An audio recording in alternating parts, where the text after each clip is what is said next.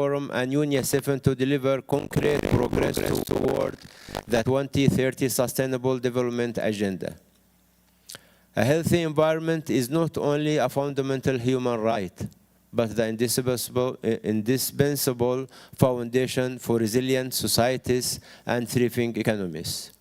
I wish you a productive and impactful forum and look forward to welcoming all of you in Nairobi this December as we continue advancing our vital work. Thank you and have a nice day.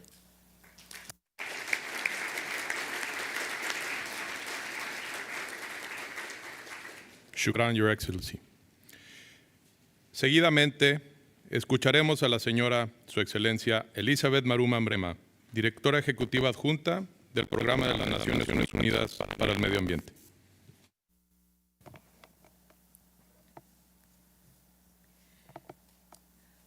Good morning, Your Excellency, Madam Constitutional President of the Republic of Peru, Honorable Dina Boluarte, Excellencies, esteemed colleagues, distinguished guests and delegates, all protocols observed. It is my great honor and pleasure to address this vital forum. And I wish to begin by conveying, on behalf of our Executive Director, Madam Inga Anderson of the UNEP, or UN Environment Program, our deepest gratitude to Your Excellency for gracing this opening session with your personal presence. Your participation is a powerful testament of the commitment of the government of Peru to environmental stewardship and the regional cooperation. Peru, a nation of extraordinary cultural heritage and unparalleled natural wealth, from the majestic Andes to the Amazon rainforest, embodies the very richness of nature that we gather here to protect. Your leadership, Madam President, reminds us of the vital role that countries of this region play in shaping the sustainable future for all. And let me extend as well heartfelt thanks to His Excellency Minister Juan Carlos Vargas for his leadership in chairing the Bureau of this forum. His untiring dedication, particularly as the president and host of this ministerial meeting, has been pivotal in guiding us to this moment. I wish to equally acknowledge the presence of His Excellency bin Al-Amri, President of the UN Environment Assembly, for his unceasing commitment to UNEA's inclusive, ambitious, and remarkable work. I would also like to express our sincere gratitude to the executive secretaries and deputy executive secretaries of the multilateral environmental agreements who are here with us, together also with members of Interagency Technical Committee, the representatives of the major groups, as well as our partners from international organizations, development banks, academia, and civil society. Your invaluable support makes this forum a success and strengthens our collective efforts. And a warm welcome to all ministers, vice ministers, and high-level representatives from both the Latin American and Caribbean countries for joining us here today. At this point, I would like to take a moment to reflect upon the recent sad news of the passing of your colleague, Honorable Peterson Miller, the former Minister for Environment and Natural Resources in the Commonwealth of the Bahamas. Minister Miller was a dedicated politician, a veteran broadcaster, pastor, and a former trade unionist, social activist, and a businessman who passed away, and may his soul rest in peace. At the special session of the Latin America and the Caribbean Forum of Environment Ministers held last year in Rio de Janeiro, I was personally fortunate to meet him and interact with him. He was a committed and accessible minister with a kind, affable personality and a genuine commitment to the environment. He will surely be missed in this region and beyond. May his soul rest in peace. Distinguished delegates, today, October 1st, is designated as the tree day in Bolivia, I believe, when communities plant samplings and celebrate the life-giving trees around them. And tomorrow, 2nd October, is National Environment Day in Chile. I'm reminded of the words of the Chilean poet, Pablo Neruda, who said, and I quote, "When the earth blooms, the people breathe freedom. The poets sing and show the way," end of quote. And this forum is showing the way by taking the leading role on the global environmental stage as reaffirmed in the last meeting in Rio. This commitment is echoed in the UNEA Resolution 6/6, which recognizes the Regional Forum of Ministers of the Environment as crucial platforms for international cooperation to address pressing environmental challenges. After an intense period of collaboration, we meet again in this historic city of Lima to honor those commitments, to strengthen political dialogue, and to continue the search for regional solutions that will contribute to advancing global environmental action.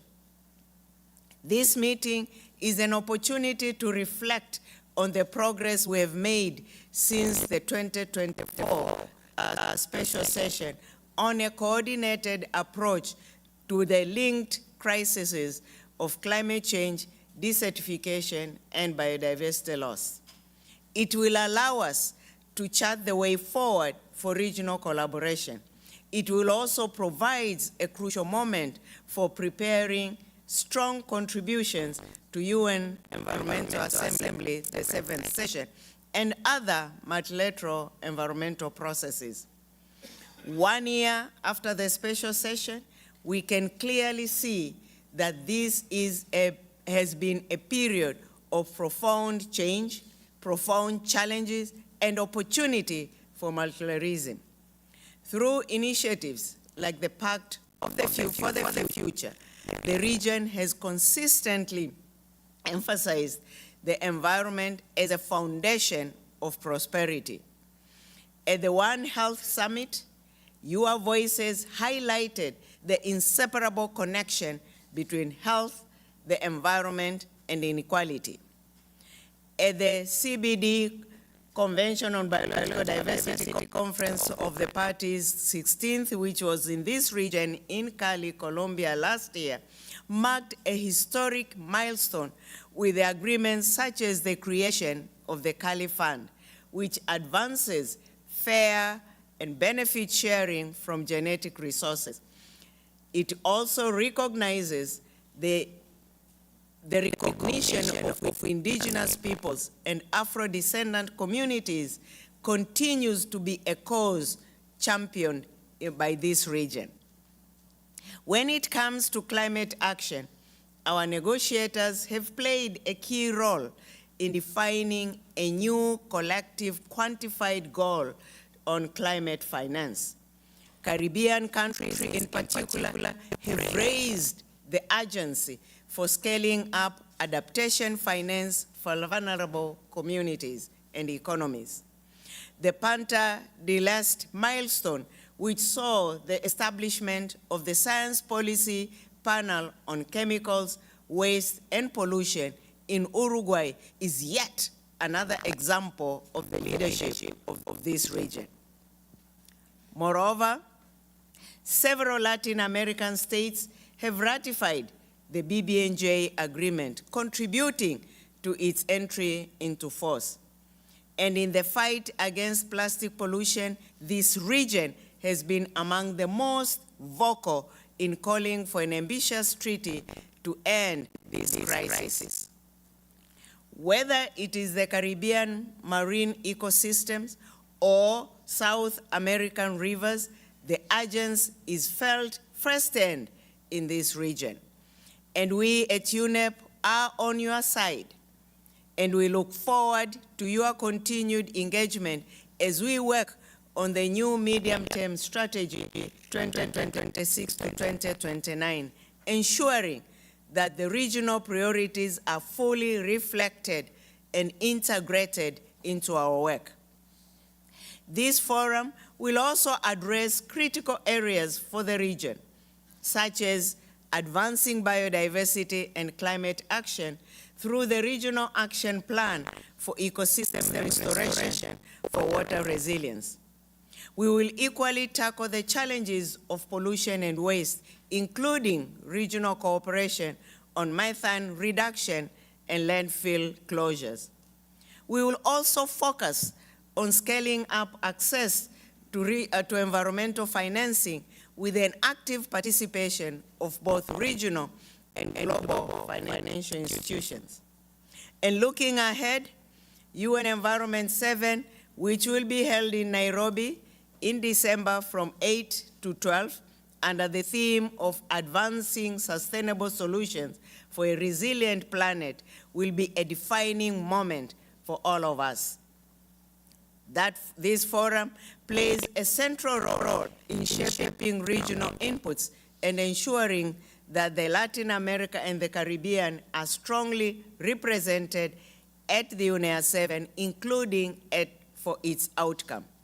Its leadership, your leadership, will be critical to ensuring that global solutions are not only ambitious, but also just, science-based, and responsive to the realities of this region. In the coming months, this forum will also guide regional contributions to the Climate Conference of the Parties 30 to be held in Belém in Brazil, as well as other multilateral environmental agreements, such as for the Convention on International Trade on Endangered Species of Wild Fauna and Flora, equally the Minamata Mercury Convention, to mention just some. All will provide that opportunity to reinforce Latin America and Caribbean's role as key factor and actor in global negotiations. Distinguished ministers, delegates, Latin America and the Caribbean hold immense biodiversity, cultural richness, and innovative solutions that the world urgently needs. And UNEA, as well as this forum, stands as a living proof that multilateralism is a pathway to cooperation, peace, and prosperity. Let me see this opportunity through this regional forum, as well as at UNEA 7, to advance sustainable solutions and to strengthen environmental resilience. UNEP is proud to serve as the secretariat of this regional ministerial forum, and we remain fully committed to supporting this region in finding, promoting, and implementing solutions for a more prosperous, equitable, and resilient planet. Thank you. Thank you, Madam President.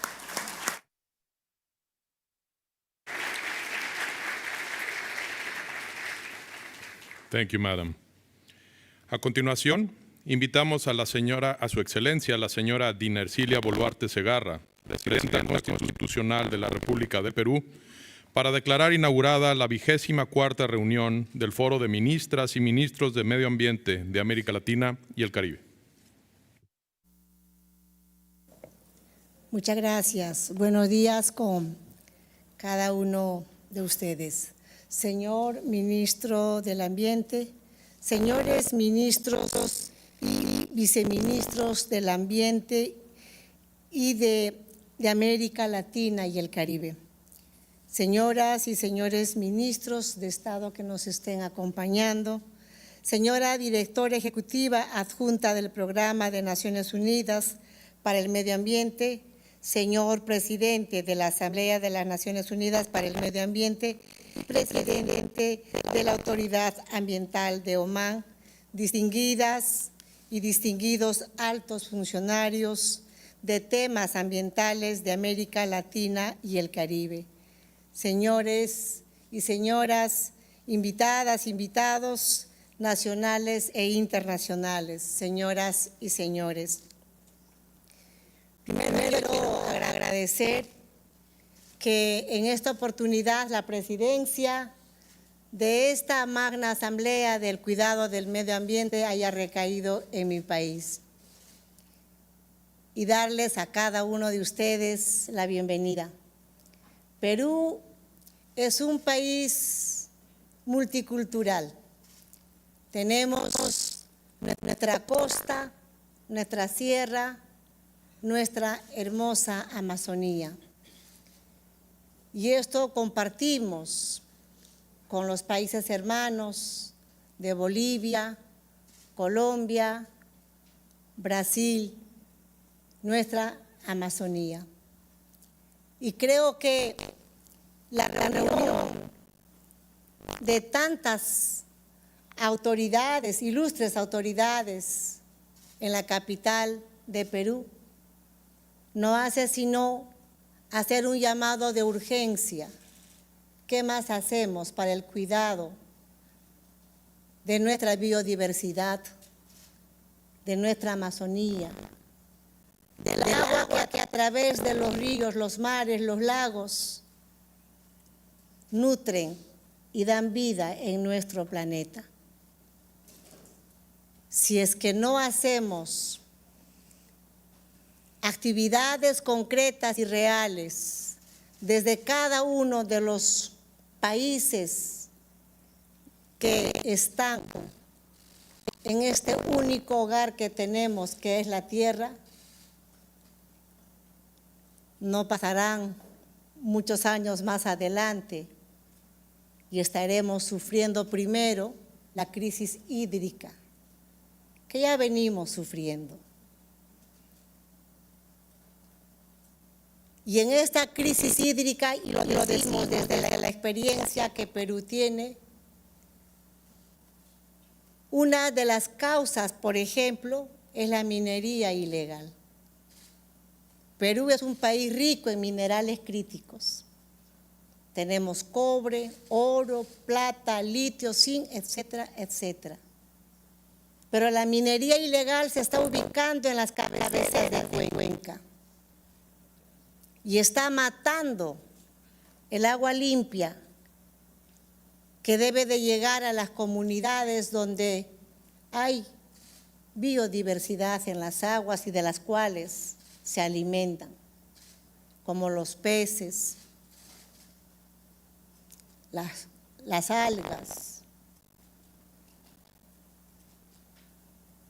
Tenemos que unirnos y por eso agradezco que me den la oportunidad de estar hoy día en este momento tan histórico para nuestro planeta.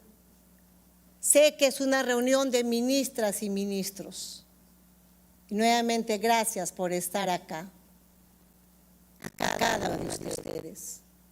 Pero como presidenta de mi país amazónico, pero también alto andino,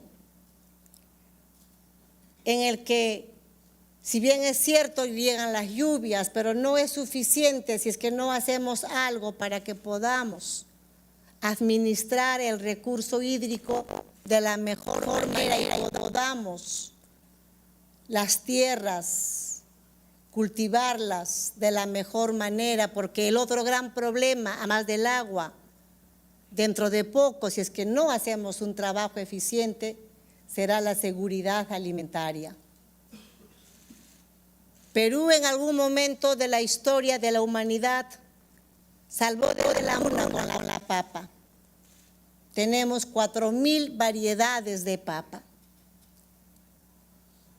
Pero hay que cuidar las tierras, hay que nutrirlas las tierras, para que podamos en adelante garantizar esta seguridad alimentaria para el mundo. El año pasado, como estas fechas, a Perú nos agobió y nos preocupó los incendios forestales. casi que se levantaban como las palomitas de maíz, como se llama, o el popcorn, las canchitas. Apagábamos unas y se levantaban otras, y apagábamos estas y se levantaban otras. Y no era por el calentamiento global, sino porque todavía hay cultura o lo hacen para poder quemar grandes hectáreas de árboles y luego convertirlas en tierras agrícolas. O por la creencia de que si al quemar un poco de árboles se van a generar nubes y luego van a llover. Hemos entrado con el ministro de Ambiente en una conversación, en un diálogo, que no es bueno quemar nuestra Amazonía. En el mismo problema estaba el hermano país de Bolivia, Brasil, Ecuador, pero como países hermanos que estamos, nos tenemos que tender la mano y nos hemos auxiliado en los momentos difíciles de los incendios. Este año, en buena hora, no. Hemos reforestado 2 millones de hectáreas en nuestra Amazonía. Perú está tomando muy en serio trabajar en el cuidado del medio ambiente. Nuestras políticas generales de gobierno están enfocadas en cuidar y dar todos los recursos necesarios y hacer el trabajo articulado multilateral para que podamos cuidar nuestro único hogar, que es la tierra. Quizá ya no tanto por nosotros mismos, porque ya venimos caminando muchos años, pero sí para las generaciones que vienen. La juventud de ahora inclusive dicen, ¿para qué voy a tener familia? Porque yo no sé qué va a pasar de acá de 15, 20 años. Quizá no haya agua, no haya alimento, ¿para qué traigo más niños a este mundo si es que van a sufrir? Porque ya nosotros estamos padeciendo la falta de agua o la falta de alimentos que puedan llegar a los mercados. En consecuencia, Perú es un aliado más de la preocupación de cada uno de vuestros países y seguiremos trabajando de manera articulada en ese corazón que late, que es el multilateralismo. No nos podemos convertir en no ser parte de esa gran preocupación. Trabajemos en cambiar las energías fósiles en energías limpias. Hacer que nuestras hermanas y hermanos en las zonas andinas o en las comunidades de la selva, la energía le llegue a través de paneles solares. Estamos trabajando en el Perú en ese cambio de energía. Hasta el último minuto de mi gobierno, que será el próximo año, 28 de julio del 2026, con el equipo en el gabinete que tenemos, yo felicito el trabajo del ministro Castro de hacer un trabajo eficiente, dedicado, en lo que corresponde a su cartera, Ministerio del Medio Ambiente. Perú seguirá apostando, además de esta preocupación del medio ambiente, seguirá apostando por afianzar su democracia, por seguir manteniendo estos 18 meses de crecimiento económico continuo. Nuestra moneda es la más fuerte en la región, nuestra inflación es la más baja también.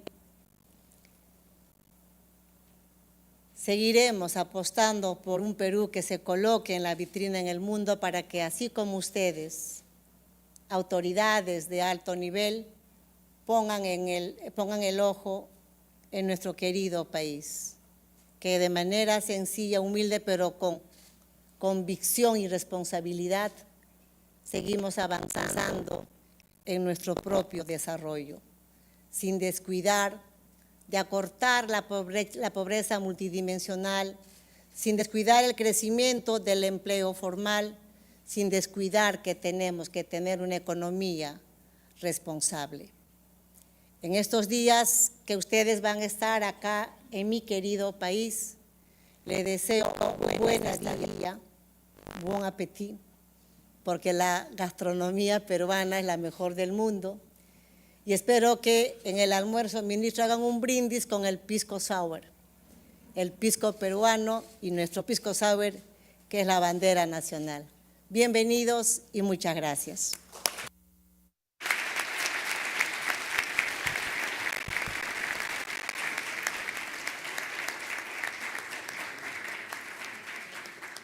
Muchas gracias, señora presidenta. A continuación, invitamos a los ministros, viceministros, secretarios de convenciones de Naciones Unidas a acompañar a los miembros de la mesa de honor para una foto protocolaria a las afueras de este recinto. No quisiera leer una lista de delegaciones, pero por favor, ministros, viceministros, secretarios de convenciones. We invite you kindly to join the members of the podium in a protocolary photo to ministers, vice ministers, and UN convention secretaries. Thank you very much.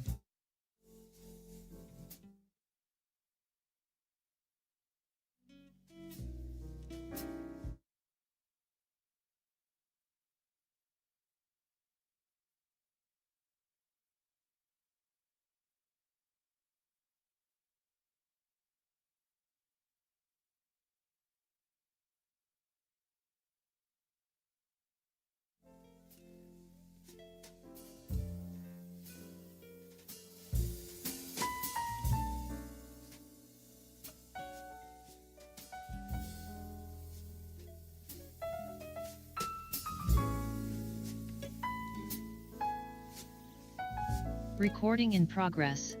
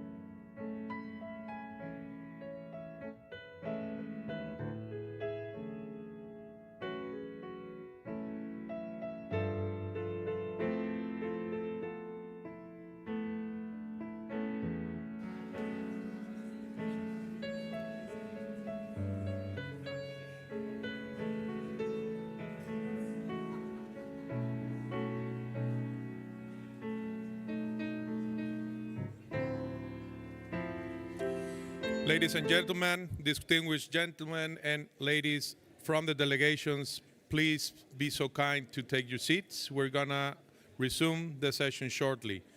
Damas y caballeros de las delegaciones, amablemente tomen sus asientos lo antes posible. Vamos a reanudar la sesión. Gracias.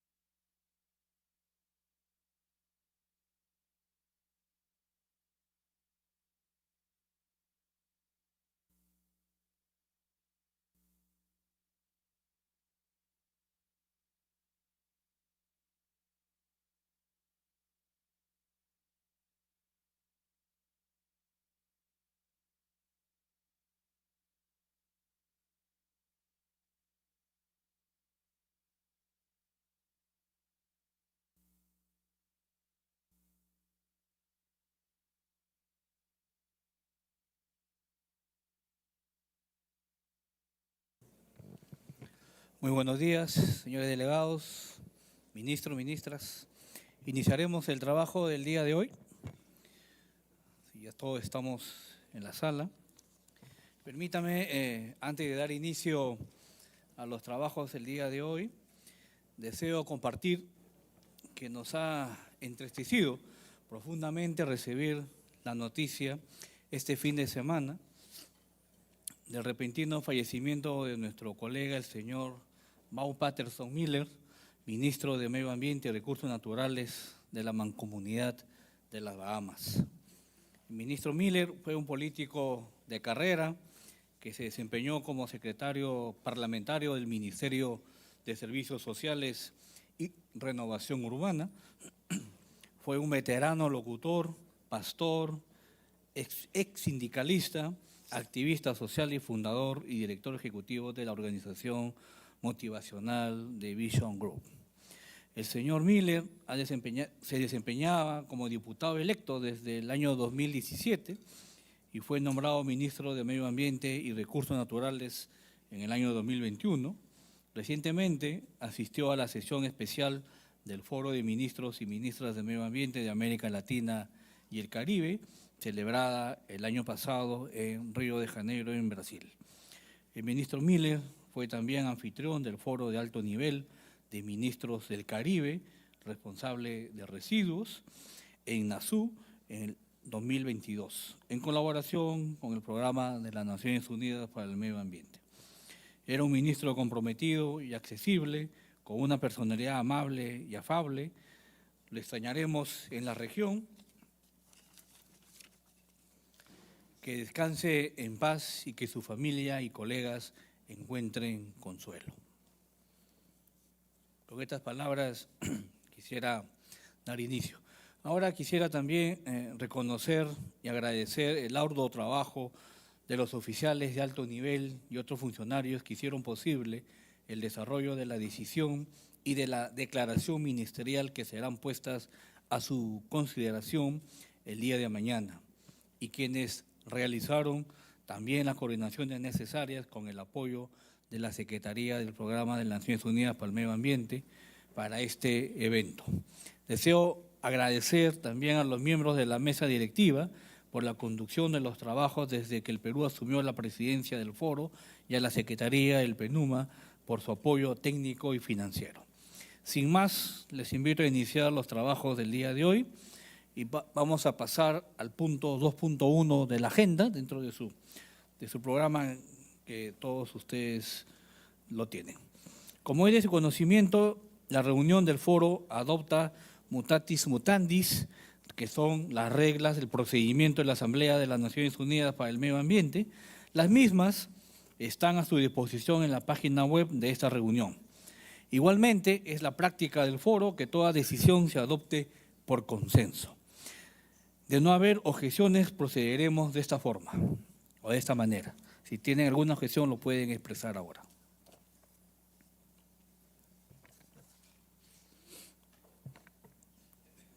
Si no hay objeciones o comentarios, no. Entonces, ok, seguiremos. Dado que no hay objeciones, procederemos de esta manera.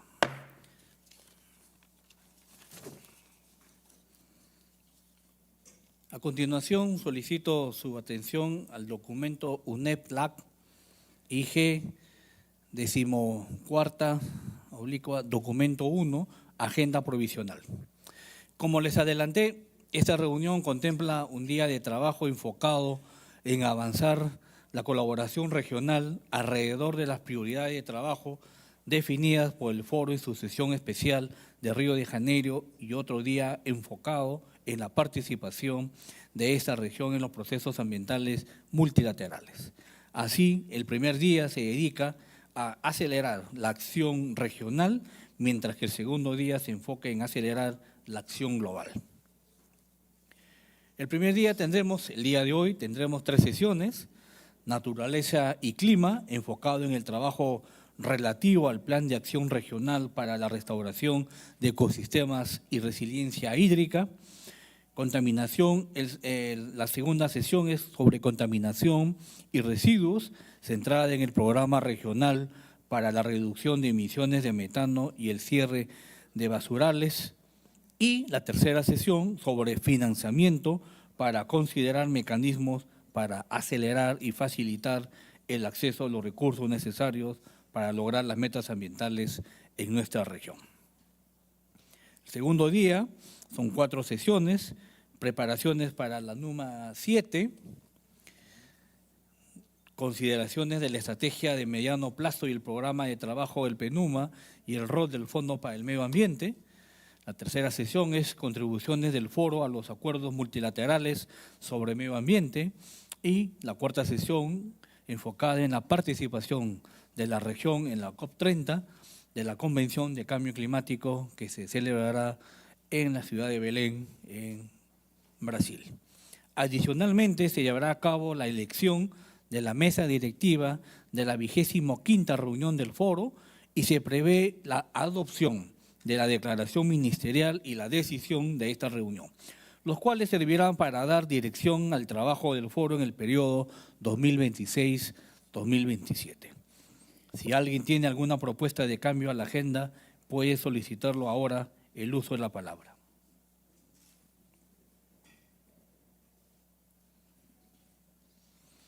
Si no hay comentarios, muy bien. Muchas gracias. Damos por adoptada la agenda.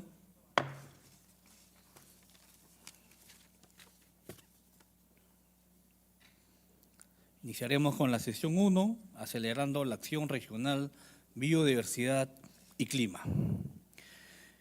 Como ya habíamos indicado, esta primera sesión, titulada Acelerando la acción regional, biodiversidad y clima, se centra en la discusión de los avances logrados respecto a la actualización del Plan de Acción Regional para la restauración de ecosistemas.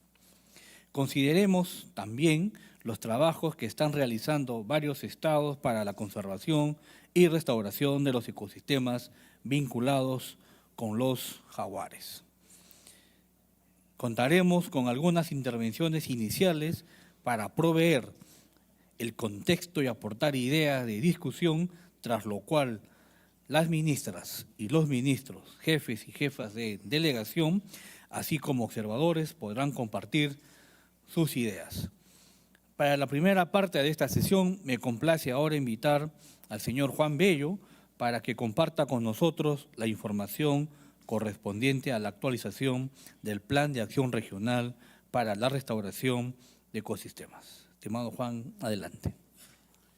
Muchísimas gracias, señor ministro. Muy buenos días a todas y todos. La presentación, por favor. So, good morning, Excellencies. I'm very honored to present the progress on the update of the Regional Action Plan for Ecosystems Restoration. Next, please.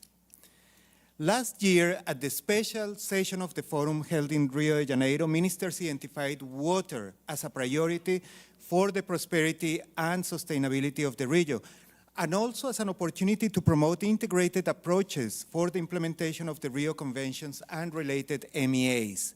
In this context, ministers requested the update of the Regional Action Plan for Ecosystems Restoration, which was adopted by the Forum back in 2021 with a specific focus on those landscapes and seascapes that are critical for the regulation and provision of water across the region. The timing for this initiative couldn't be better, as the UN Decade on Ecosystem Restoration is at its midpoint. We also have the Global Biodiversity Framework with the restoration targets. So this is a very decisive moment for action. We also need to meet the adaptation and land degradation neutrality targets that have been set in the context of the climate and desertification conventions. Next, please. In response to this request by the Forum, a task force on restoration and resilience was established, supported by a small team of consultants assembled by the Secretariat. The task force had three virtual meetings to discuss the proposal to update the Regional Action Plan. In addition to this, 2 preparatory workshops were held, one of them in person with experts from the region. This work resulted in a concept note for the implementation of the updated Regional Action Plan for Ecosystems Restoration, which has been presented for your consideration and endorsement at this meeting. I want to use this opportunity to thank the task force members for their dedication and intense work, as well as the consultants, experts, and partner organizations that have supported this process. Next, please. At the center of this initiative is the recognition that first, nature is one of the greatest assets of our region. Second, that the economies of the region are in one way or another underpinned by the region's natural wealth.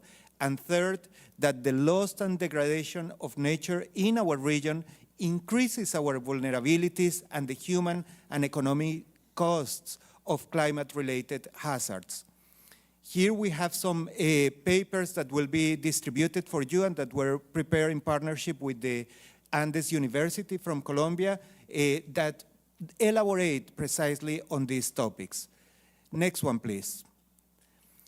The good news is that there is now sufficient evidence that large-scale restoration is a very cost-effective action to maintain and increase the benefits from nature, especially for the region's prosperity, resilience, and well-being, and that therefore it can be reframed as an investment and not as a cost. Focusing the restoration efforts on those landscapes and seascapes that are critical for water-related ecosystems transforms these efforts into strategic investments for the long-term food security, energy security, and water security of the region. Next, please. So together with the experts from the region and validated by the ministerial task force, we created a much more ambitious, impact-oriented vision for the Regional Action Plan, a vision that highlights the economic, social, and environmental benefits of investing in restoration, and which aims at convincing the whole of society in our region of the wonderful opportunity of investing in nature. Next one, please. The updated Regional Action Plan, which has been presented for your consideration, proposes 4 logical steps to achieve the vision outlined before. In simple wording, the logic is communicate, plan, act, and invest. The updated plan proposes unpacking an ambitious communication strategy to amplify our collective understanding of the value of nature and the opportunity of investing in restoration. This will help to consolidate and expand the partnerships needed to align policies, plans, and efforts across sectors and geographies. The plan then proposes to massively and rapidly connect, scale up, and complement the restoration efforts in our region, which in turn should be supported by a very solid strategy to align and scale up investments. Cooperation, knowledge management, monitoring, and learning will be cross-cutting components for the implementation of this plan.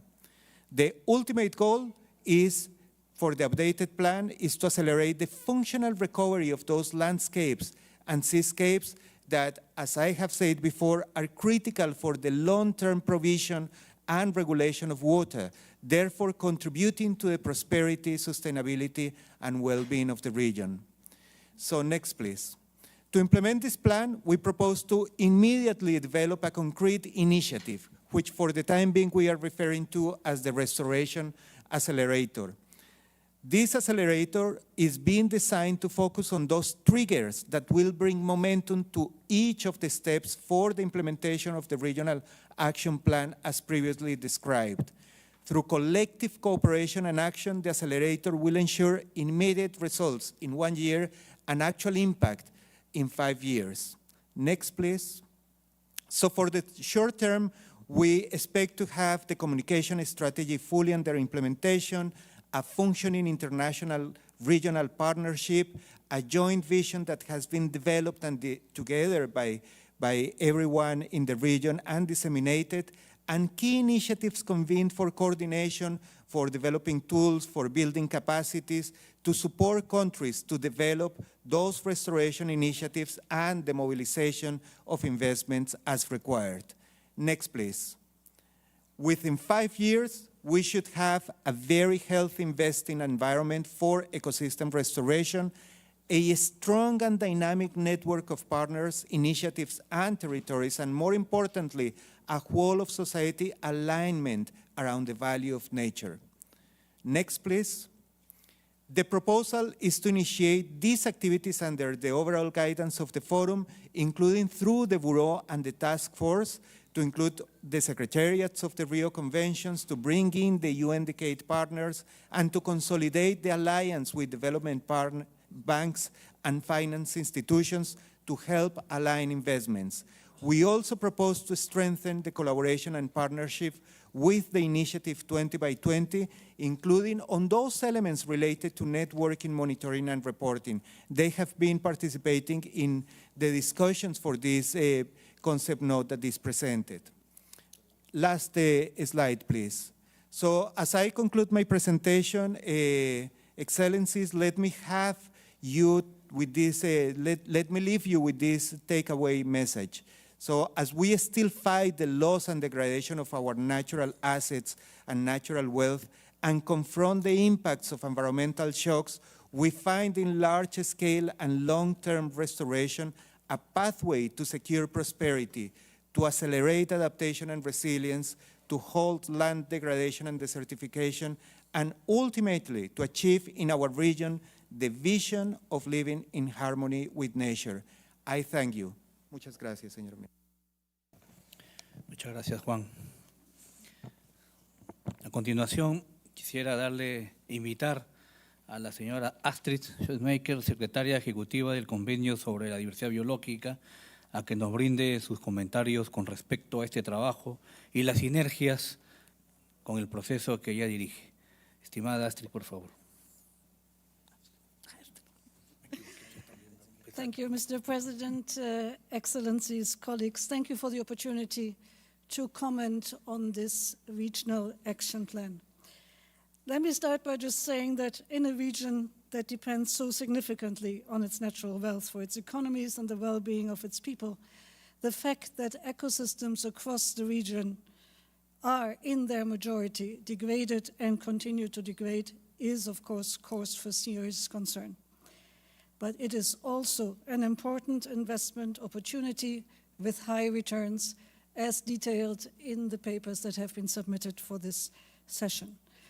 And because nature is so resilient, ecosystem restoration can actually reverse many of the adverse impacts that degradation has caused and generate a wealth of benefits across the climate, biodiversity, land, and sustainable development agendas. So in short, when ecosystems recover, threatened species come back, green jobs are created, climate resilience is strengthened, and people are healthier. So for all these reasons, on behalf of the Secretariat of the Convention on Biological Diversity, we warmly welcome the updated Regional Action Plan. There's a lot to say about it, but let me make 3 comments just because we don't have more time.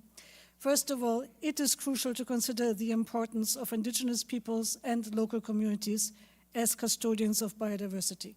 They must remain front and center in effective ecosystem restoration.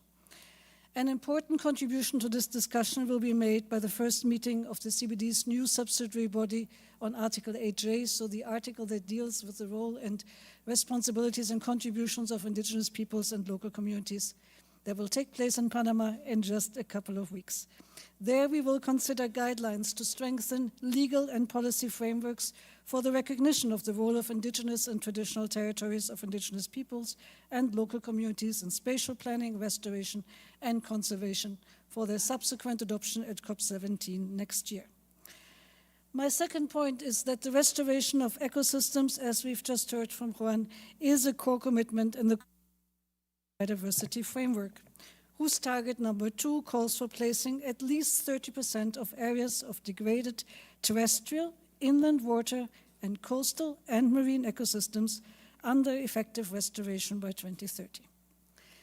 Now, 17 countries from your region have submitted a total of 40 targets, national targets related to this global target 2.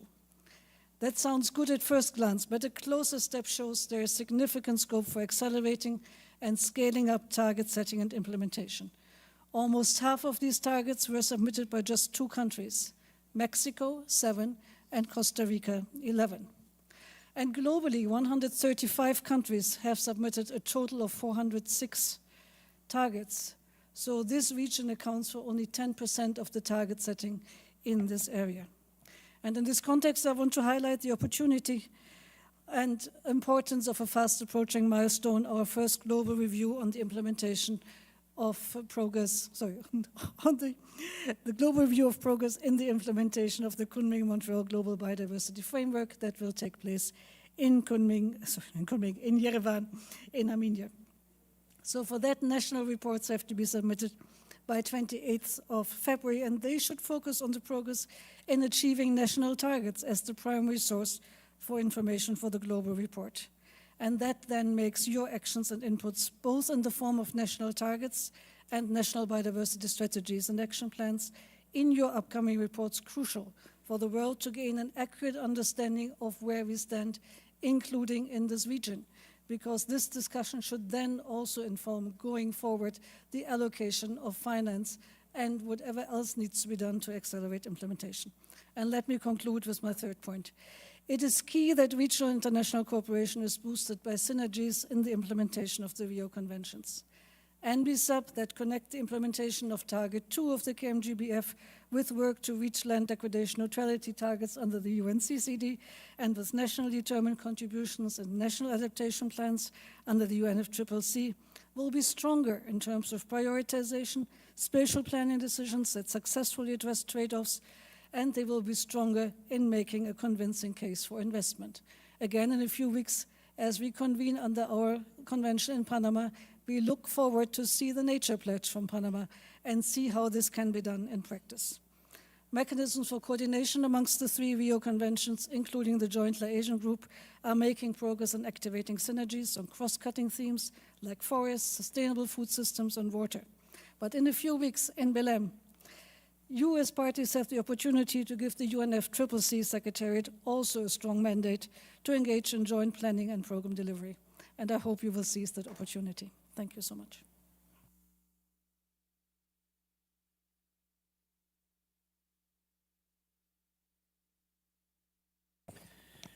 Muchas gracias, estimada Astrid. Seguidamente, invito también a la señora Andrea Mesa, secretaria ejecutiva adjunta de la Convención de las Naciones Unidas de Lucha contra la Desertificación, a compartir su perspectiva con respecto a este plan y las sinergias con los mandatos de la CENUL. Andrea, gracias. Gracias, ministro, y buenos días, excelencias, amigos y amigas. Voy a hacer mi intervención en inglés, aunque me encanta hablar en español, pero creo que voy a hacer la intervención en inglés. It's a pleasure to address you today on behalf of my Executive Secretary, Dr. Jasmine Fuad, who sends her warm regards and express her commitment for a successful deliberations in this forum and as an important building block before UNEA in Nairobi.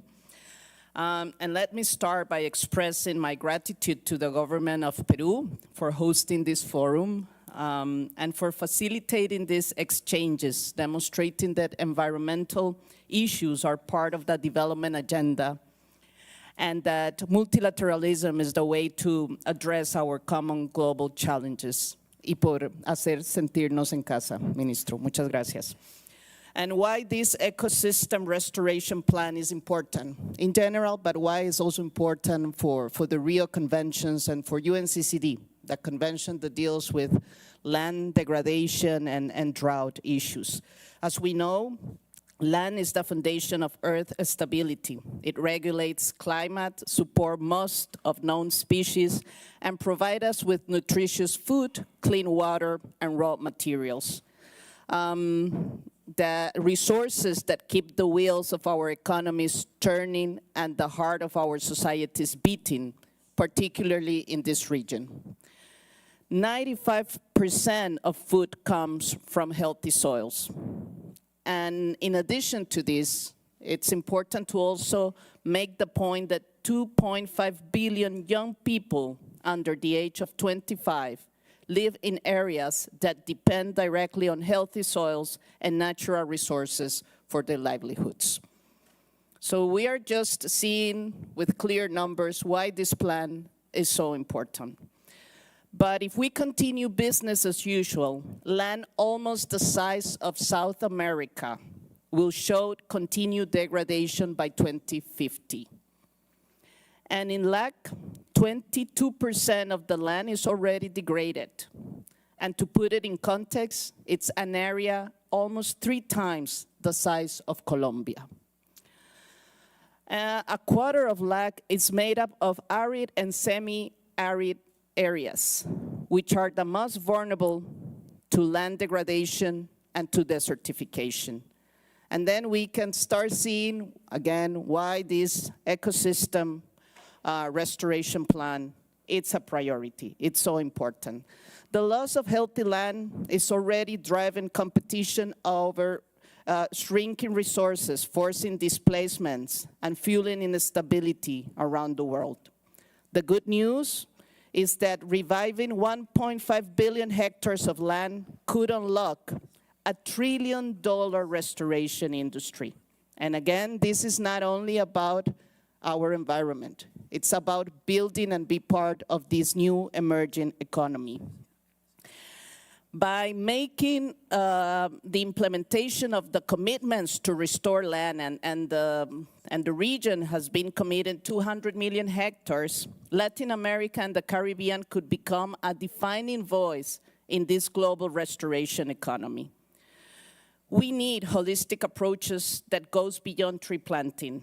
We must stop land conversion, optimize land use, and invest in aspects like regenerative agriculture, ecotourism, conservation of freshwater ecosystem, and to have this landscape approach. So it's very important, and we do see that all these elements are part of this plan. But as we all know, this is not the sole responsibility of governments. We also need to engage communities and the private sector. And we need to engage them in this restoration industry, downstream in the value chain, to stay in business and protect the livelihoods of millions of people who work on land, most of them small-scale farmers. So we urgently need regenerative businesses that replenish rather than deplete the land. We need investors who treat the land as a precious asset rather than as an infinite resource, recognizing that their capital, healthy land, is at growing risk of turning into dust. And let's not forget that land heals where tenure rights are just and secure, and where women have equal rights to inheriting, owning, and making decisions about land management. Land recovers where land stewards, including indigenous people and local communities, are empowered as custodians for vital landscapes. So let's make no mistake, without healthy lands, we cannot achieve any of the SDGs, including those on poverty, on health, and peace. And land is a major carbon sink, as we know, and home to most of the world's known species. So we cannot meet any of the global environmental targets without them either. So I commend the leadership of this region. We have been seeing on synergies, seeing Panama with the Nature Pledge, and hosting several of the subsidiary meetings in the region, Colombia, Brazil, Chile, all of them promoting this conversation and in different forums. And also making the point with the Escazú agreement as well, that land is not only an environmental necessity, but a social justice imperative and a prerequisite for stability and prosperity. So, Excellencies, let's make that this action plan for ecosystem restoration inspires LAC region and the whole world to continue advancing our common vision for healthy lands and to catalyze the required investments to make this region a champion in this new restoration economy. Thank you.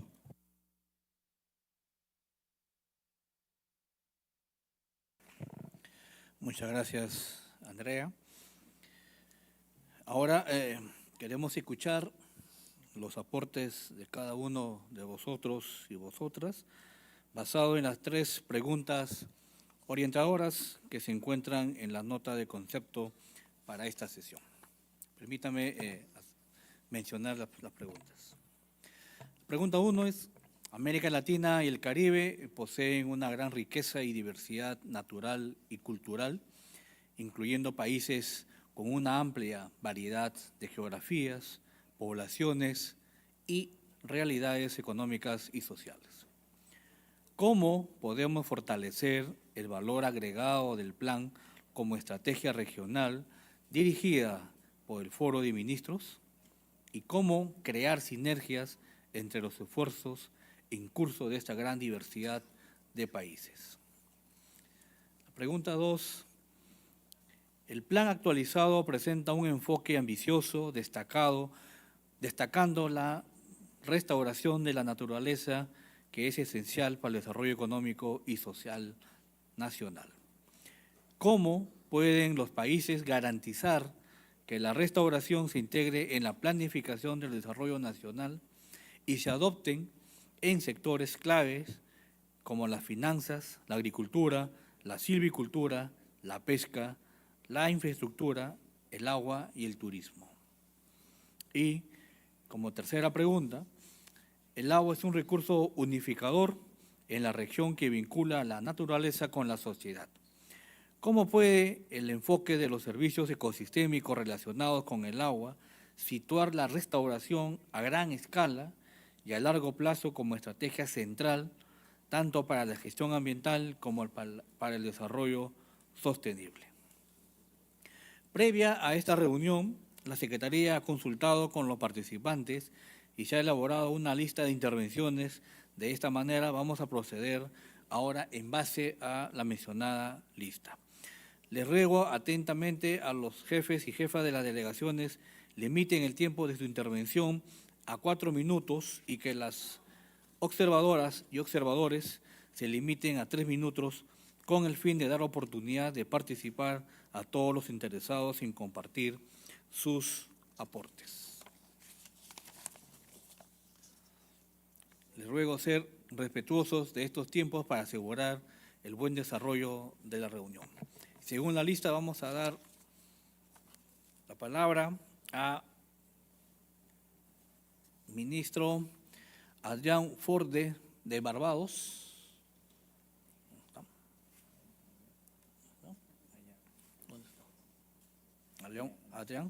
Adrián Forde. Sí. Ok.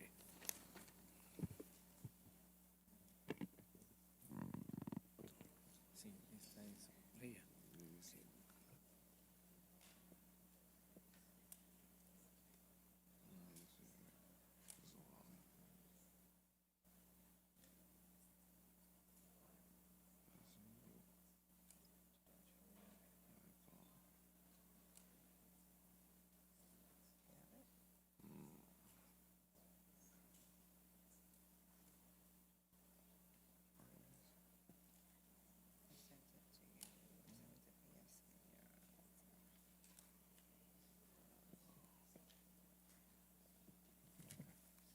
Can go back and come back.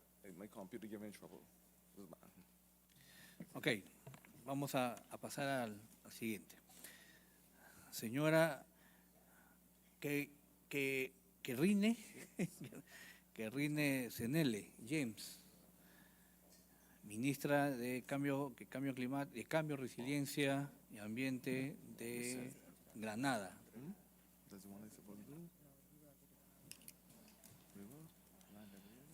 Thank you so much, Chair, Excellencies. Grenada believes the Restoration Action Plan is a vital framework, and its strength lies in its ability to unify our diverse region.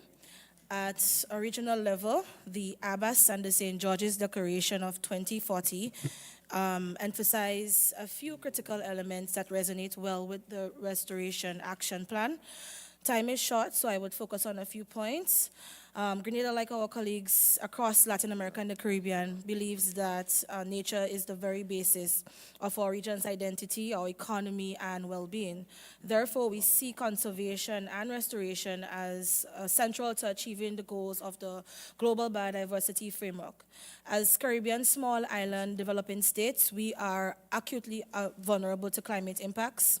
While we have made progress on progressing our obligations to the GBF, we recognize that much more must be done to meet the ambitious targets of the GBF. As Deputy Executive Director of UNEP, Madame Elizabeth mentioned and shared in our opening remarks this morning, regional solutions to achieving collective global action is essential for unlocking impact and sustainable resourcing for long-term implementation. And this is why Grenada has been an active participant in recent technical workshops with our fellow OECS member states under the guidance of the Council of Ministers of Environmental Sustainability's flagship regional OECS 30x30 transformation program. This program seeks to catalyze the progress of the OECS member states through a regional lens towards the GBD targets. Our goal is to co-develop transformative regional initiatives to meet the GBF targets, particularly the global 30x30 targets for landscapes and seascapes. So through a process that validates indigenous and local knowledge with data analytics, we confirm that many of our landscapes and seascapes are degraded. More importantly, amongst many other initiatives that consider habitat and coastal protection, sustainable economic development, and sustainable financing, we are able to quantify the significant socioeconomic benefits that these regional initiatives provide, including defining a regional scale protection target towards the global 30% goal on coastal and marine protection, in addition to critical ecological and ecosystem benefits. So a critical component of this regional vision is the continued promotion of joint knowledge management, shared platforms that combines scientific research, traditional knowledge, and practical experience from across our diverse region are essential. And I believe that this approach will increase our collective technical capacity and support the adaptive management and innovation needed for success. Thank you. Muchas gracias. Damos la palabra al señor Juan Carlos Navarro, Excelencia, Ministro del Ambiente de Panamá.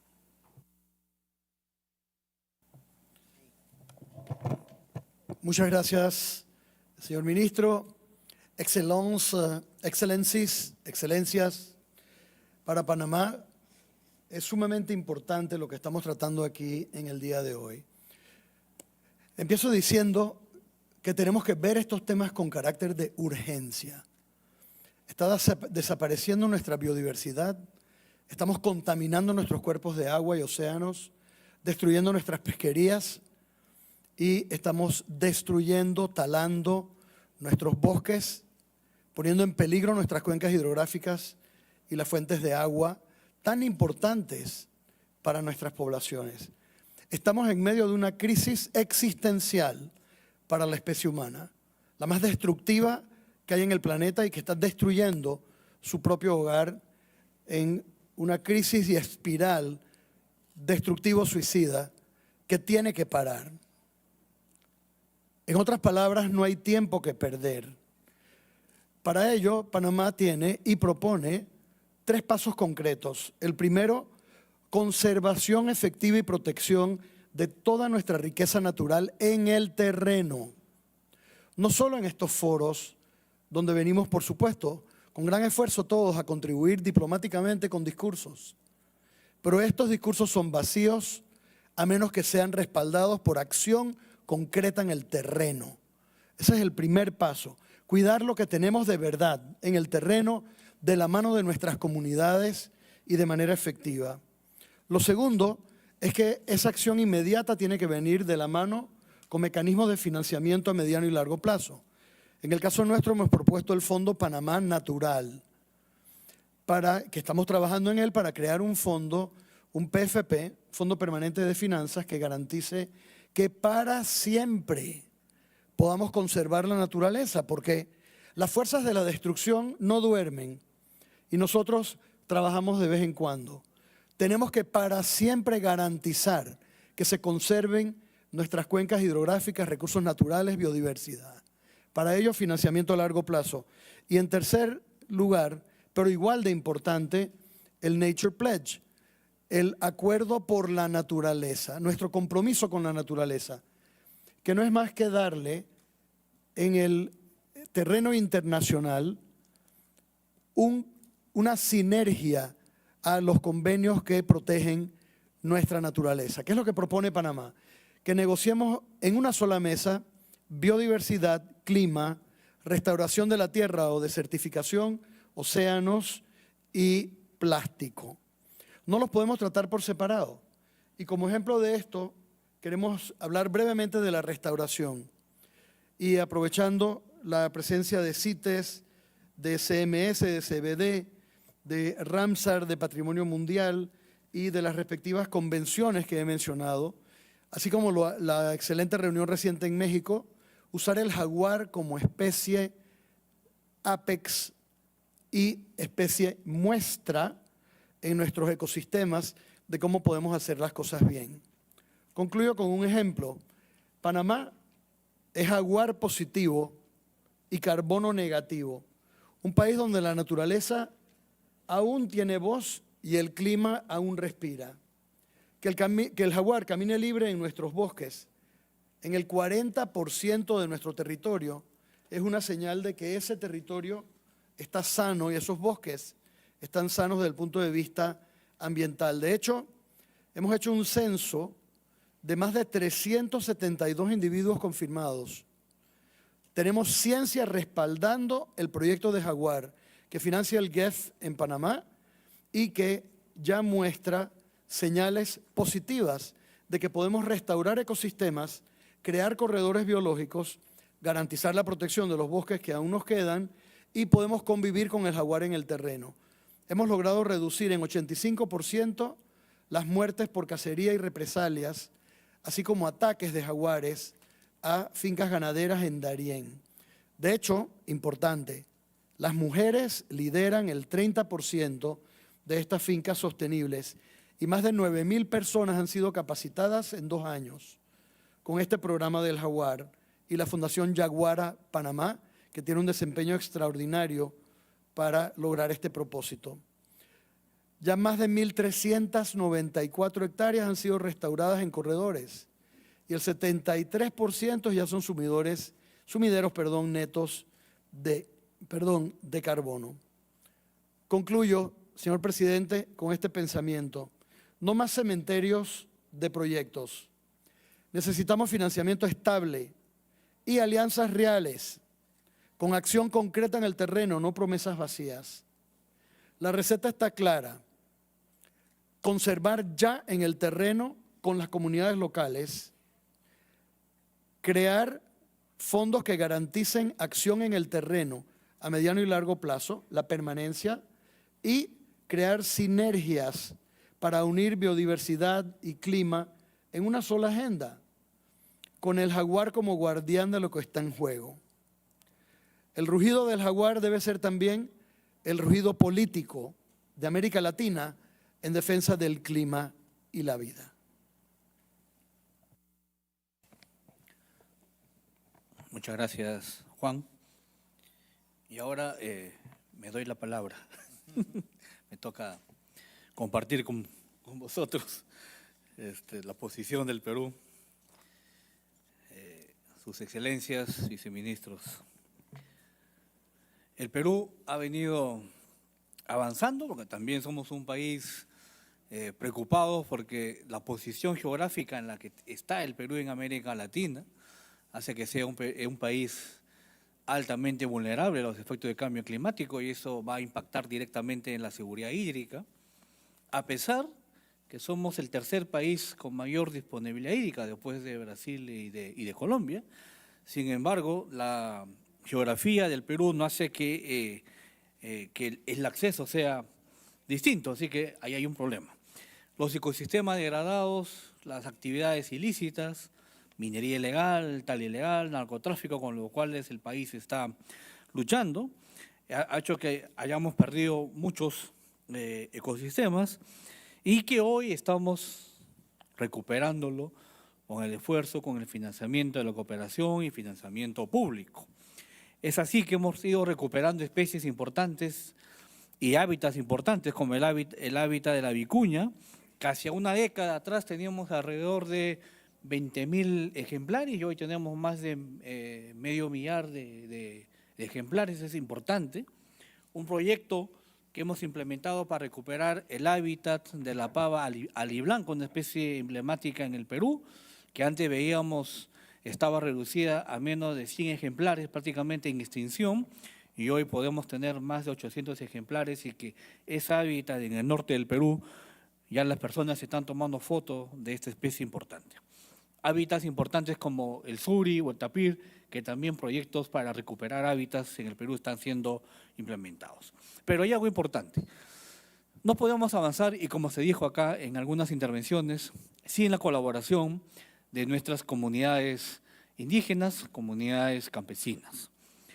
El Perú tiene un acuerdo con 3 federaciones, como lo dije en el acto protocolar inaugurar, con 3 federaciones grandes de la Amazonía peruana, con miras a recuperar ecosistemas amazónicos, conservar los bosques que hoy están. Eso nos ha ayudado, como muy bien dijo la presidenta, a recuperar y conservar 2 millones de hectáreas con proyectos que hemos trasladado al financiamiento para estas comunidades.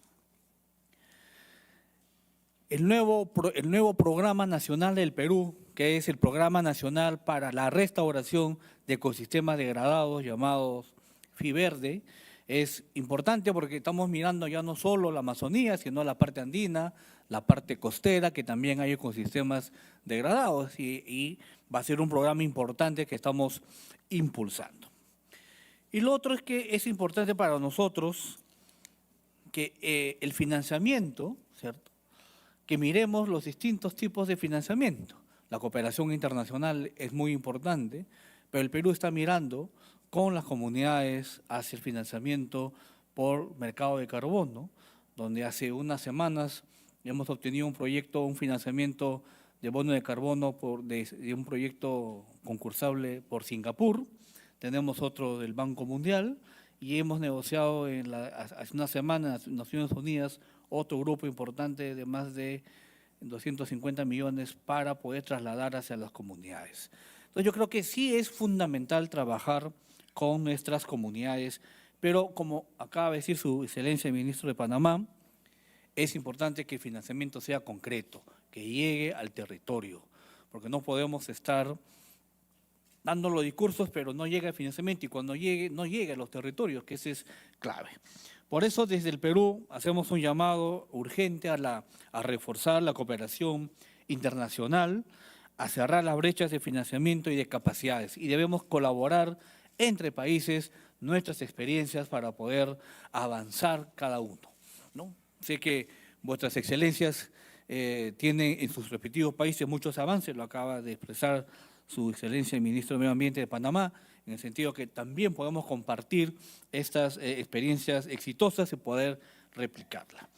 Creemos también desde el Perú que América Latina y el Caribe tienen una gran oportunidad y única oportunidad de liderar la integración entre el clima y la biodiversidad. Somos una de las regiones más diversas y a la vez una de las regiones también más vulnerables. Es por ello que el Perú reafirma su compromiso de implementar de manera integral el marco global de biodiversidad y el Acuerdo de París, avanzando con equidad, justicia climática y un profundo respeto por la diversidad cultural de nuestros pueblos indígenas. El Perú tiene aprobado su política y estrategia de cambio climático, su estrategia nacional de biodiversidad. Acabamos de aprobar las nuevas actualizaciones de las contribuciones nacionales determinadas o las NDC, ¿cierto? Pero también acabamos de crear un fondo, que es el Fondo de Electromovilidad, con miras a cambiar matriz energética hacia energías renovables, como muy bien lo dijo la presidenta. Así que estamos en ese camino y permítame, por último, antes de terminar, resaltar que el Perú, como país megadiverso, respalda la aprobación del Plan de Acción Regional para la Restauración de Ecosistemas y Resiliencia Hídrica para América Latina y el Caribe, y consideramos importante el apoyo del Comité Técnico Interagencial conformado por las diferentes agencias de cooperación internacional. Pero este plan tiene que aterrizar con el financiamiento en los territorios, y eso creo que es un compromiso y un reto para cada uno de nosotros, de los países de América Latina y el Caribe. Muchas gracias.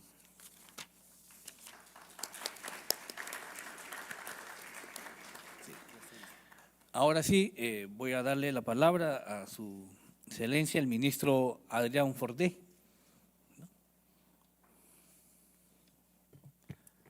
Thank you, Excellencies.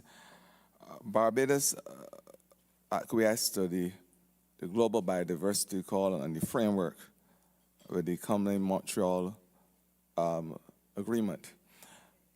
And in 2022, we proclaimed at the level of Parliament our National Biological Strategic Action Plan, one which had 12 objectives. And those 12 objectives, we said as a country, must be carried out before 2030 so that we could, of course, realize 70% of our biodiversity by land and 13% by the ocean. We have started to biosecure our leaf-toed gecko, which is our endemic species of lizards, which were once thought to be on the verge of extinction. We have found only recently, 3 months ago, the world's smallest snake, the trade snake, discovered in one of our gullies in our country when we had the exploration by our ecological scientists. We have been working assiduously to ensure that biodiversity is the buzzword in our country. Life on this earth began with biodiversity. It will end abruptly without it. The world over has lost over 500 species of plants, over 600 animal species since the industrial era. If we continue on this trajectory, we will have no life on the planet as we know it. Or if we do have life, it will be devalued. We know full well that CARICOM has not only acquiesced, but we as a member of CARICOM has understood the principles behind the biological diversity beyond our national jurisdiction. And we have signed on to that high ambition and that coalition that speaks to how we will improve as a world our biodiversity even beyond that which is considered our jurisdictions. The scientists would tell us that we can augment over 50% more of our biodiversity beyond our national jurisdictions if we are able to secure it. It must be part of our global pledge. And Barbados has committed itself to ensuring that we do our part by protecting that biodiversity. At the same time, we understand that the importance of protecting our intellectual property and ensuring that property is protected by all of our sinew.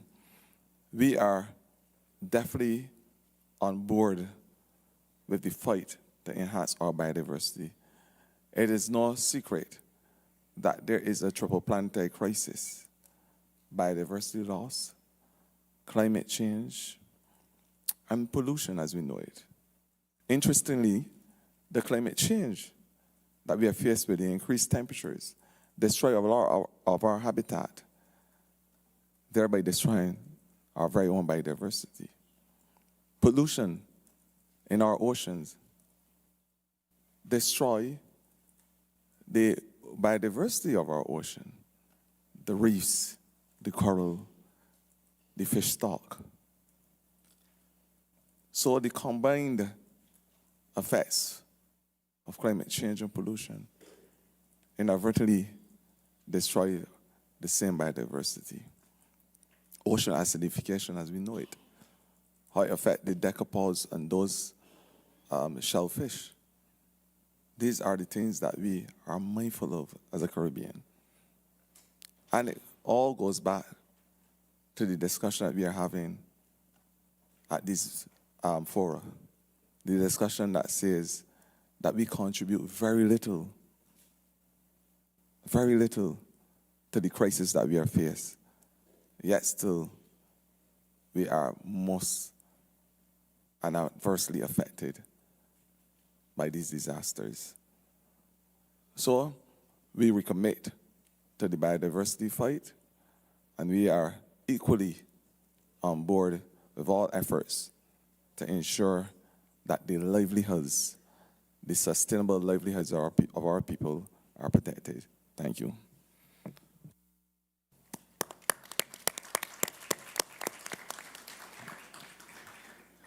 Muchas gracias, Su Excelencia. A continuación, quisiera darle la palabra al doctor Yoyele Clark, Ministro de Desarrollo Sostenible, Acción Climática y Empoderamiento de San Cristóbal y Nievas.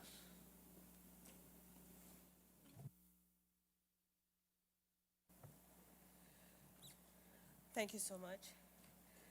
Today's discussion on advancing regional action on biodiversity and climate go to the heart of our region's priorities. The lessons underscored in last year's special segment reminds us that advancing biodiversity and climate together is essential. This forum provides us with the platform to carry that momentum forward, and St. Kitts and Nevis welcomes this. For SIDS, biodiversity is the foundation of our survival. It's our shield, it's our identity, the basis of our livelihoods, food and water security. Yet, across Latin America and the Caribbean, biodiversity, as we know it, is under severe threat from deforestation, land degradation, and climate-driven pressures such as warming seas and coral bleaching. Positively, St. Kitts and Nevis has aligned its updated National Biodiversity Strategy and Action Plan with the KMGBF, advancing our commitments under the OECS 30 by 30 initiative to protect 30% of land and marine areas by 2030. We have signed and ratified the BBNJ, and through initiatives such as the management and restoration of our Central Forest Reserve National Park and the implementation of the UNESCO St. Mary's Biosphere Reserve Management Plan, which has community-led action at the core of its mandate and operation, and will soon be designated an area of special national interest in a few weeks when we update our 30-year-old National Environment and Conservation Act. We demonstrate that nature-based solutions must be backed by strong legislation to deliver co-benefits for resilience, carbon storage, livelihoods, and economic transformation. In addition, I must mention our work through the project Improving Environmental Management through Sustainable Land Management in St. Kitts and Nevis has pledged to reforest over 215 hectares of once forested areas. Complementarily, the project seeks to reduce pressure on 3 indicator species and 2 biodiversity area sites. In terms of the climate biodiversity nexus, we see that with global temperatures crossing 1.5 threshold, the consequences are no longer abstract projections, but live realities for our people, which compounds the loss of biodiversity. Ultimately, climate action and biodiversity protection are interdependent, and we know this. Protecting nature is one of the most cost-effective and transformative ways to adapt and build resilience. At the same time, our region must strengthen cooperation, align biodiversity and climate agendas, and ensure synergies rather than silos. In closing, ambition requires means, resources.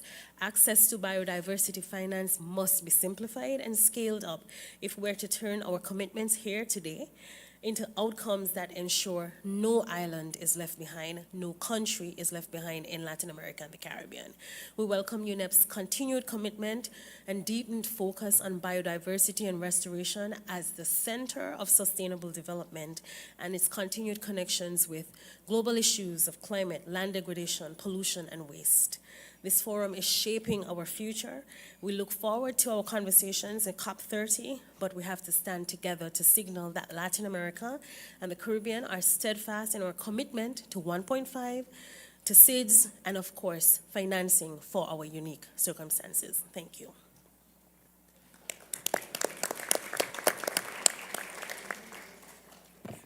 Muchas gracias, Su Excelencia. Ahora quiero dar pase a Su Excelencia, señor Patrick Brunick, Ministro de Gas, Petróleo y Ambiente de Surinam.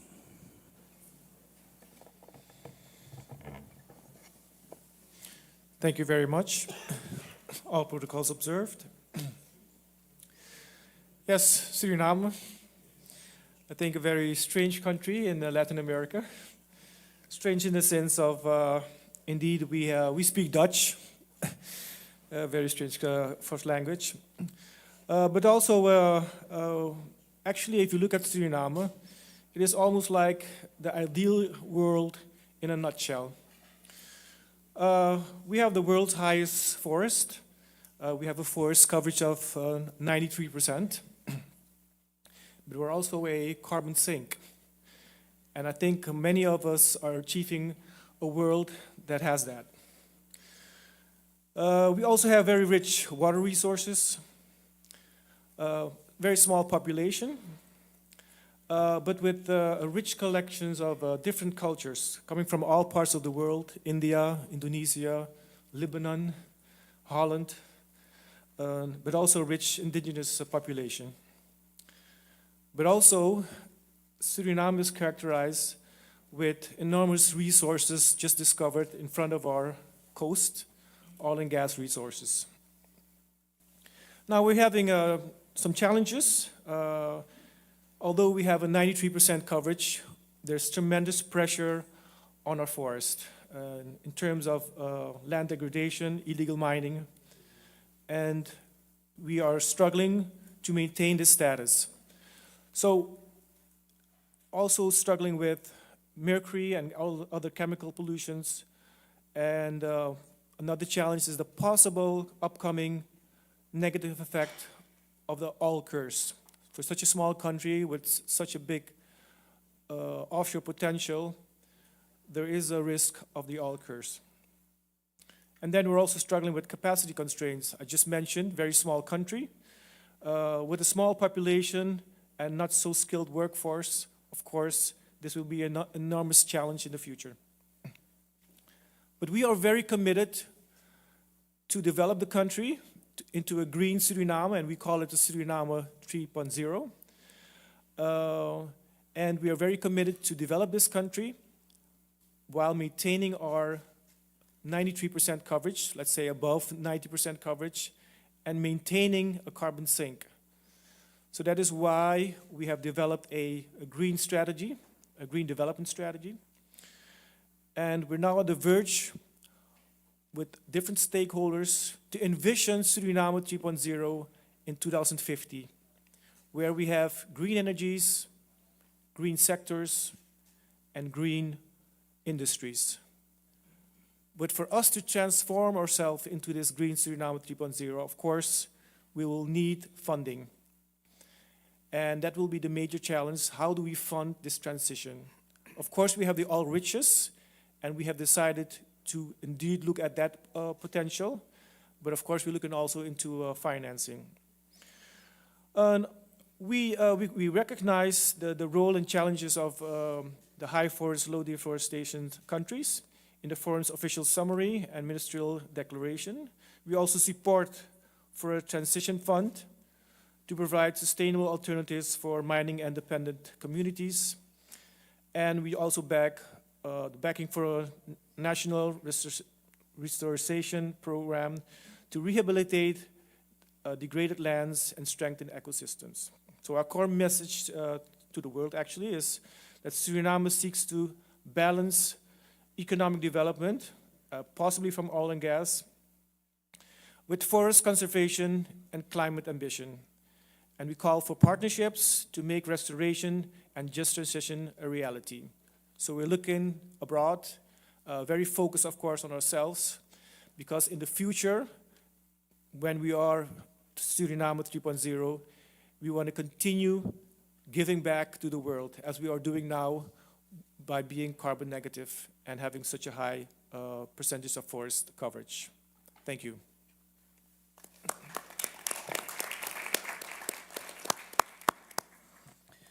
Muchas gracias, Excelencia. Ahora quisiera dar pase al señor Oscar Caputi, viceministro de Ambiente de Uruguay. Excelentísimas autoridades del Foro de Ministras y Ministros de Medio Ambiente de América Latina y el Caribe, distinguidas delegaciones presentes y de manera muy especial a la República del Perú, país anfitrión de este trascendental encuentro. Para Uruguay, situar el agua como eje del nuevo Plan de Acción Regional para la Restauración se encuentra alineado con las prioridades en materia ambiental del país. Uruguay ha adoptado un enfoque de planificación territorial centrado en cuencas hidrográficas. En este contexto, el Plan Nacional de Aguas tiene entre sus objetivos el de proteger los ecosistemas acuáticos y minimizar los impactos sobre el ciclo hidrológico y la calidad del agua causados por fenómenos naturales y actividades humanas en las cuencas y acuíferos. El agua es un factor determinante para el desarrollo del país. Ese desarrollo debe ser armonioso y contemplar los aspectos ambientales, sociales y económicos. El deterioro de la calidad del agua y de los ecosistemas acuáticos, que intensifica las limitaciones de disponibilidad del recurso hídrico, genera preocupación en la sociedad y conflicto en los usuarios. La actividad antrópica en el territorio, los cambios en el uso del suelo, la modificación del régimen hidrológico y la erosión natural, y fundamentalmente antrópica, inciden sobre la morfología de los cauces, la calidad de los cursos de agua y la estructura y funcionamiento de los ecosistemas acuáticos.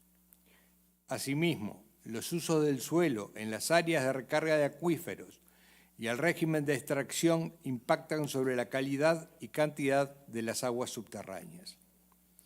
La política de aguas pone énfasis en incluir la prevención del deterioro de la calidad y la conservación de los ecosistemas acuáticos.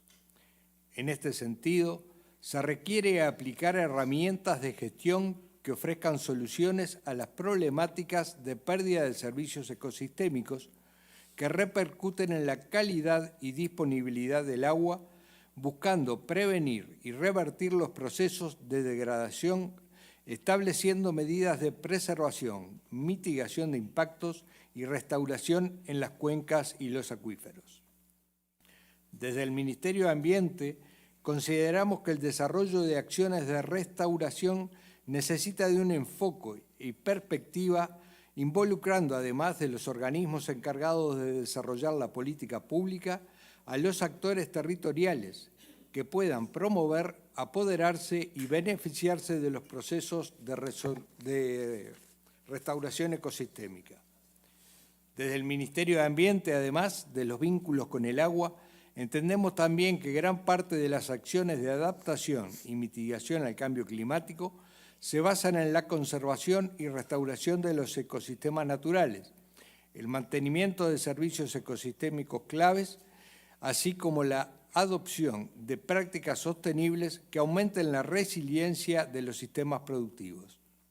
En este sentido, a nivel nacional buscamos fortalecer la implementación de acciones y medidas de adaptación y mitigación al cambio climático basadas en la conservación y la restauración de ecosistemas, plasmadas en la contribución nacional determinada al Acuerdo de París y en los planes nacionales de adaptación. Uruguay se ha propuesto avanzar con acciones concretas para la conservación, restauración y uso sostenible de humedales y pastizales.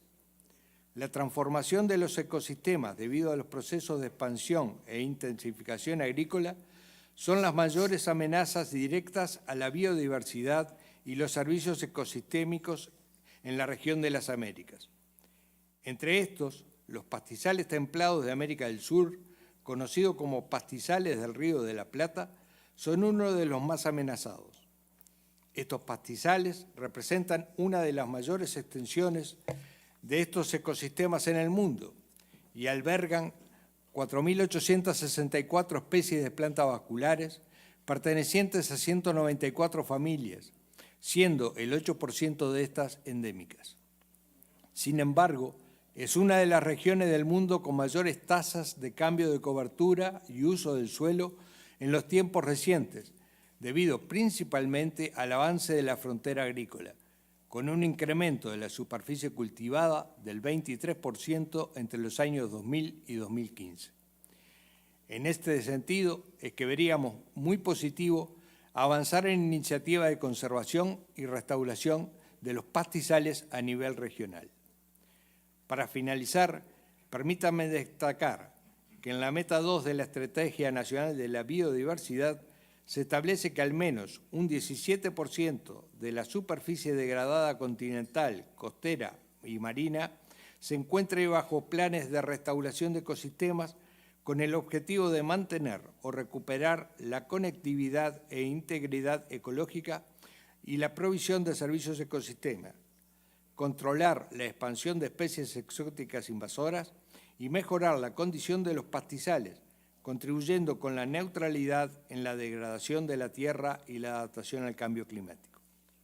Finalmente, he de destacar que en el próximo mes de noviembre, entre el 4 y el 6, será organizado por el Ministerio de Ambiente, junto con el Gobierno Subnacional de Canelones, la Red Uruguaya de ONGs Ambientalistas, el Instituto Nacional de Investigación Agropecuaria y la Universidad de la República. Se estará desarrollando el primer Simposio Nacional de Restauración Ecosistémica. El objetivo de este simposio es de generar un espacio de encuentro, reflexión y articulación con los actores con interés en la restauración ecológica en Uruguay, con el fin de compartir experiencias, fortalecer capacidades, identificar desafíos comunes y construir agendas colaborativas. Muchas gracias.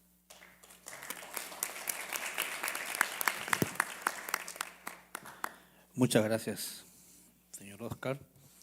Ahora quiero darle la palabra a la señora Ana Flavia Franco, viceministra adjunta de Brasil. Your Excellencies, Ministers and Partners, Brazil sees this session as a milestone on the road to Belém. Our region will host the Climate Change COP 1 year after hosting the Biodiversity COP, which demonstrates our commitment to the sustainability of life on Earth. It's important to remember that our region rolls over a quarter of the world's forest and around 60% of all global terrestrial life. This health enables us to be key players in shaping the planet's future. We need a strategic approach to curb environment degradation. It requires long-term vision, regional cooperation, and shared responsibility. The proposed Region Action Plan for Ecosystem Restoration for Water Resilience represents an important step ahead. It reflects a growing recognition that healthy ecosystems are essential to improve the quality of life of our populations. We must overcome implementation and finance bottlenecks, including mechanisms such as Tropical Forest Forever Fund, TFFF, one of the main deliverables of our COP30 presidency. It proposes a transparent, result-based model for climate finance, designed to reward countries for keeping their tropical forests standing. Restoration and conservation of forests are key instruments in our region to offset greenhouse gas emission and protect biodiversity. We all should be aiming at zero illegal deforestation by 2030. Bold policies need to be encouraged. We must not forget the role of indigenous people and local communities in preserving our forests and our biodiversity, rewarding them for their contributions. We also need to optimize resources and efforts by identifying and promoting synergies and the joint work among the 3 Rio Conventions, and by enhancing cooperation, tapping especially in the richness of South-South cooperation. After 6 dialogues in all continents, the global ethical stocktake demonstrated that the climate crisis is one of the greatest moral dilemmas of our era and a challenge to building a fair and safe future for all. Brazil is committed to making COP30 a space for listen, collaboration, and collective action. With coordinated action, adequate finance, and sustained political commitment, we can turn our shared goals into tangible and lasting results for our people, our ecosystem, and future generations. Thank you very much.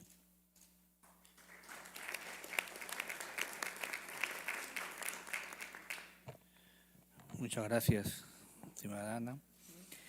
Quisiera darle la palabra al señor Joseph Manuel Philippe, director general del Ministerio de Medio Ambiente de Haití.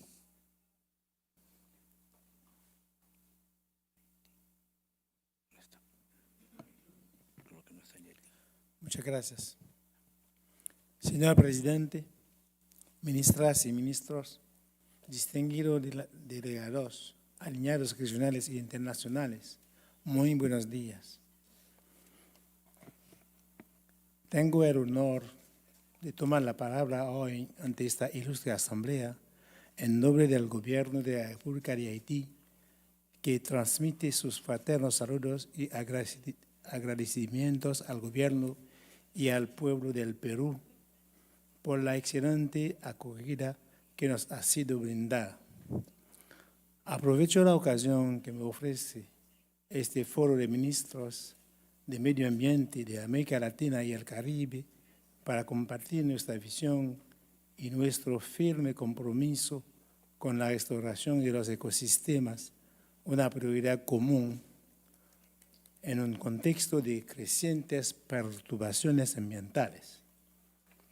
En un momento en que nuestra región Latinoamérica y caribeña enfrenta desafíos ambientales sin precedentes, caracterizados por la pérdida acelerada de la biodiversidad, la degradación de tierras, la fragmentación de hábitats y ecosistemas, la desaparición de los bosques y la intensificación de los eventos climáticos extremos, la restauración de los ecosistemas se presenta no solo como una respuesta necesaria, sino como una vía ineludible para garantizar la resiliencia ecológica, la seguridad alimentaria y el bienestar de nuestras poblaciones.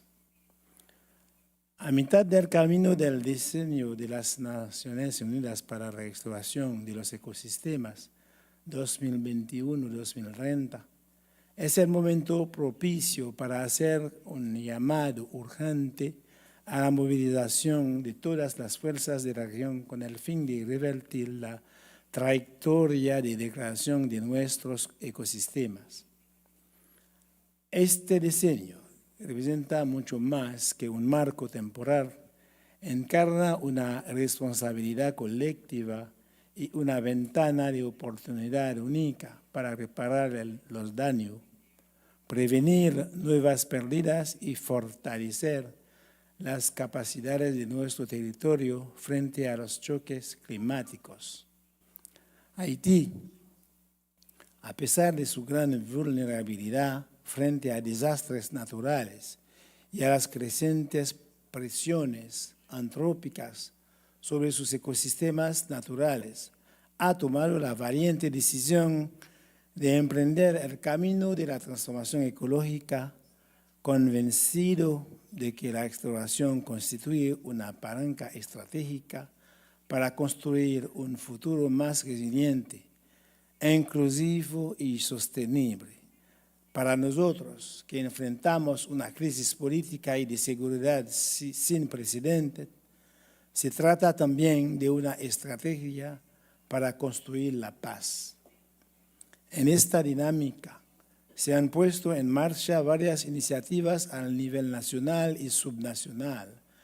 A modo de ejemplo, podemos mencionar la reforestación comunitaria y la promoción de la agroforestería sostenible en zonas críticas con el fin de restaurar suelos, proteger cuencas hidrográficas y reforzar la soberanía alimentaria.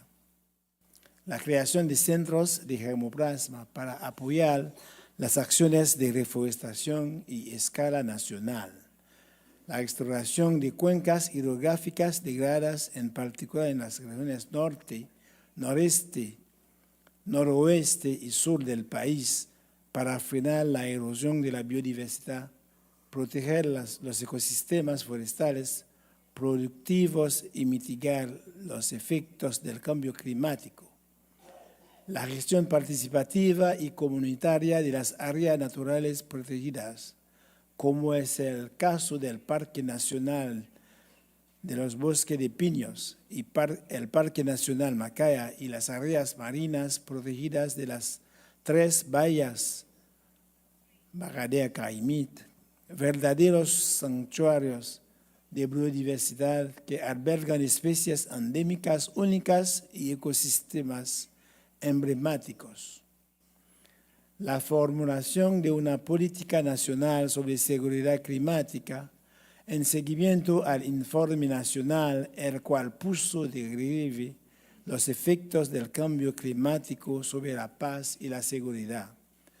La implicación activa de las comunidades locales y de la sociedad civil, en particular la de los jóvenes, mujeres, los campesinos y las colectividades territoriales en los proyectos de restauración en un espíritu de construcción colectiva y de empoderamiento.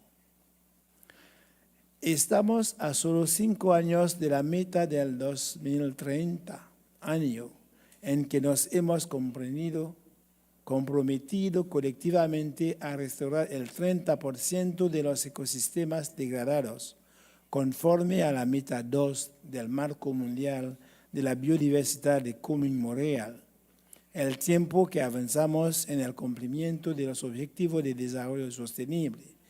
El tiempo apremia, la carrera contra el reloj ya ha comenzado. Por ello, hacemos un llamado a la acción urgente, coherente y coordinada al nivel regional para acelerar los esfuerzos y movilizar los medios necesarios para la transformación ecológica. A pesar de los escasos recursos con los que cuenta nuestro país, estamos firmemente determinados a construir el esfuerzo regional indispensable en favor de la restauración de nuestros ecosistemas. Está en juego el futuro de nuestros países y el porvenir de decenas de millones de personas. A la luz de estas consideraciones, Haití reafirma su apego a los compromisos internacionales de los cuales es parte, entre ellos, el Marco Mundial de la Biodiversidad de Montreal, los Objetivos de Desarrollo Sostenible y el Acuerdo de París sobre el Cambio Climático.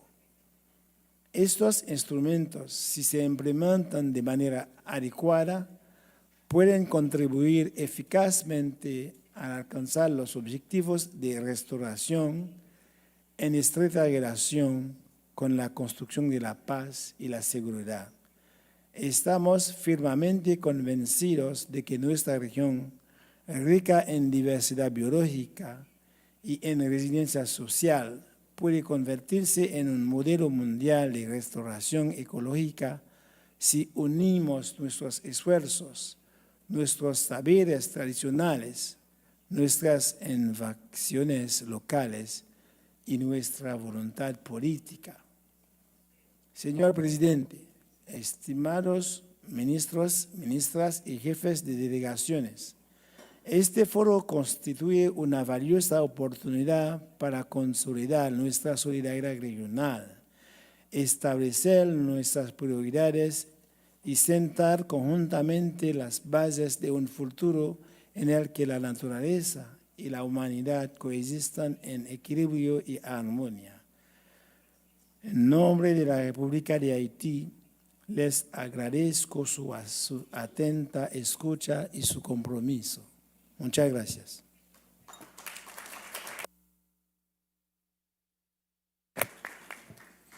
Muchas gracias, Joseph. Quisiera dar ahora la palabra a Su Excelencia, Ministro del Ambiente de Belice, el señor Orlando Javet.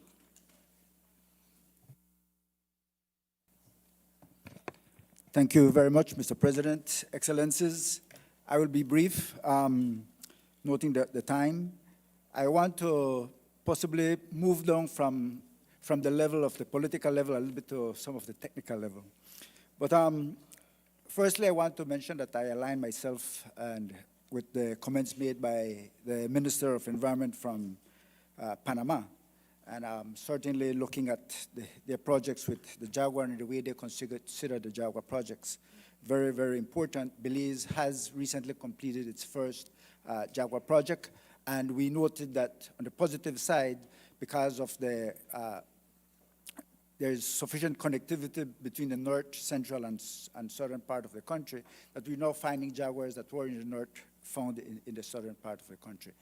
It's also working because now we have another concern where the jaguars are being knocked down by vehicles on the road, so we know there are many more jaguars than we had just before. But also to mention that one reason for, I think, continued expansion in agriculture and livestock, and it was a concern mentioned by Ms. Andrea Mesa, I think, and the consequent deforestation and the land degradation is that we are looking at expansion of production instead of looking at productivity and efficiency in production.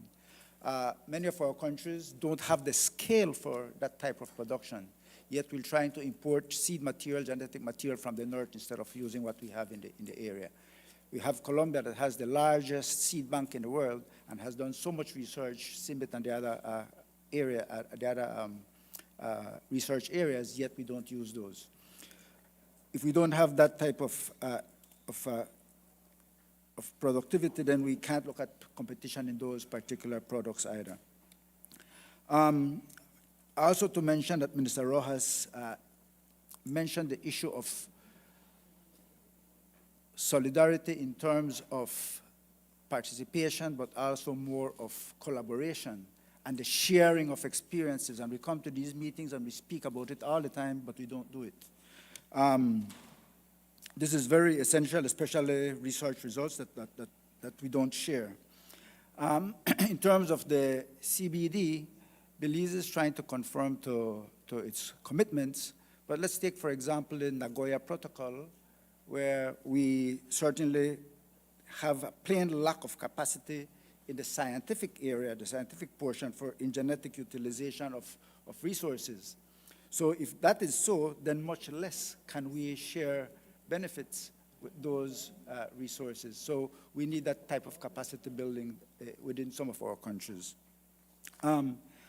Also on the positive side, we have Belize recently signed an agreement among ourselves, Belize, Guatemala, and Mexico, called the Calakmul Agreement, where we have a conservation and of about 5.7 million hectares of land that is put into conservation and providing connectivity. And a lot of this land also entertains what is known as the Mayan territories. And so it involves many indigenous groups of Mayans. Belize also has recently declared its Greening Belize project, where we want to start with the planting of 1 million trees, and that will be a part of our commitment for our NDCs, of course, but also for the more global commitment of the Bond Challenge.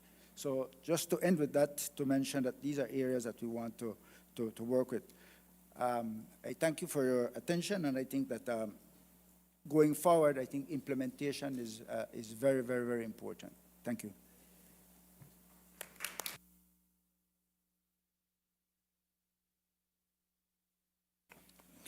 Muchas gracias, Su Excelencia. Vamos a hacer un corte.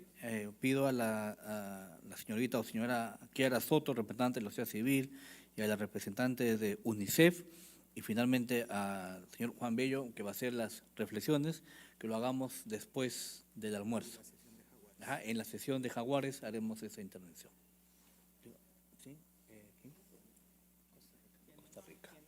Sí, Costa Rica, México y Jamaica. Ok, tenemos 3 intervenciones. Vamos a empezar, si me permite, por las damas, mi querido amigo. Damos la palabra a México, por favor.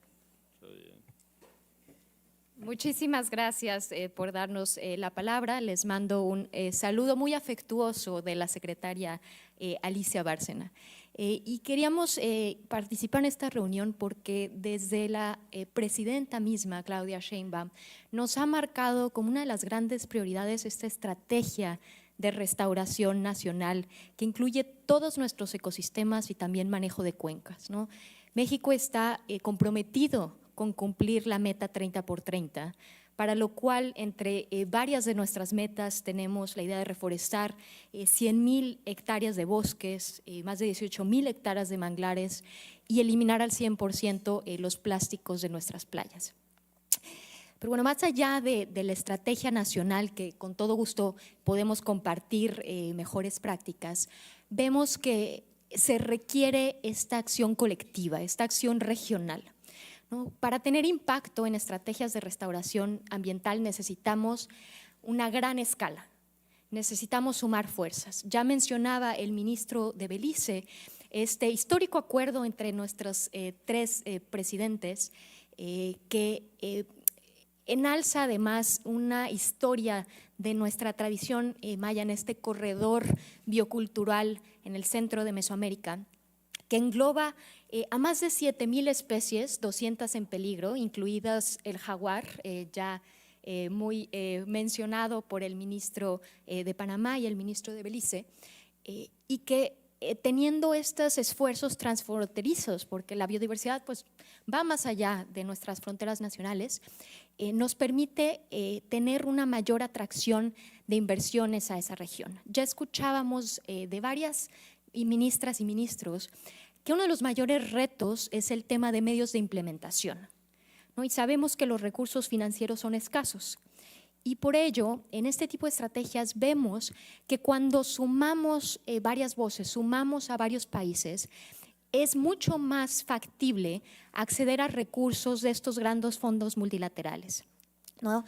Tanto el Fondo Verde para el Clima como para el Fondo para el Medio Ambiente Mundial nos piden tener estas sinergias, piden que seamos varios sectores, que seamos iniciativas regionales y que nos permita tener un mayor impacto. Entonces, aquí creo que lo que nos plantea el PENUMA de tener este plan de acción regional va a ser una gran ventanilla para poder acceder a estos recursos financieros, pero también al fortalecimiento de capacidades que ya mencionaban muchos de los colegas que se requieren. Entonces, vemos con muy buen beneplácito este plan, que tenga metas concretas, pasos siguientes y que podamos definir estas áreas prioritarias conjuntamente. Muchas gracias.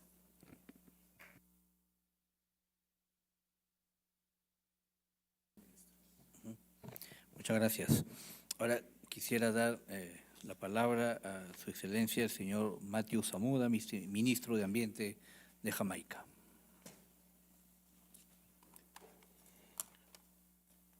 Thank you, Mr. Chairman. I also want to extend my own thanks to Peru for hosting us so admirably this morning. Allow me to acknowledge all the members of UNEP who are here with us and to extend my greetings, excellencies, and distinguished delegates. I think the work being done on the Jaguar initiative is worthy of significant commendation. It represents collaboration for environmental restoration. It's an example of what we should all be doing individually and certainly as a group. Individually, because Jamaica is an island and doesn't have the cross-boundary initiatives of such. We have partnered with Cuba, Haiti, the Dominican Republic, and the island of Puerto Rico to form the Caribbean Biological Corridor. Now, a large part of this is really to share data and allow monitoring to facilitate environmental restoration and indeed improvements in fish stocks. We've seen where this has already benefited us, especially with the queen conch population, which is our main fishery for export.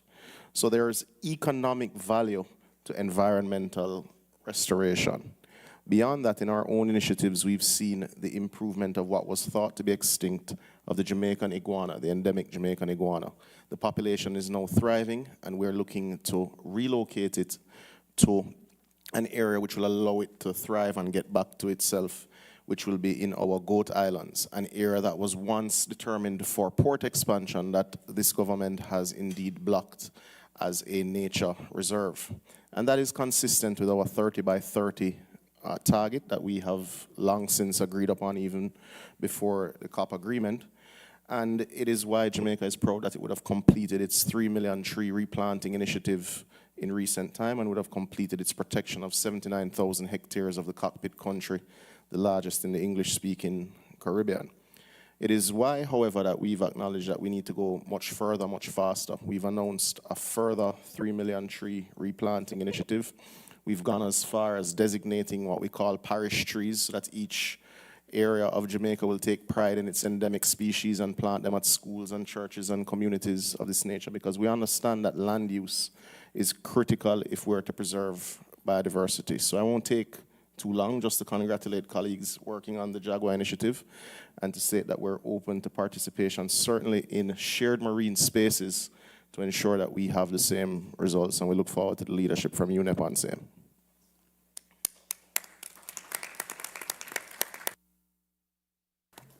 Muchas gracias, Excelencia. Ahora quisiera dar pase a mi amigo Carlos Isaac Pérez, viceministro de Ambiente de Costa Rica. Muchas gracias, presidente, sus excelencias. Muy brevemente, porque ya la presidencia nos avisó que tenemos que ir a almorzar. Costa Rica reconoce la importancia crítica del jaguar, no solo como una especie emblemática de nuestra región, sino también como un verdadero indicador de la salud de nuestros ecosistemas. Su conservación representa mucho más que la protección de una especie, significa salvaguardar la biodiversidad, reforzar el nexo entre la naturaleza, el clima y la sociedad, y asegurar la resiliencia de nuestros territorios frente a los impactos del cambio climático. En este esfuerzo, los corredores biológicos y la conectividad de los hábitats se convierten en pilares fundamentales para garantizar la supervivencia del jaguar y la integridad de nuestros ecosistemas. Costa Rica hace un llamado a redoblar las acciones conjuntas entre el Estado, la sociedad civil, la academia, las organizaciones no gubernamentales y las comunidades locales para enfrentar de manera integral los factores que amenazan al jaguar y a la riqueza natural de una de las regiones más megadiversas del planeta. Muchas gracias.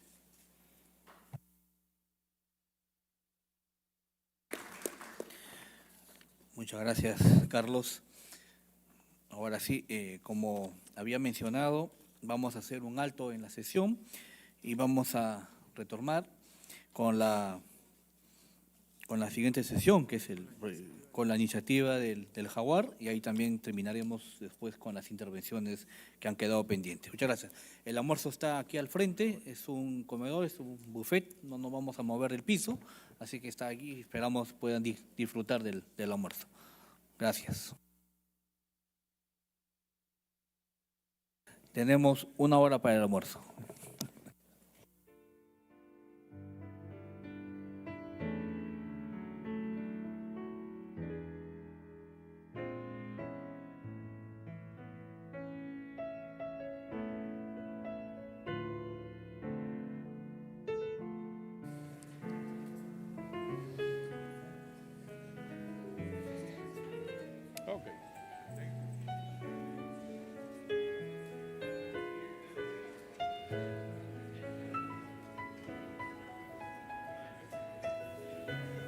Hello, hello. Thank you, delegates. Before you make your way to the lunch area, there are a few copies, not many, we don't want to print a lot, on 3 policy papers related to today's sessions. So please help yourself in Spanish and English, and they will be also made available digitally in the meeting's website. Queridos delegados, hay algunas copias impresas, no muchas, de los policy papers relacionados con estas sesiones. Muchas gracias, están allá afuera.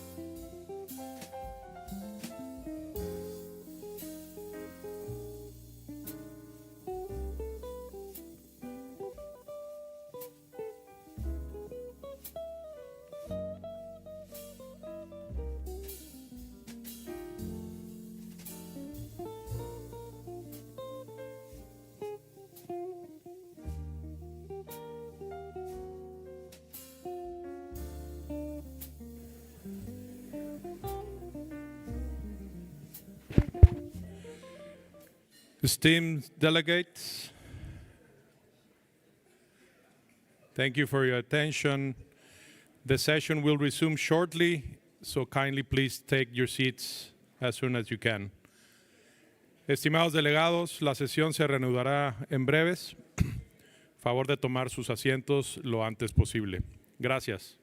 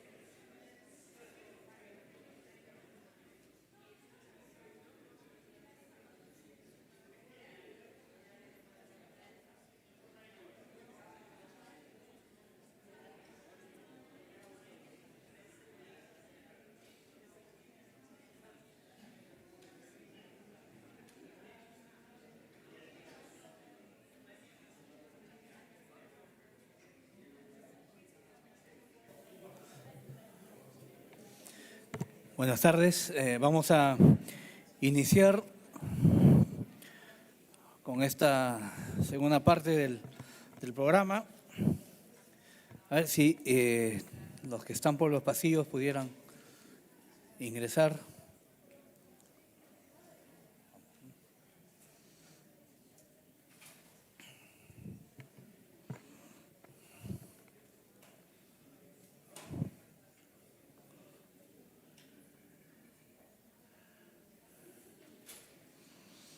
Ok, vamos a iniciar.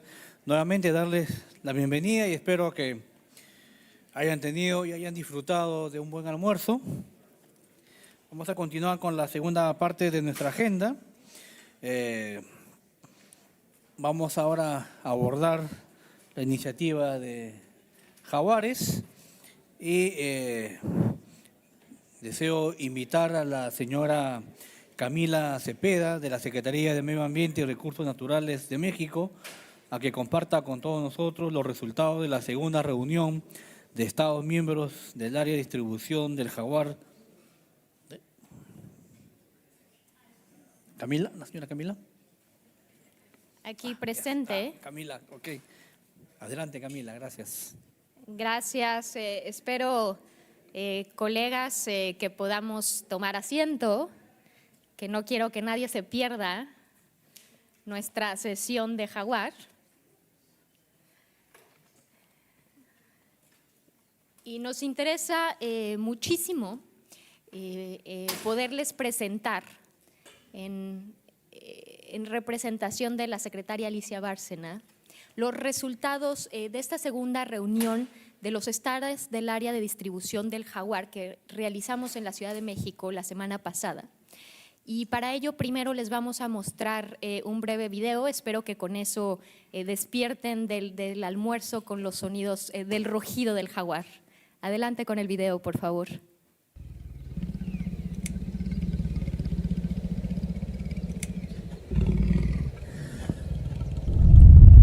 El jaguar está en peligro de extinción en México por la destrucción y fragmentación de su hábitat, así como la cacería y tráfico ilegal.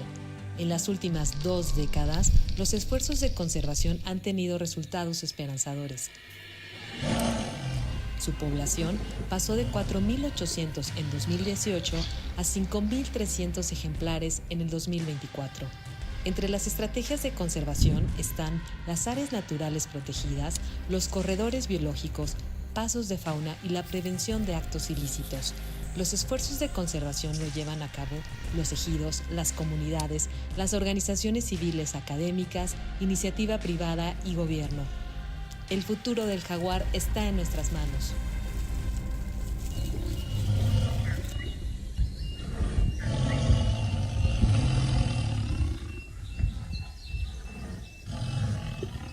Muchísimas gracias. Ya veíamos aquí con estas inspiradoras imágenes que este es un ejemplo de éxito y de integración regional.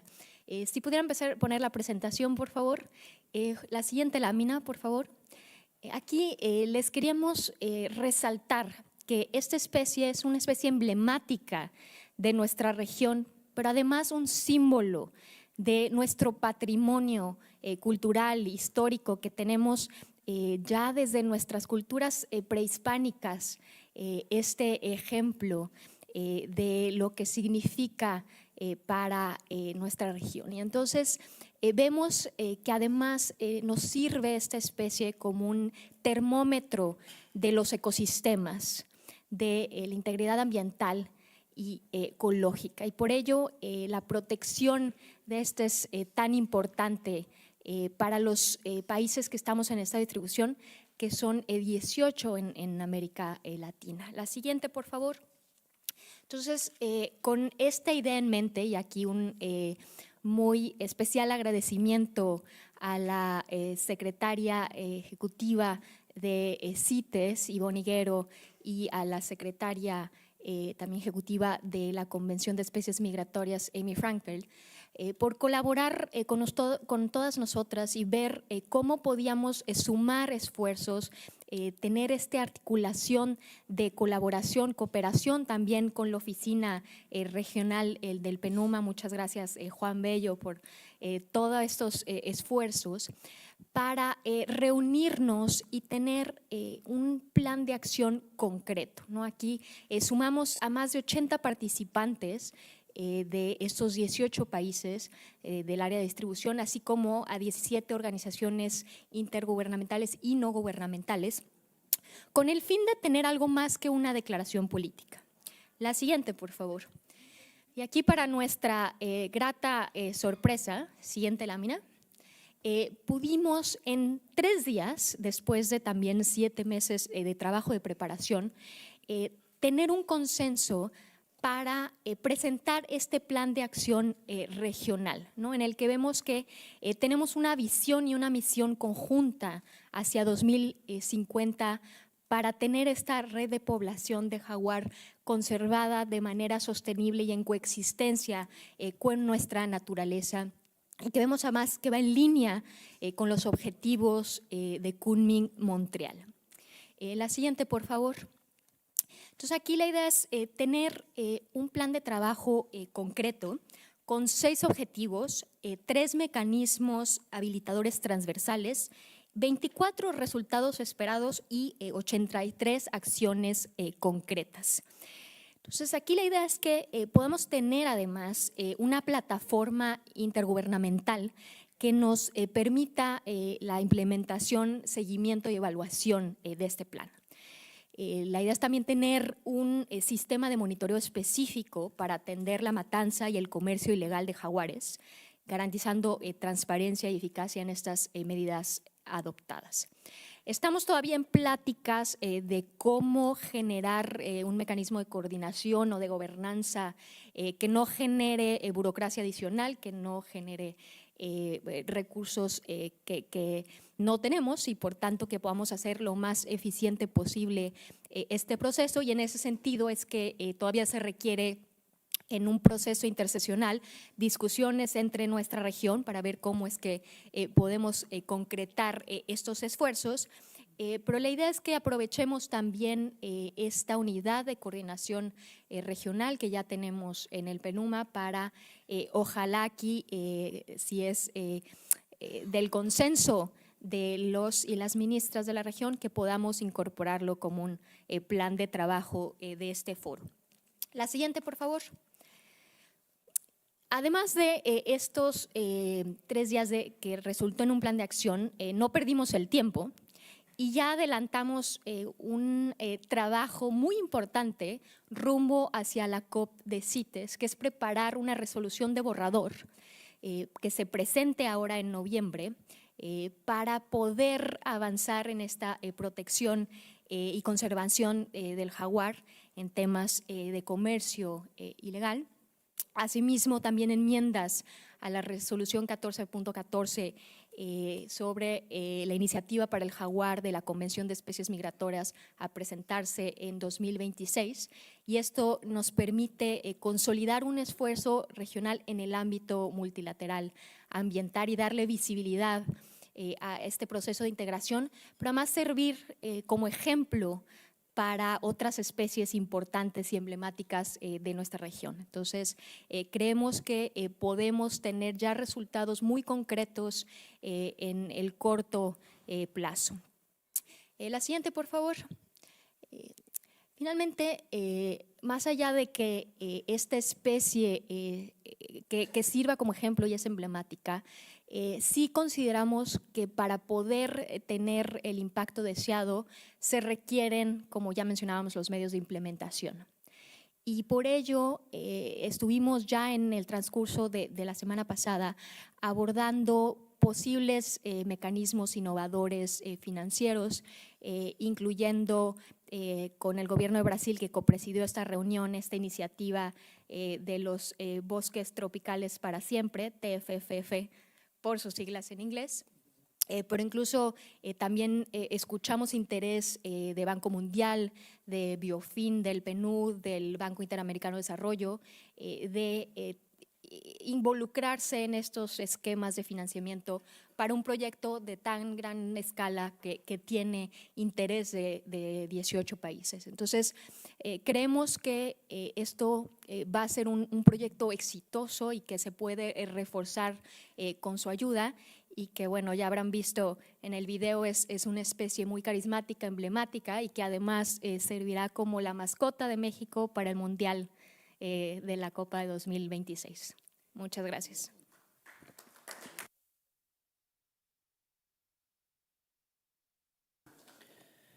Muchas gracias, Camila. A continuación, quisiera invitar a la señora Ivonne Higuero, secretaria general de la Convención sobre el Comercio Internacional de Especies Amenazadas de Fauna y Flora Silvestre, CITES, para que nos comparta su punto de vista sobre las sinergias de este trabajo con el proceso que ella dirige. Estimada Ivonne. Muchísimas gracias, señor presidente. Excelencias, distinguidas delegadas y distinguidos delegados, señoras y señores, muy buenas tardes a todos y a todas. Es un honor estar en la bella ciudad de Lima y agradezco enormemente al gobierno de Perú por su excelente hospitalidad. Gracias también al equipo de la Oficina Regional del PENUMA por su trabajo incansable para organizar este foro. Los gobiernos de México y Brasil han mostrado un liderazgo ejemplar y compromiso inquebrantable a lo largo del proceso interseccional de CITES para cumplir con los mandatos de las partes de CITES con respecto al jaguar. Este liderazgo resultó en grandes éxitos, con acuerdos por consenso en la segunda reunión del jaguar en la Ciudad de México la semana pasada. Esos resultados son el Plan Regional de Acción para la Conservación del Jaguar y los borradores de resolución del jaguar y las decisiones para la adopción de las 185 partes de CITES en la 20ª Conferencia Mundial de la Vida Silvestre, o COP20, que se realizará en Samarcanda, Uzbekistán, en noviembre. Se espera el acuerdo de establecer un grupo de trabajo interseccional en la COP, con una diversidad de participantes representando gobiernos y observadores para operacionalizar la plataforma intergubernamental, el sistema modular de monitoreo del comercio ilegal del jaguar y explorar mecanismos innovadores de financiamiento, incluyendo inversiones privadas para cerrar la brecha financiera. La historia del jaguar empieza en CITES en 1973, una de las primeras especies que se añaden al apéndice 1, donde el comercio internacional se prohíbe. Este animal clave y emblemático de la región e indicador de la salud de los ecosistemas en donde reside, se enfrenta a múltiples amenazas: la pérdida de su hábitat, el impacto negativo de la coexistencia entre los seres humanos y la fauna silvestre, la caza furtiva y el tráfico ilegal de sus partes, y los efectos cada vez más grandes del cambio climático. Estas amenazas ponen en peligro a los jaguares y socavan los ecosistemas de los que dependen innumerables especies y nuestros pueblos indígenas. Me encantó la intervención de Su Excelencia Juan Carlos Navarro de Panamá y otros, porque subrayaron la conexión entre los temas de restauración de ecosistemas, el agua, la pérdida de biodiversidad y la vida silvestre, la contaminación y el cambio climático. La conservación del jaguar, ahora en las manos de los estados de distribución del jaguar, es una excelente manera de trabajar en conjunto para cumplir con sus compromisos en virtud de numerosos acuerdos y procesos como el Marco Mundial de Biodiversidad Kunming-Montreal del CDB, la visión de las CITES, del CMS, la Convención de Ramsar sobre los humedales, la Convención del Patrimonio Mundial, la Convención Marco sobre el Cambio Climático, la Convención de las Naciones Unidas de Lucha contra la Desertificación y muchos otros. Las acciones de los gobiernos serán un excelente ejemplo de sinergias entre acuerdos multilaterales del medio ambiente y también para replicar en otros programas e iniciativas.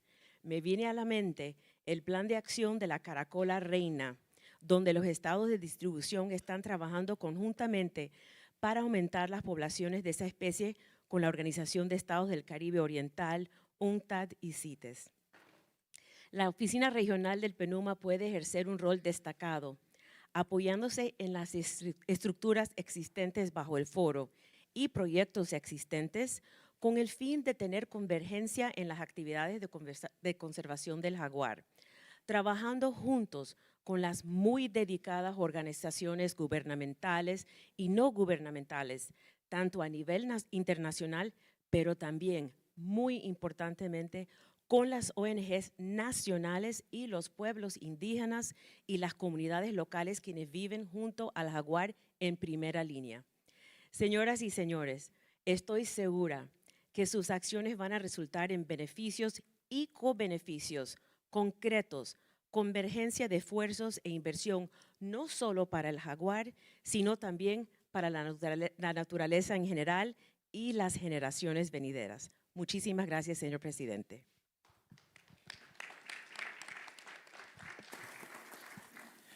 Muchas gracias, Ivonne.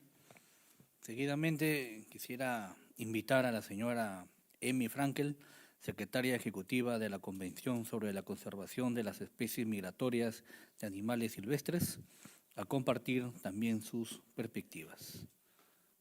Muchísimas gracias.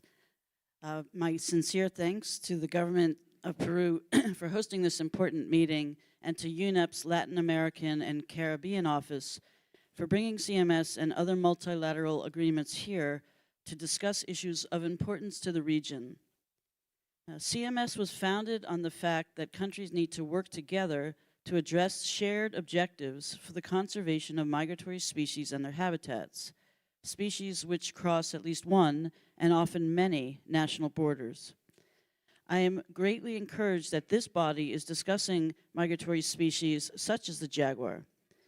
Ecosystems without species literally do not exist, and migratory species are a vital, integrated part of well-functioning, resilient ecosystems that provide benefits for nature and people alike. The conservation of the jaguar, as well as other migratory species, is directly tied to the issues of habitat conservation, restoration, climate change, and sustainable development. Of note, I'm happy to share that CMS and the UNCCD are about to release a major report on how ecological connectivity is a priority for restoration, highlighting good practices around the world. And tomorrow, CMS is going to launch a new scientific report on climate change and migratory species. Discussing these broad issues through the lens of migratory species is a powerful approach.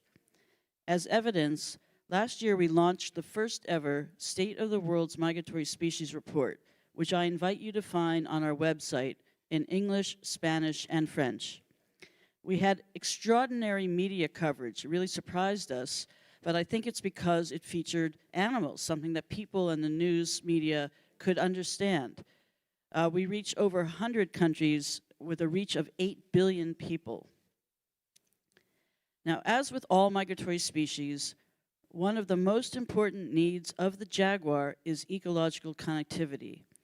Yet by far, the greatest cause of decline of the jaguar is habitat loss and fragmentation due to deforestation and linear infrastructure, as well as illegal killing, such as retaliatory killing due to human-wildlife conflict. Now, both of these areas are those that CMS is focused on, working with governments, conservation experts, and funders.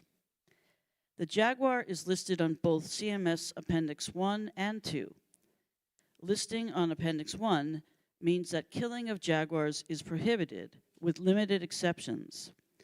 Listing on Appendix 2 means that the conservation of this species requires cooperation across all the range states where jaguars are found.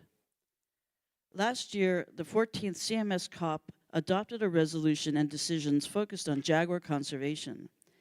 Much work has advanced since then to implement these, including at the recent second range state meeting in Mexico that CMS jointly coordinated and organized with CITES, and you've heard about some of the great results.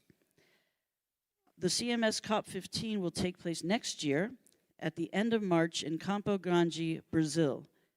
This location was selected by Minister Marina Silva to highlight the link of biodiversity and climate change, as it is near one of the most amazing ecosystems in the world, the Pantanal, where one has the greatest chance of seeing a jaguar, but which has suffered from drought and fires linked to climate change. The jaguar will be among the many topics that our COP will consider, with a new resolution and decisions likely to be adopted, and other possible initiatives and outcomes on jaguar. We welcome the opportunity to work together on the conservation of migratory species with all of the governments in this region, along with key partners including UNEP. For the jaguar, our work needs to move forward without delay. We think a very important next step prior to the CITES COP will be to hold a virtual meeting among CITES, CMS, UNEP, and other key actors to discuss details of the way forward. The jaguar is depending on all of us. Thank you.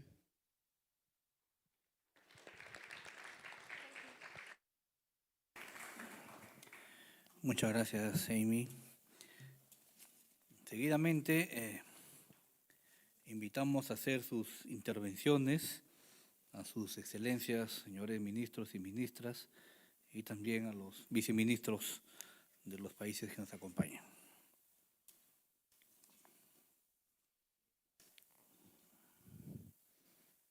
No hay un orden, pueden... Brasil, poner el tareco, sí, para apuntarlo. In conference of the parts to the Convention of Migratory Species, which will take place from 23 to 29 March next year in Campo Grande, in Pantanal. The Pantanal, the world's largest tropical wetland, could not be a more fitting venue. Symbolizes the link of biodiversity, climate, and water.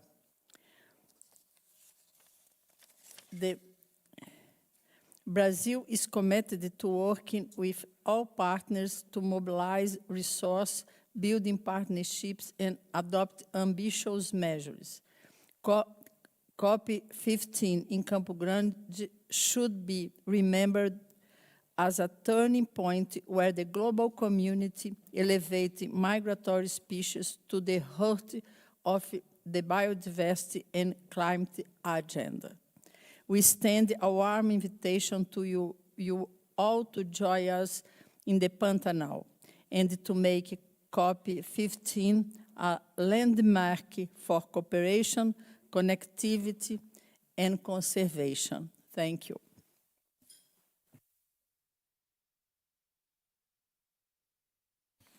Muchas gracias. ¿Alguna otra excelencia que quiera participar? Bueno, si no, damos pase al representante del Banco Interamericano de Desarrollo.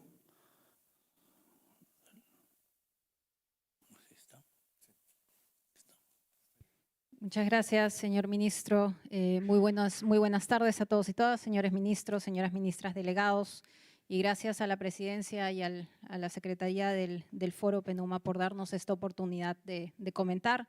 En representación del Banco Interamericano de Desarrollo, el BID, quisiera iniciar resaltando el proceso participativo para la actualización del Plan de Acción de Restauración, el cual ha involucrado no solo a miembros del Foro y del Comité Interagencial, sino también expertos de la región, de diversas organizaciones, representantes de sociedad civil, sector privado, banca multilateral, comunidad científica, académica y otros. Quisiera enfocar mi intervención en dos temas principales. Por un lado, resaltar las oportunidades de colaboración para poder agilizar la implementación del Plan de Acción de Restauración.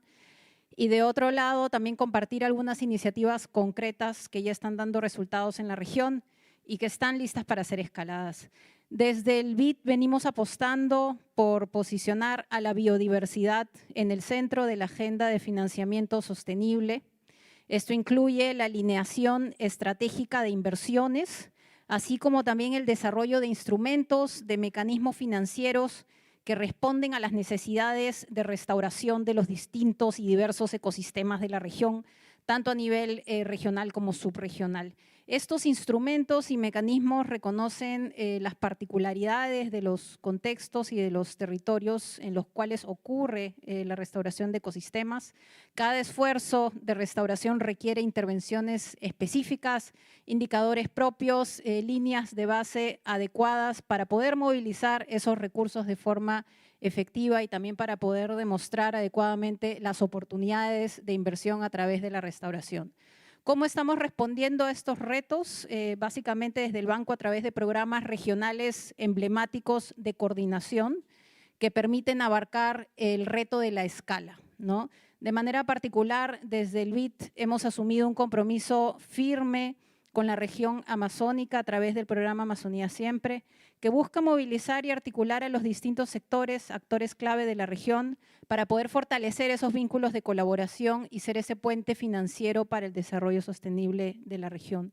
Aunque obviamente cada país enfrenta sus retos específicos, los ecosistemas transfronterizos, la interconexión de los sistemas fluviales, los corredores ecológicos compartidos y las dinámicas económicas regionales evidencian justamente que los enfoques puramente nacionales son insuficientes para abordar los desafíos de manera efectiva y a escala.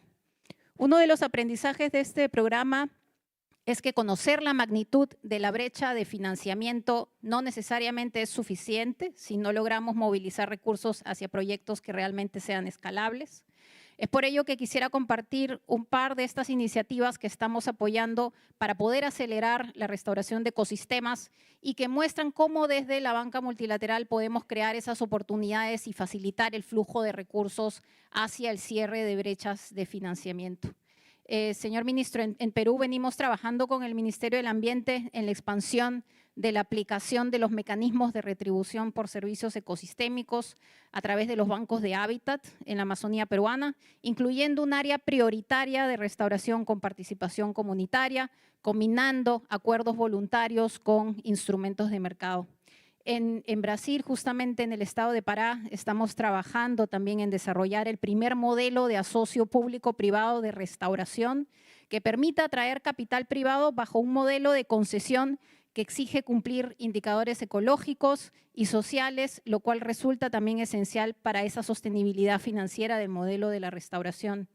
Al buscar esta escala, necesitamos también atender las limitaciones en los volúmenes de financiamiento para la restauración. Un ejemplo concreto de ello son las plataformas de país que buscan superar las causas del bajo porcentaje de participación del sector privado, especialmente para inversión extranjera directa. Y este tipo de plataformas permiten superar barreras de, por ejemplo, volatilidad cambiaria, que favorecen también el entorno empresarial para poder lograr una restauración a gran escala. Finalmente, quisiera reiterar la apertura desde el BID de apoyar el avance en la implementación del Plan de Acción de Restauración de Ecosistemas con un enfoque particular en biomas críticos de la región. Muchas gracias.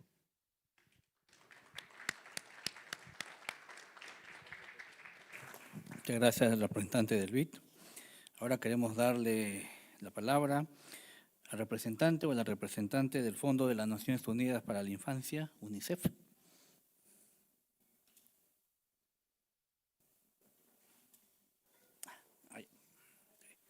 Por favor.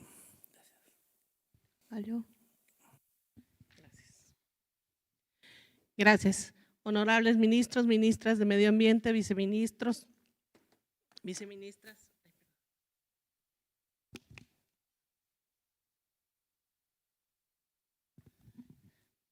Distinguidos representantes de los gobiernos nacionales, organismos internacionales y observadores. Gracias por este espacio de intervención en representación de UNICEF. América Latina y el Caribe es una de las regiones más biodiversas, pero también es de las más vulnerables y desiguales del mundo.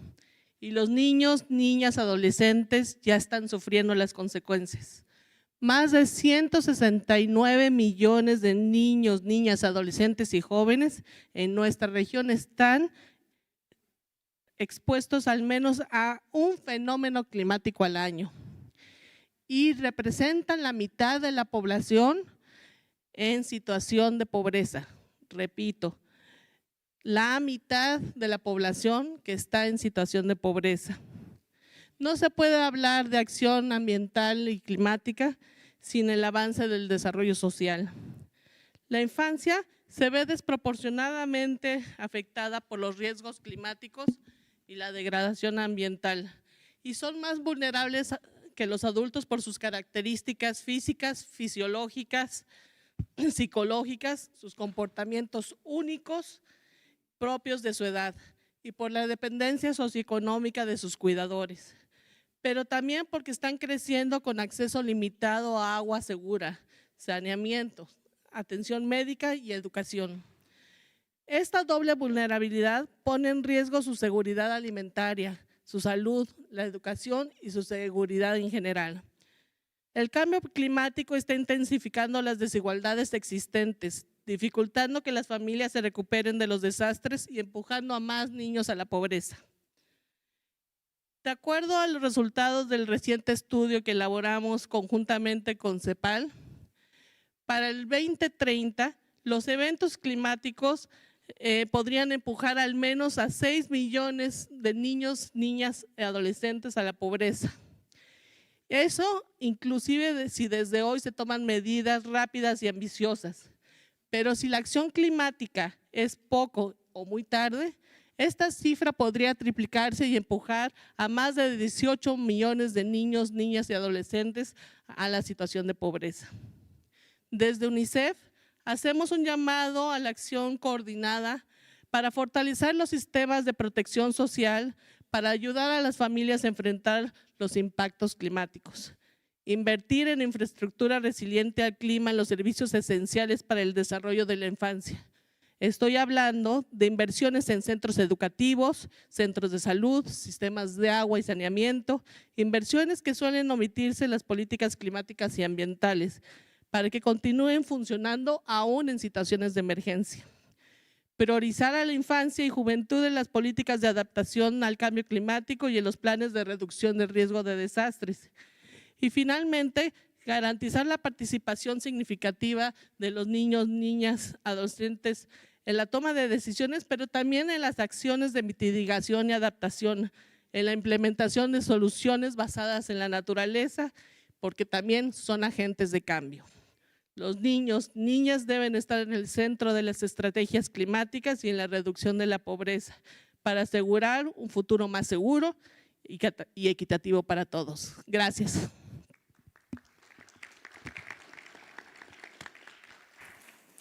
Muchas gracias. Ahora invitamos al representante de la Comunidad Andina de Naciones.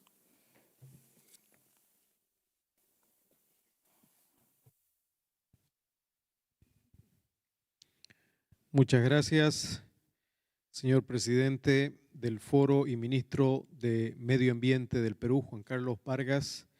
También saludar al director regional para América Latina y el Caribe, Juan Bello. Estimadas ministras, ministros, representantes de Medio Ambiente de América Latina y el Caribe, para nosotros es un grato honor dirigirnos a ustedes en este foro de ministros y ministras de Medio Ambiente. Nos reunimos en un momento importante, crítico también en nuestra subregión, marcado por los efectos del cambio climático, la pérdida de biodiversidad y la contaminación hídrica que amenaza la integridad de nuestros ecosistemas y la seguridad de nuestras poblaciones. Como antecedente de la comunidad andina, quiero referirme a que el año 2020 el Consejo Presidencial Andino emitió una declaración que marcó un punto de inflexión en la región. Esta declaración culminó en la creación de la Carta Ambiental Andina, documento que renovó el interés en la cooperación ambiental. Este renovado impulso, acordado en la 28ª reunión del Consejo Andino de Ministros de Relaciones Exteriores en junio del 2023, constituye una respuesta necesaria y una necesidad impostergable. La reanudación de las funciones del Consejo de Ministros de Medio Ambiente y de Desarrollo Sostenible y del Comité Andino de Autoridades Ambientales, que representa la voluntad política de los países miembros de hacer frente de manera conjunta a los desafíos medioambientales más urgentes de la actualidad. Para ello, desde la Secretaría General de la Comunidad Andina se han iniciado trabajos importantes para dotar las herramientas necesarias y los instrumentos para afrontar esta situación. Una muestra de esto es la planificación para la producción de estadísticas armonizadas e indicadores ambientales comparables. Este esfuerzo, orientado a la continuidad de la implementación del establecimiento de indicadores ambientales, facilitará el monitoreo del progreso y la formulación de estrategias conjuntas más eficaces. A la par, la comunidad andina, consciente de la crisis ambiental que enfrenta el planeta, reconoce con excepcional riqueza a la riqueza hídrica de la región como un poderoso factor de desarrollo e integración social si se gestiona de una manera sostenible. En este contexto, la cooperación con organismos multilaterales en la protección del medio ambiente y la gestión de recursos hídricos es importante. La estrategia andina para la gestión integrada de los recursos hídricos es un instrumento también subregional que permite tomar acciones para conseguir la seguridad hídrica de la subregión en un contexto de cambio y crisis climática. En consonancia con lo anteriormente expuesto, se destaca la relevancia de la prevención y atención de desastres como un eje vital según lo establecido en la Carta Ambiental Andina. Bajo esta lógica, la estrategia andina para la gestión de riesgos y desastres ha fortalecido la articulación subregional, promoviendo la implementación de sistemas de alerta temprana multiamenaza con un enfoque particular en cuencas transfronterizas, y se está consolidando acciones anticipatorias para mitigar las pérdidas y daños ante eventos climáticos extremos. Estos procesos no solamente fortalecen nuestra capacidad de recuperación y adaptación ante los desastres cada vez más frecuentes, sino que también contribuyen de manera directa al cumplimiento del marco de Sendai. Es importante pensar en nuestros compromisos climáticos a nivel regional y global, que también mediante la identificación de áreas de interés común entre los países de la región para profundizar los sistemas de alerta temprana para todos los multiamenazas que son considerados también ambientales, pero también bajo el cambio climático con una visión de desarrollo más resiliente. Otro eje central de la acción conjunta es la conservación y el uso sostenible de la biodiversidad y de los recursos genéticos.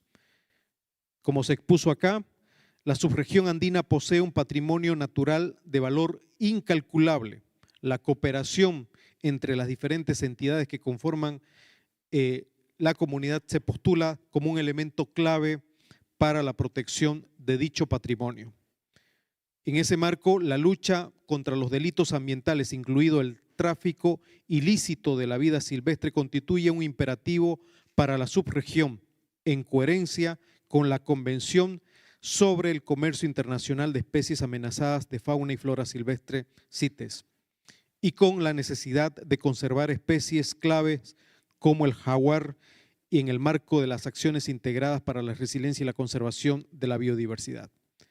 Es por esto necesario y urgente que también fortalezcamos la colaboración con la agenda regional, tanto con cooperación en el tema de la protección del jaguar y su hábitat, como el monitoreo del comercio ilícito de especies en peligro de extinción que muchas veces están asociadas al crimen organizado.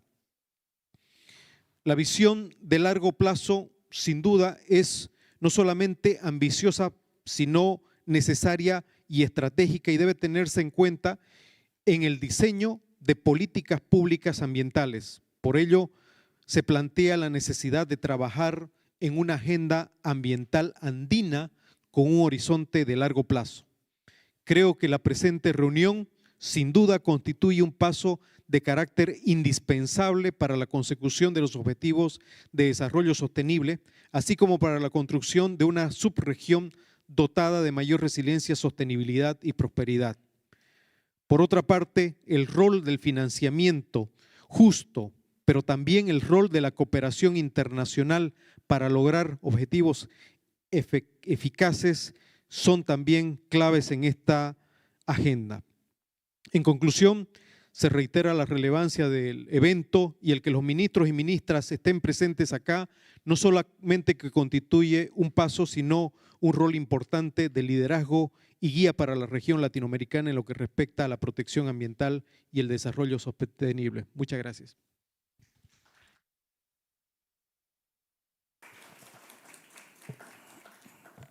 Muchas gracias. Ahora damos pase a la señora o señorita Kiara Soto, de la sociedad civil.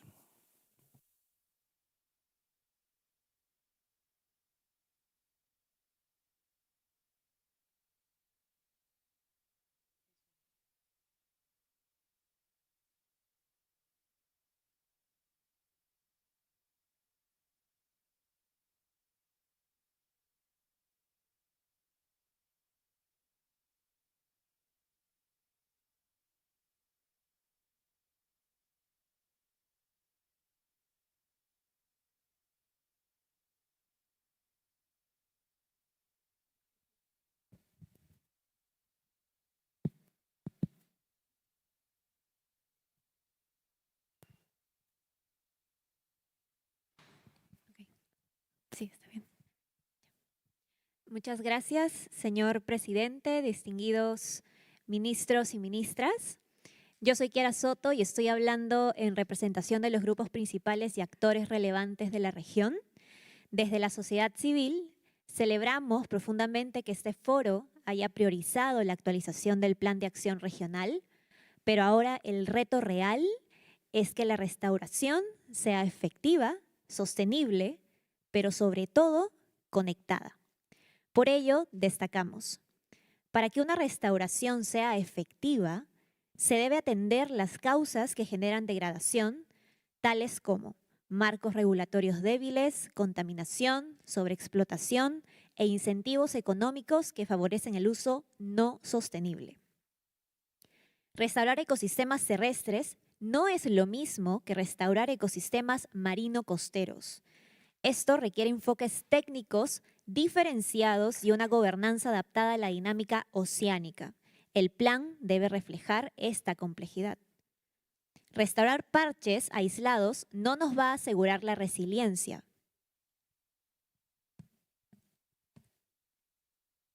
Estos esfuerzos se deben integrar en redes más amplias de ecosistemas, pensando en corredores biológicos.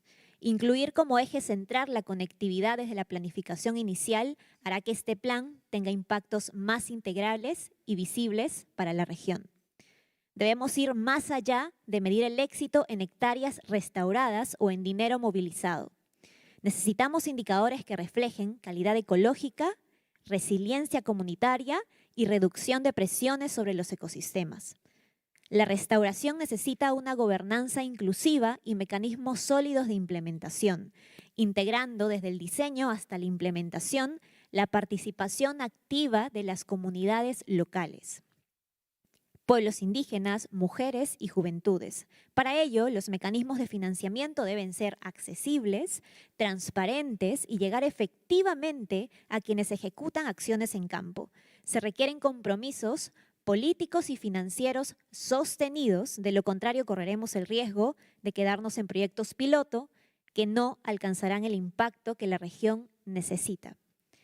Durante la Cumbre Global de Jóvenes e Infancias por la Biodiversidad en el marco de la COP16 Juventudes e Infancias Cosechando Vida, las juventudes acordamos promover políticas regionales que aseguren la restauración de ecosistemas degradados y la conectividad ecológica, basadas en mejor conocimiento científico y tradicional disponible, asegurando la apropiación social de los procesos de restauración y conservación.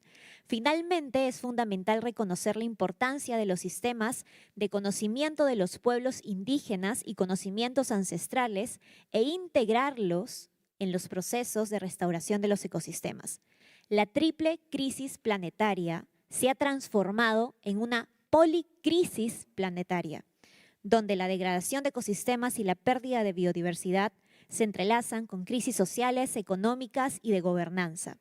Este plan debe impulsar una restauración integral que reduzca las presiones que la degradan y refuerce la resiliencia de nuestras comunidades. Ministras, ministros, prioricemos el derecho humano fundamental a un ambiente sano.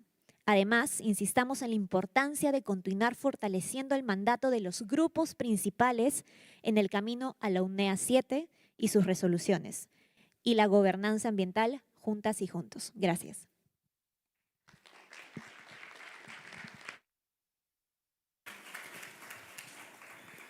Muchas gracias. Ahora damos pase para terminar este bloque al señor Juan Bello. Muchísimas gracias, señor ministro. Hace unos minutos supimos de la noticia del fallecimiento de la doctora Jane Goodall, quien ha sido obviamente una persona muy significativa en estos últimos 90 años, en esos esfuerzos por la conservación y protección del mundo natural. Pensamos que esta sesión que acabamos de concluir es un tributo a ella y obviamente a todas las personas que dedican su vida a la protección de la naturaleza. Entonces, desde la Secretaría de este foro y desde UNEP estamos supremamente agradecidos con todas las palabras de apoyo a las iniciativas que se han presentado aquí, especialmente también por esos mensajes, esos llamados hacia convertir estas acciones que se han planteado en acciones concretas en los territorios, acciones que se reflejen en resultados que respondan precisamente a las necesidades de las personas, de las comunidades y en pro, en últimas, del bienestar y la prosperidad de nuestra región. Hemos tomado atenta nota de cada una de las intervenciones y obviamente aseguraremos que esos elementos adicionales que ustedes tan generosamente han compartido los podamos reflejar en el trabajo que estaremos haciendo a partir de ahora como mandato a lo que ha definido este foro en esta sesión. Muchas gracias.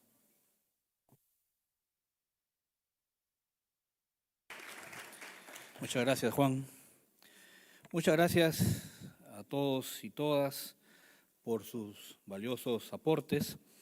Como ya lo dijo Juan, son las mismas que están siendo recogidas por la Secretaría y que serán incorporadas al reporte de la reunión y las tomarán en cuenta para definir los siguientes pasos en el desarrollo de esta iniciativa, en coordinación con los puntos focales que sus países han destinado para la misma. El reporte de esta reunión, a su vez, se transmitirá a la UNEA 7 como parte de los insumos de nuestra región y estará disponible para todos ustedes de tal forma que apoye la participación de sus delegaciones en tan importante conferencia. Ahora les propongo, sus excelencias, viceministros, funcionarios, considerar el punto 12 de la agenda, que está referida a la elección de la mesa directiva del foro, en particular la elección del nuevo presidente. Como es de su conocimiento, la Secretaría del PENUMA recibió las nominaciones para esta posición. Me complace mucho anunciar que Panamá nominó a su excelencia, el señor Juan Carlos Navarro, ministro del Ambiente, para ser el presidente de la 25ª reunión del foro. De no haber objeciones, sería elegido por aclamación.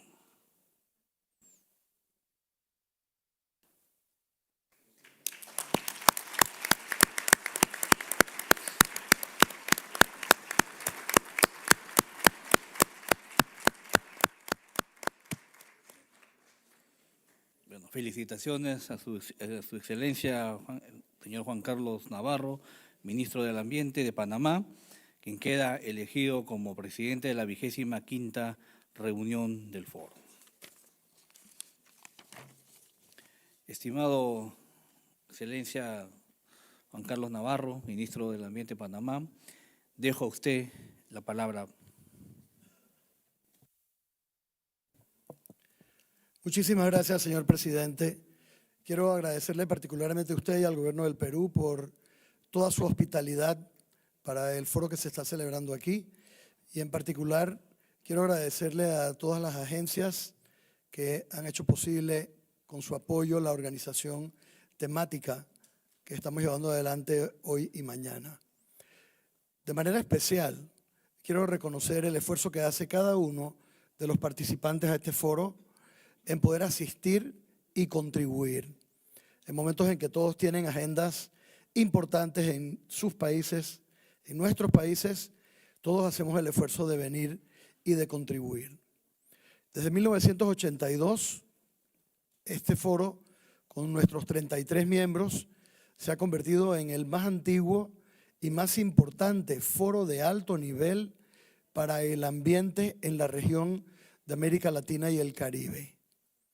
Esto significa que tenemos retos enormes por delante y que ya hemos estado viendo en la agenda que se ha estado desarrollando. Es por ello que yo quiero ponerme a su servicio, señor presidente, y al servicio de todas las naciones y delegaciones aquí representadas para continuar con el trabajo de buscar consensos, de buscar terreno común y de trabajar por el bien común. Es de particular importancia para mí la urgencia dentro de la cual se da esta reunión en el día de hoy, este avance hacia el proceso normal democrático de los negocios y los asuntos del foro a futuro. El estado de la naturaleza, de la biodiversidad, de los océanos, de los bosques, de los ríos, del clima en América Latina enfrenta retos existenciales. Este no es un año como cualquier otro, ni un momento como cualquier otro. Y por ello, invito a todos los miembros a que por favor en conjunto nos pongamos de común acuerdo una agenda que está a la altura de nuestros tiempos. Tenemos que ser mucho más efectivos, tenemos que ser mucho más agresivos, tenemos que actuar con mucha mayor rapidez y también con espíritu de sacrificio para lograr consensos a lo que avanzamos en nuestra agenda. Finalmente quiero hacer un llamado para que todos actuemos de esa misma manera a nivel nacional. Es muy importante lo que logramos en estos foros para fijar agendas comunes a nivel internacional. Pero en el fondo, salvar la naturaleza de la región depende de que cada uno de nosotros haga su trabajo a nivel local y que en cada uno de nuestros países enfrentemos al narcotráfico que financia la destrucción de nuestros bosques, la minería ilegal, la contaminación y tantas otras actividades terribles. Es importante que cada uno de nosotros, a nivel de nuestros países, frenemos la deforestación y destrucción de hábitats, que fomentemos la ciencia como base para la toma de decisiones y que garanticemos la participación de nuestros pueblos indígenas y comunidades en cada una de nuestras actividades, porque solo de esa manera lograremos un verdadero desarrollo sostenible.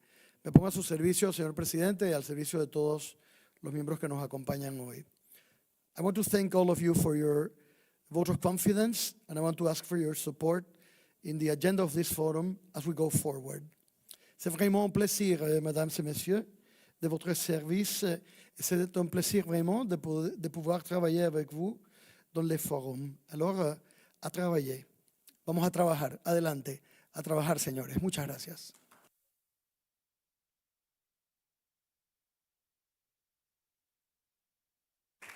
Muchas gracias, Su Excelencia, y gracias desde ahora por ese compromiso y liderazgo que está asumiendo.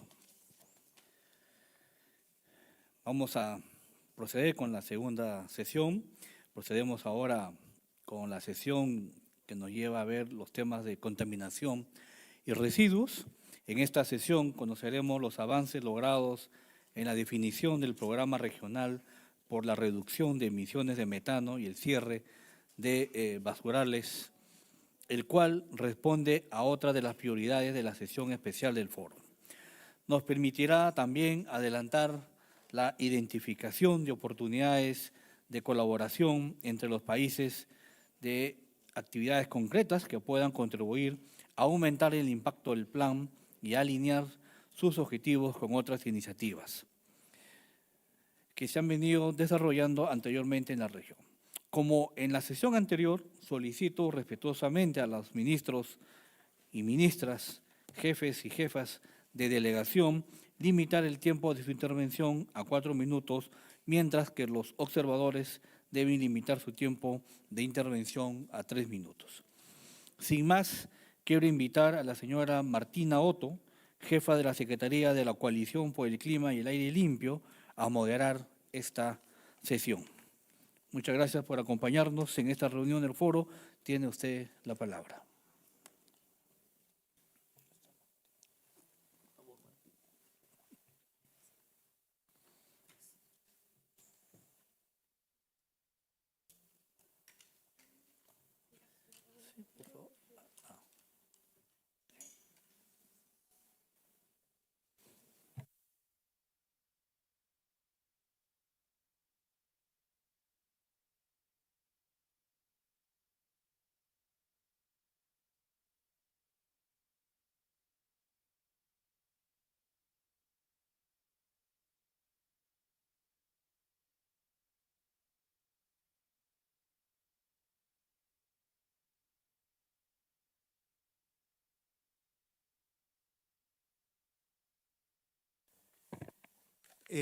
Quisiéramos solicitar a quienes van a participar de este panel a acompañarnos en la mesa principal.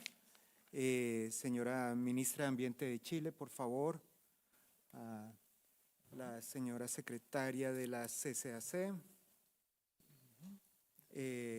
Al señor Ministro de Desarrollo Sostenible, Orlando Javet.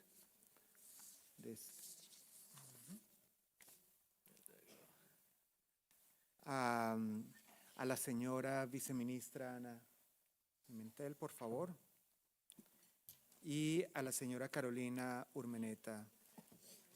¿Estará en línea? Perfecto. La señora Carolina.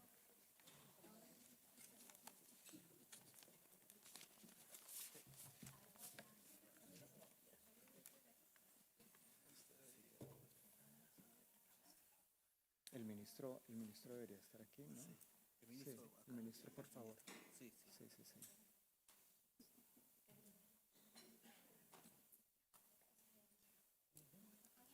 Sí, ministro Javet y...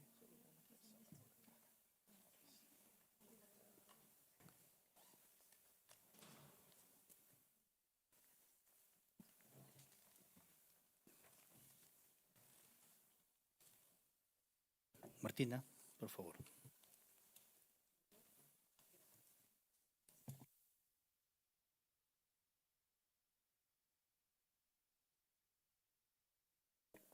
Ok, el otro. Bueno, gracias, señor presidente. Excellencies, colleagues, thank you for having put one of the most pressing yet most solvable challenges in climate action on the agenda of this forum, tackling methane emissions from waste. And it's a pleasure to be here to present the state of play. I'm Martina Otto, the head of secretariat of the UNEP-convened Climate and Clean Air Coalition, and that is a global partnership of 99 countries with 14 actually from this region and over 100 non-state partners working to reduce short-lived climate pollutants, and that is black carbon, methane, tropospheric ozone, and hydrofluorocarbons, and we are also the secretariat to the Global Methane Pledge. But now to why methane matters now and what we can do in the waste sector. And if we can turn to the next slide, please. Methane is responsible for about 30% of today's warming. Okay, sure. Happy to do that. So methane is responsible for about 30% of today's warming, and emissions are on an upward trend. Yet cutting methane is one of the fastest and most cost-effective levers to slow global warming in the next 2 decades. And that's due to methane's short lifetime in the atmosphere and it being more than 80 times more potent than CO2 over 20 years. And as this graph here shows, without methane action alongside decarbonization, we will not be able to turn down the heat fast enough to bring us back to a safe operating space. In short, methane action is our climate emergency brake. But it doesn't stop here. The social cost of methane is also striking. Often overlooked is that methane is a precursor to tropospheric ozone, which is an air pollutant that is health harming and impeding plant growth, and with it, food security. The Global Methane Pledge has created huge momentum with its global target of 30% reduction by 2030 from 2020 levels. And it has been joined by 159 countries and the European Union. But despite this momentum, we're not on track. A lot has happened, but we're not on track, and that's a report that we're bringing out, a global methane status report that we're bringing out at COP30 that is showing that. But the waste sector can help us fill this gap. And at COP29, 65 countries representing well over 50% of methane from waste, including 10 from this region, signed the Declaration on Reducing Organic Waste. And this declaration does recognize the problem. 20% of anthropogenic methane emissions, and the sector is extremely fast growing as a source of methane emissions, and we project a 70% increase by 2050 if we don't act. But the declaration also recognizes that it's a solvable problem. With existing technical measures, we can reduce waste methane by 13 million tons per year by 2030 and catalyze 25 million tons per year by 2040. And the latter is actually due to disposal sites emitting methane decades past disposal, and that's a key reason why we need to work upstream as well. So not only are the solutions known, but about 90% of the measures in the waste sector are low cost. And the graph here comes from this forthcoming Global Methane Status Report, and it shows our analysis of the key measures in the waste sector and where we land with current policies, with NDC pledges, with full implementation of all available measures, and also splitting those out that are low cost. But on top, we have good economic and social reasons to act. Waste is a drag on budgets. Disposal sites take up land that in and around cities is under pressure anyhow. And it's a waste of resources, where we can preserve food as food, turn organics into material, creating thereby new business opportunities, or turn waste into compost that complements chemical fertilizer, which is a huge cost burden for farmers. Or again, we can capture methane from landfills to improve energy access. And that was also reflected in this Roe declaration via this ADVI approach. A, for avoidance of waste, D, for diversion of organics away from dump sites and landfills, V, the valorization of organic waste as a resource, and I, for the infrastructure required to make this transition possible. But this is not an either or, but an all of the above. We need to act on all these things along the waste hierarchy that has been broken down here for us for organic waste. Now, I want to recognize that countries in this region are really stepping up. And just to reflect on a few, Uruguay updated NDC commitments to halving food loss and waste by 2030 and ensuring nationwide organic waste separation and valorization. The Dominican Republic is advancing new national strategies on food loss, waste prevention and organic valorization. And obviously there's Chile's new NDC as well, with targets for all short-lived climate pollutants, and Chile's national organic waste strategy that aims to valorize 2/3 of municipal organic waste by 2040. Excellencies, ladies and gentlemen, NDCs do capture our ambition, and they are our future investment plans, but only just over 50% of countries globally have reflected waste methane in their NDCs, counting both the 2.0 and the 3.0 that have been released before 1st of September. In the region, the rate is a little higher. We're at about 60%, with most of the NDCs containing one measure, and that's the graph that you see here. So for those who are still finalizing their NDCs 3.0, there's still time to include waste methane measures, and the NDC 3.0 timeframe is actually critical to harness the potential of methane cuts to turn down the heat mid-century. So besides the NDCs, there's also innovative local projects that are taking shape with a real bottom-up process as well, and that shows there's a real stakeholder community that is ready to act. In Peru, for example, a black soldier fly pilot project here in Lima, supported by the CCAC, is turning market waste into protein and fertilizers. In Rio, we have eco-parks that are combining composting, biomethanization, and food banks to cut emissions while supporting local communities. And in Costa Rica, there are community-run composting centers that are empowering neighborhoods to close loops locally. And in the CCAC, we're very proud to have a portfolio of over 15 million in funding approved for the region since 2022, with 49 projects in 15 countries. Interestingly, waste-related projects count for 38% of that portfolio already. Now, despite all the progress, there are still a couple of key barriers that remain, and that's our analysis, these 5.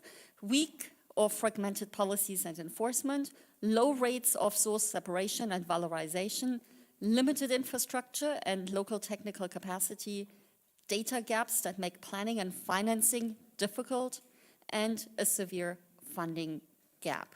And on the funding gap, I just want to highlight this. This comes from a study that we've done as well.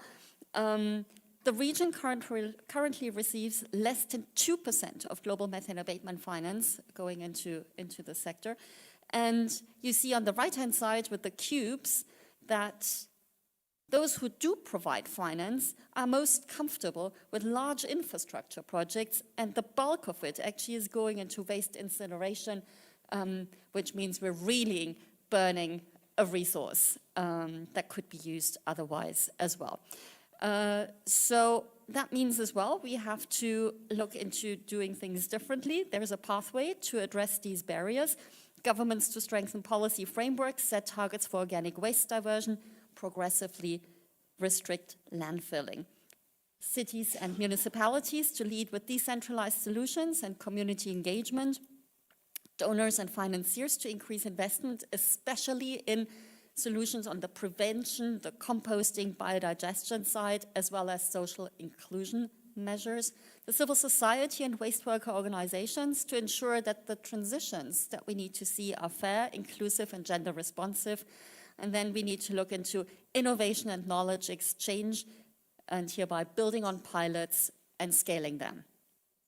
And that takes partnership, and that's what you see on the slide here. That's the essence of COP30 action agenda under Brazil's leadership, and we look forward to turning the pathways into acceleration plans. It does take collaboration between central and local government, and here I want to highlight the Low Methane Initiative that does connect knowledge partners, governments and cities to spur implementation, and that provides already data, capacity and financing models to accelerate change. It does take cooperation between policymakers and the private sector, and here the CCAC Technology and Economic Assessment Panel closes a knowledge and finance gap for selected technologies by highlighting business models, policy barriers, and financing needs. And it does take cooperation between countries, and this is where this regional cooperation program on reducing methane emissions from waste and closing dump sites in Latin America and the Caribbean does come in. Ladies and gentlemen, this region can become a global leader in cutting methane from waste.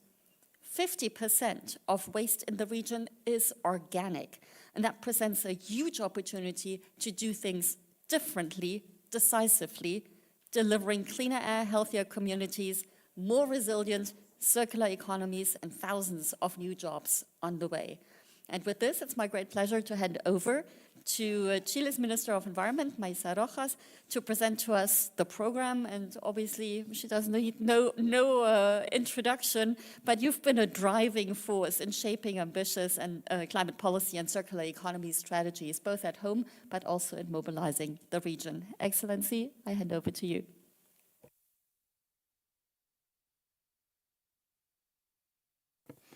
Thank you very much for that, Martina, for the presentation and the kind passing over. Yo tengo una presentación que voy a hacer en español.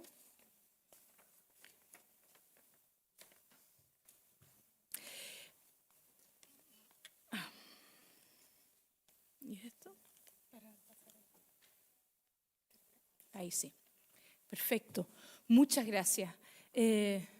Muy buenas tardes a todos y todas. Un gusto de verlos nuevamente. Nos juntamos en Río de Janeiro el año pasado y antes de eso en Panamá. Y también tuvimos una reunión de la mesa directiva aquí en Lima, también donde disfrutamos de la hospitalidad y de la gastronomía.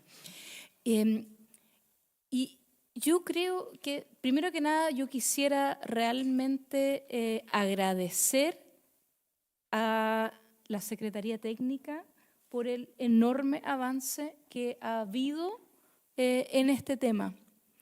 Nosotros llevamos trabajando en el programa regional un buen tiempo, pero fue justamente el año pasado cuando nos dimos cuenta de que la región iba a ser sede de importantes reuniones internacionales, el año pasado con la COP de Biodiversidad y este año con la COP de Cambio Climático, que decidimos pensar en algunos temas estratégicos que nos parecía que nos hacían sentido, así como enfoquémonos, concentrémonos en algunos temas que nos hagan sentido. Y fue así como a todos nos hizo sentido de que le pusiéramos un poco más de energía a este tema de reducir emisiones de metano, que tal como mencionaba Martina, es como el freno de mano que tenemos a nuestra disposición para el calentamiento global, pero que tiene tantos otros co-beneficios que a la región le hacen sentido en temas de, bueno, evidentemente, de residuos, de vertederos, agricultura, biodiversidad, etc. Y de esa decisión que tomamos y donde le pedimos a la Secretaría que nos ayudara a empujar este tema más rápidamente. Después en la COP29, como ya se mencionó, 9 países nos comprometimos a incluir este tema, reducción de metano, compromiso de reducción de metano en el sector residuos en nuestras NDC, y solamente menos de un año después ya estamos con este programa aquí. Aquí hay un pequeño resumen de lo que yo acabo de decir. Tuvimos la sesión especial, decidimos ponerle foco y en menos de un año tenemos un programa que se ve así. Este es el draft, tiene 6 capítulos con una buena parte del diagnóstico, pero también con una visión, objetivos generales, objetivos específicos y soluciones para la mitigación de metano en el sector de residuos. Acá brevemente, esto ya se ha dicho, pero probablemente a mí me gusta cuando, más que hablar de millones de toneladas, que claro, son números muy grandes, pero en el fondo estamos hablando de que generamos algo así como 1 kilo de basura por habitante por día. 1 kilo, es bastante. Y algo así como la mitad de eso son residuos orgánicos. Si nosotros dejáramos que esa mitad estuviera en nuestra bolsa de basura, aliviaríamos la presión que hay sobre nuestros vertederos o rellenos sanitarios de una manera muy, muy significativa. Y todos sabemos, como ministros de Ambiente, lo difícil que es abrir un relleno sanitario. Nadie quiere tener un vertedero o un relleno sanitario al lado de su casa. Entonces, ahí hay una razón social muy importante de por qué debiéramos hacernos cargo de esto. Entonces, con esto en mente y muchos otros elementos que tenemos compartido en este documento de diagnóstico, aquí y también en línea con el Global Methane Pledge, el compromiso de nuestra visión es lograr una reducción del 30% de las emisiones de metano de este sector residuos, al año 2030. También tenemos una visión al año 2035 y al año 2040. Entonces, el objetivo general de este programa es contribuir de manera urgente y significativa a la reducción de emisiones de metano del sector de residuos sólidos en la región de América Latina y el Caribe. Y aquí tenemos, además de eso, 4 objetivos específicos: apoyar la alineación y movilización de los esfuerzos regionales, promover soluciones colaborativas para abordar las barreras comunes regulatorias, financieras y a nivel de proyectos. Martina ya mencionó algunas de las barreras que ellos identifican para la región. Entonces, el objetivo específico 3 también incluye brindar cooperación, capacitación y asistencia técnica específica y actuar como catalizador para movilizar recursos técnicos y financieros. Muy brevemente, pero en el caso de Chile, la gestión de los residuos, la responsabilidad la tienen los municipios. En Chile tenemos 345 municipios, muchos de ellos muy pequeños, rurales, con muy, muy pocas capacidades. Y por lo tanto, esta tarea realmente les queda grande. Y es un desangre de recursos y de recursos, en muchos casos, mal utilizados, porque estamos botando recursos a esos vertederos o rellenos sanitarios. Así que la parte de capacitación y de coordinación es evidentemente muy importante.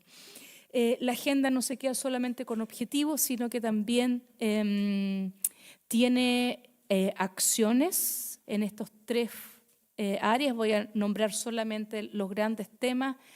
Ustedes lo tienen en el documento completo, pero acciones que vayan en el fortalecimiento de los marcos jurídicos y su aplicación, acciones asociadas a la mejora de la capacidad institucional y operativa, por ejemplo, ayudarle a nuestros municipios o al quien está a cargo en nuestros países de esto para poder lograr operacional este avance.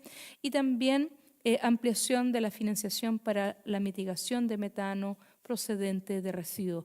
Sabemos que existen varias soluciones, varias opciones, todos debieran estar en nuestras manos.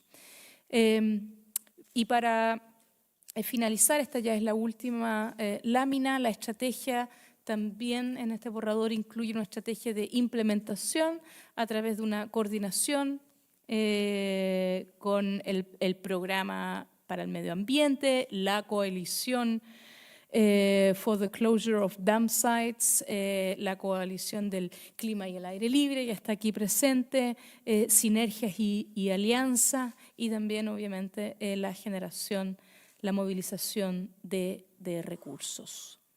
Y esto sería la presentación de este trabajo que, como digo, yo creo que en un tiempo bastante récord y gracias a y respondiendo al mandato que les dimos hace menos de un año, y quisiera realmente felicitar el avance que hemos tenido en este poco tiempo y esperamos poder entonces entrar de lleno en su implementación. Muchas gracias.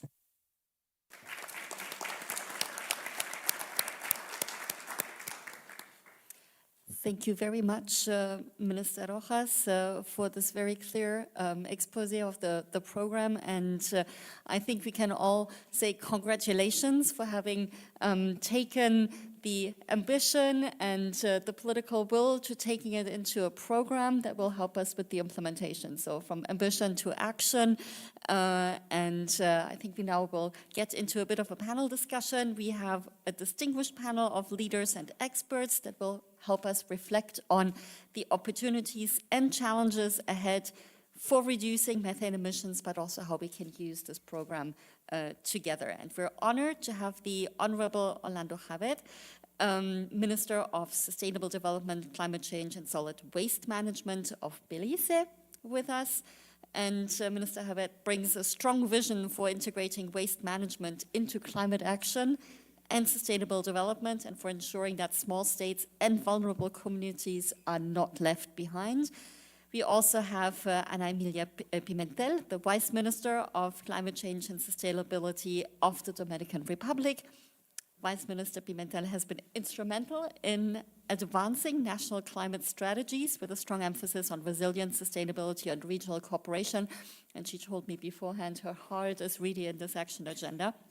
And finally, we are joined as well by Carolina Urmeneta, Director of Circular Economy and Waste at the Global Methane Hub. And Carolina has long been a champion of waste sector transformation in the region, obviously with her previous position, but also now at the Hub, where she's helping to mobilize global ambition and financing to drive methane reductions at scale. So we look forward to a rich discussion, and then we'll open it up to the floor as well. But let me start. Minister Javet, if I may begin with you, how does setting an ambitious agenda and an ambitious target and including waste into the NDCs unlock the investment and the confidence needed to scale action? Thank you very much, Martina. Good afternoon, everyone. Let's start recognizing that the NDC serves not just as a roadmap for emissions reduction, but as a comprehensive strategy to safeguard the environment. In this case, I'm speaking about Belize and its economy and communities for future generations. Firstly, we look at quantifying the opportunity. The NDC's clear emissions reduction goals help define and communicate the investment case to potential donors, to development banks, and to the private sector. Belize currently is shifting from an end-of-pipe approach to an integrated circular system that cuts methane quickly while improving public health and jobs. In NDC 3.0, which we submitted earlier this year, we set quantified, explicit, ambitious waste targets that backstop investment decisions. Avoided emissions of 8.5 kilotons of carbon dioxide equivalent by 2030 and 21 kilotons of carbon dioxide equivalent by 2035. This is supported by concrete actions such as separating recyclables at source, This might not sound like much, but 5% by 2030, 10% by 2035. Increasing methane flaring at the National Sanitary Landfill, 10% by 2030, and methane capture to 15%, and to explore waste-to-energy options and expanding service coverage nationwide. We will develop a waste management master plan by 2032 with implementation through 2040 and adopt a circular economy framework and a ban on open waste burning by 2030. These measures are paired with national campaigns as part of public engagement. Our NDC 3.0 also includes stricter enforcement and sectoral baselines, increasing community buy-in, which is vital for sustained and successful investments that can attract local or domestic ventures. But let me go back saying that while we as a country are looking for NDCs to be more ambitious, we are also asked by the global community to also be more ambitious, but also we have to look at ourselves to see how much of that we can implement when we put those ambitions in place. Additionally, the much needed requisite monitoring, reporting, and verification systems are needed so that results are measurable and through adequate project financing. Our key lesson is that credible data unlocks credible capital. A consolidated sector-wide MRV and data system spelled out in the master plan creates the baseline and tracking that Belize needs to crowd in partners. Because the waste program is conditional on international support, we can't do it alone. We are sequencing policy signals with pilot projects to demonstrate bankability and de-risk private participation.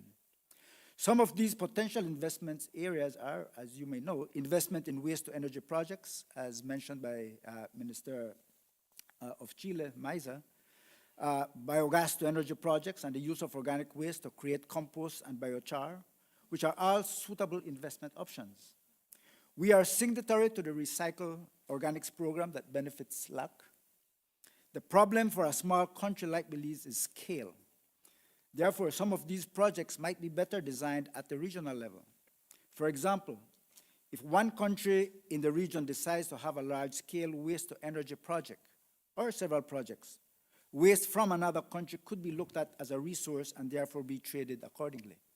Belize is about 23,000 square kilometers.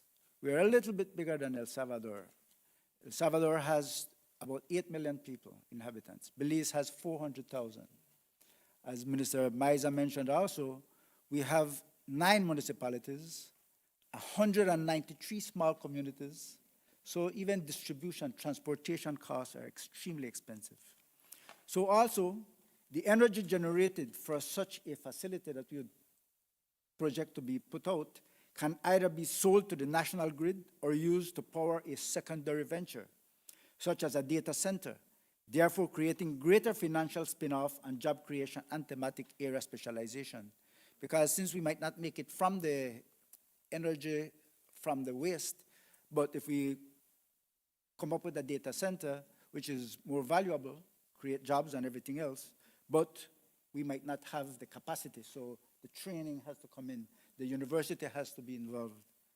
So readiness for climate finance actually comes up with, even with progress to date, the waste subsector in Belize shows a US $53 million financing gap, with a US $64 million need, but with a US only $11 million that has been secured, within a broader mitigation envelope of about $609 million, with a 75% overall gap.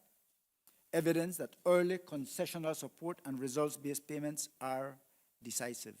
So if we can get some monies back through credits from methane capture and everything else, then that would be something where we can look at.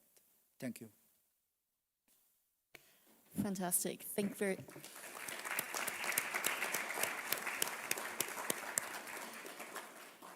Thank you, Minister. There's a lot to unpack, I think, from the signal function to the concrete actions that have been included, highlighting the importance of enforcement, but also the MRV, the opportunities that come with Article 6 as well, and I think there is something to hold the thought as well on the regional collaboration here to get things to scale. So thank you very much for that. And I would like to turn to Minister Rojas for the same question, actually, since Chile has just released the new NDC and you have experience with your strategy as well. How is this moving and unlocking investment? Yeah, thank you. Indeed, we have included methane reduction in sort of an intermediate NDC that we handed in 2022, 23, no, 22. And the one that we submitted last week, we are committed to have a peak of methane emission this year and a reduction of 10%. And this is complemented by a bill for the valorization of organic waste and a strategy on loss and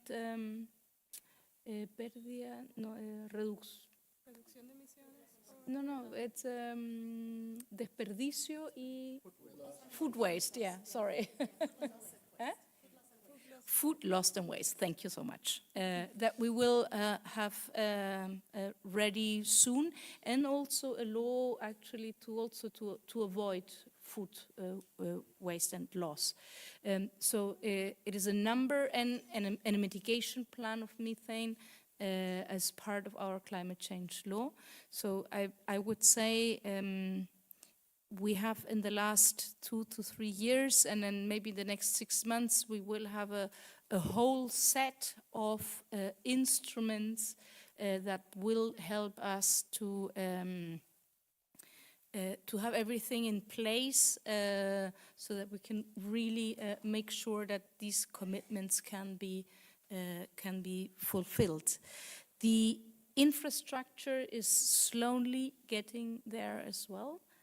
And I guess this still is the main challenge, really, because as I mentioned, municipalities have by law the responsibility of the waste, and in particular, small municipalities feel challenged to take care of organic waste without the infrastructure being there. So it's a bit of the egg and the chicken and the egg thing. So do we have the infrastructure first? Do we have the commitments first and the responsibility? And that will get us to the infrastructure. And so that is really, I would say, if we can really in the next year or two unlock that part, I'm pretty sure that we will be able to not only fulfill, but to really reduce in a very significant way our emissions from waste. Thank you. Fantastic, thanks so much. And I think it's really, really important to highlight as well where some of the difficulties lie. One is saying, yes, we're the cheerleaders of taking things forward, but it's also, it's a difficult path that you're all on. And I think it's important to share as well where some of the difficulties lie, to get inspiration as well from others, where we take things, and there's a first leader, sort of first mover advantage and disadvantage in this as well. But thank you. Let me turn now to Vice Minister Pimentel.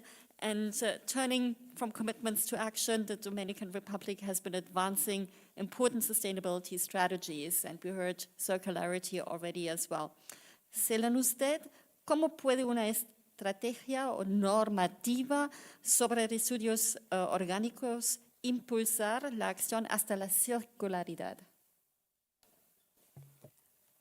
Hola a todos y todas, buenas tardes. Saludos desde República Dominicana. Quizás, Martina, empezar contando un poco lo que hicimos en República Dominicana en materia de gestión de residuos sólidos. Nosotros estamos administrando y gestionando problemas de hace 30 años, los trajimos a la realidad, y hoy en día el sector residuo pues es un sector, digamos, que se mueve mucho. En el 2020 pues se crea la ley de residuos sólidos y no existía absolutamente nada en materia de gestión de residuos. Esta ley, este marco jurídico que creemos tiene oportunidad de mejora, pero es el marco jurídico robusto que tenemos, pues manda a crear un fideicomiso público-privado, administración pública, y un FID para que el sector privado pague por la gestión de residuos. Eso implica recolección, ruta de frecuencia hasta disposición final. Lo ideal sería activar la circularidad, pero ahí entra la variable sumamente importante, que no necesariamente es el costo de transporte, que sí lo es, sino la variable educación. Recordemos que pues, en América Latina pues, la educación ambiental de reciclaje, gestión y toda esta parte no es una educación que se tiene, hay que impulsarla y hay que desarrollarla. Entonces no es quien pues, lleve basura o residuo a un vertedero o a un sitio de disposición final, sea cual sea, sino el que genere menos. Y en la manera que instruyamos a nuestros ciudadanos a generar menos, pues vamos a tener menos circularidad, y eso no implica que el negocio de la gestión de residuos sea un negocio que no sea altamente importante y valorable en el sector privado. En ese sentido, pues se crea una dirección de residuos sólidos amparado por este FID, donde el sector privado va a pagar dependiendo de su riqueza, y entonces se le cobra directamente vía impuestos a estas empresas. Dependiendo del tamaño, pues tienen que pagar una tarifa, y esa tarifa pues va a repercutir en el pago del tipping fee de la gestión de residuos. Es una circularidad bastante interesante y se paga para centro de acopio, estación de transferencia y sitio de disposición final ya formalmente, y se crea pues este sector económico que es el sector de valorización. Hoy en día República Dominicana tiene de 240 vertederos priorizados 30 atendiendo a sector ambiental, social, poblacional, distribución de población y turismo. Recordemos que República Dominicana pues depende mucho del sector turismo. Entonces se categorizaron 30 de importancia y hoy en día tenemos 8 vertederos cerrados. Eso es un gran logro para nosotros, porque esa distribución de dónde se dispersa y dónde se gestiona la disposición de residuos, pues ha sido respondida por el sector privado. Tenemos 4 plantas de valorización formalizadas con estándares internacionales, creando un sector económico a favor de la gestión de residuos que genera grandes pues, beneficios para el sector privado. Asimismo, este FID se carga al sector público dependiendo de la carga presupuestaria que tenga el Estado, por lo que también se genera pues, un impuesto y una cuenta para poder pagar este tipping fee. Aún no tenemos generación de metano porque estamos cerrando, pero la idea es trabajar para crear esta generación.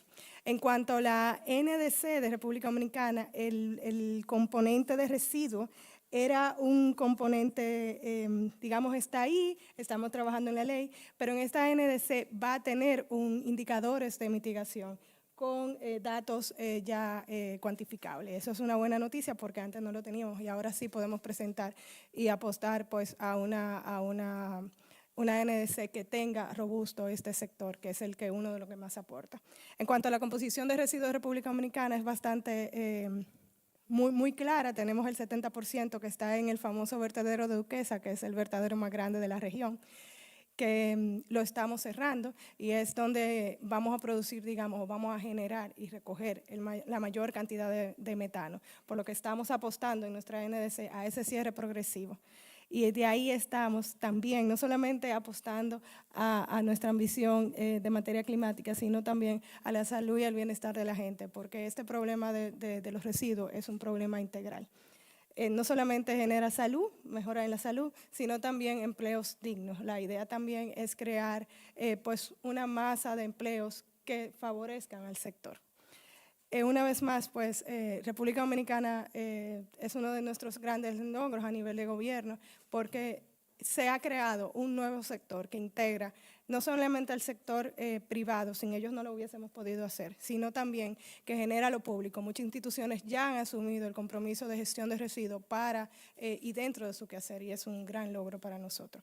Genera un exceso de inversión, hay un interés en el sector privado a favor de estos temas. Fantastic. Thank you so much. I think this is extremely helpful.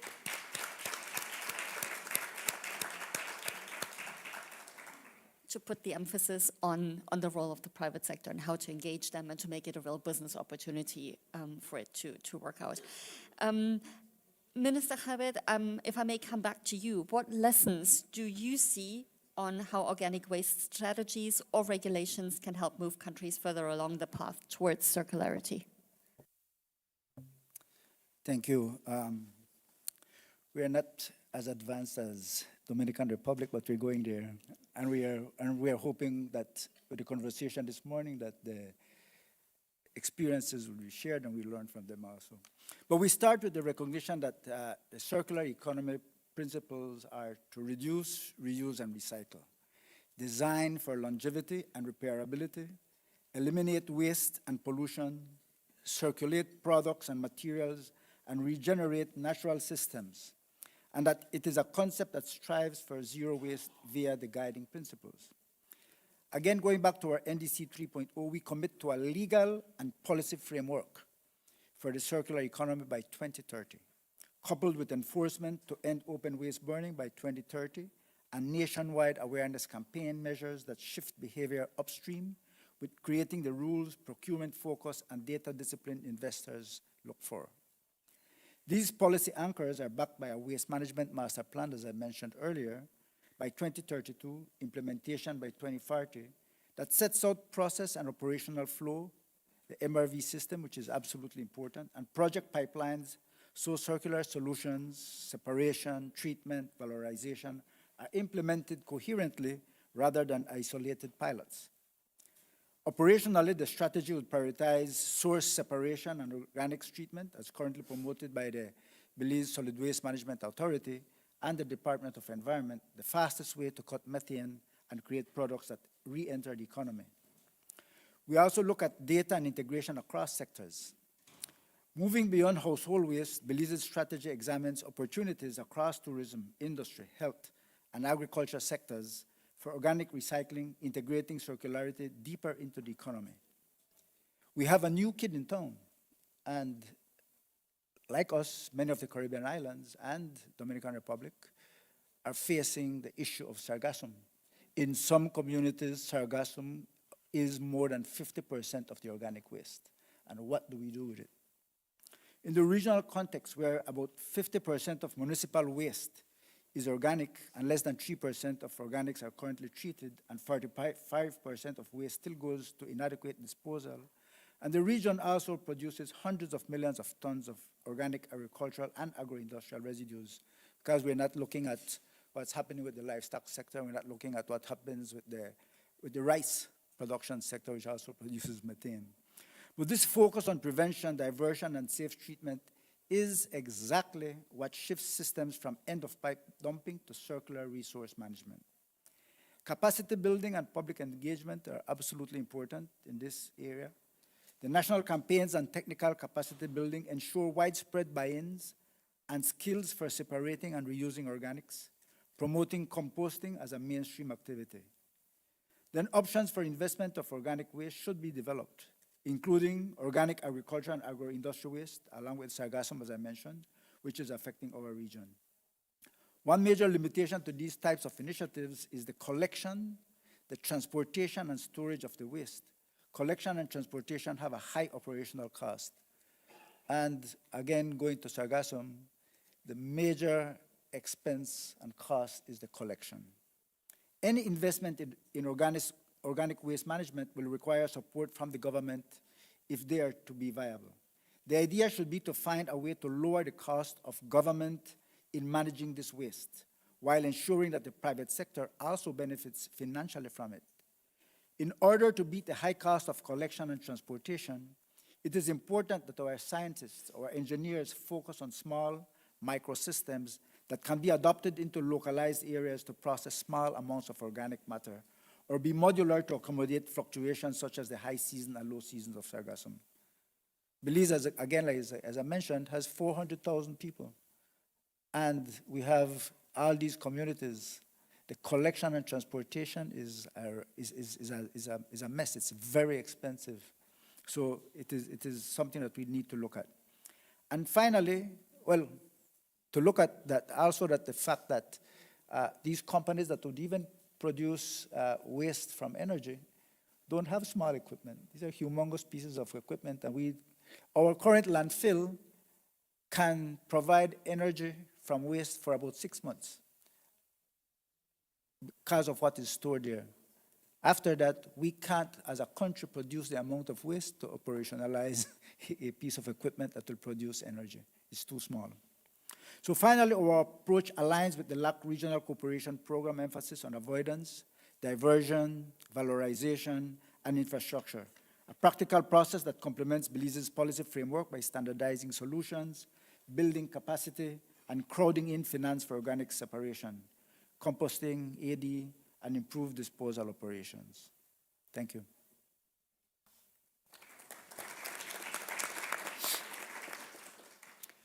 Thank you very much, and that's super rich where we're getting to. I'd like to shift gears a little bit and home into another dimension, and that's the informal sector. And obviously, that plays a vital role in waste collection, particularly also in this region, not only the collection, but also the valorization, and doing that often in precarious conditions. And I'd like to turn to Carolina now, if I may.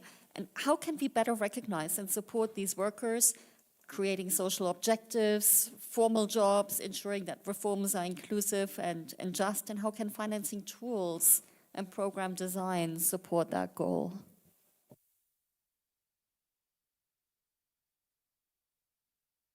It's the one to the right. There it is. Yeah. Thank you, and thank you for the invitation, and I'm going to switch to Spanish also. Yo represento al Global Methane Hub, que es una iniciativa de la filantropía que apoya a la reducción de emisiones de metano en el sector residuos, también en agricultura y energía. Y lo primero es felicitar, ¿cierto?, a la región, a la Secretaría y a todos los países que tenemos acá por el liderazgo tremendo que tenemos en temas de residuo y reducción de metano.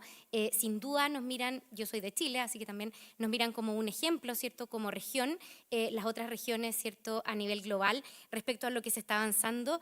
Y esto sin duda va a ser una muy buena noticia para la COP latinoamericana que tenemos ahora en Brasil, ¿cierto?, que es una COP de implementación. Y como nos decían en la introducción, el sector residuos es un sector donde podemos implementar acciones ahora a un costo que es relativamente bajo, y sin duda tenemos que hablar de movilización de financiamiento, ¿cierto?, que podemos hablar probablemente en la siguiente pregunta. Respecto a específicamente los recicladores o los cartoneros o los catadores, ¿cierto?, como les decimos en distintos países de la región, nosotros desde la filantropía hemos estado apoyando principalmente que ellos, lo primero para nosotros que fue muy gratificante, ¿cierto? Nosotros trabajamos con los bancos de desarrollo y con varias organizaciones cuando nos acercamos a los recicladores de base y les planteamos esta agenda con un poco de dudas de ver cómo le iban a apoyar, porque quizás el interés estaba principalmente en los temas de los plásticos, los cartones, etcétera. Ellos vieron de inmediato que esto era una agenda de oportunidad por cómo la separación, y un poco lo que nos decía el ministro, ¿cierto?, el lograr segregar los residuos orgánicos ayuda también a limpiar el resto de los residuos. Por lo tanto, es una especie de win-win también para los recicladores de base. ¿Cómo los estamos apoyando nosotros? Y muy disponibles también para discutirlo con ustedes y para poder relevar este tema. Hemos implementado, ¿cierto?, con la Asociación Internacional de Recicladores de Base y también con la Asociación Regional de Recicladores una metodología que se llama la tonelada justa, que reconoce lo que los recicladores están en el fondo trabajando, ¿cierto?, y cómo esto se puede incorporar en los distintos proyectos, y también los beneficios que estamos teniendo, ¿cierto?, en reducción de metano, pero también, como decía la viceministra, ¿cierto?, de República Dominicana, en otros co-beneficios, en temas de salud, ¿cierto?, en temas de generación de empleo, etcétera. Y eso nos parece que es una muy buena oportunidad, ¿cierto?, para poder fortalecer y relevar el trabajo que tenemos en la región con los recicladores de base. Así que lo vemos como una tremenda oportunidad, es algo que se está haciendo en varios países y que podemos y estamos felices de apoyar otras iniciativas similares. Así que muchas gracias.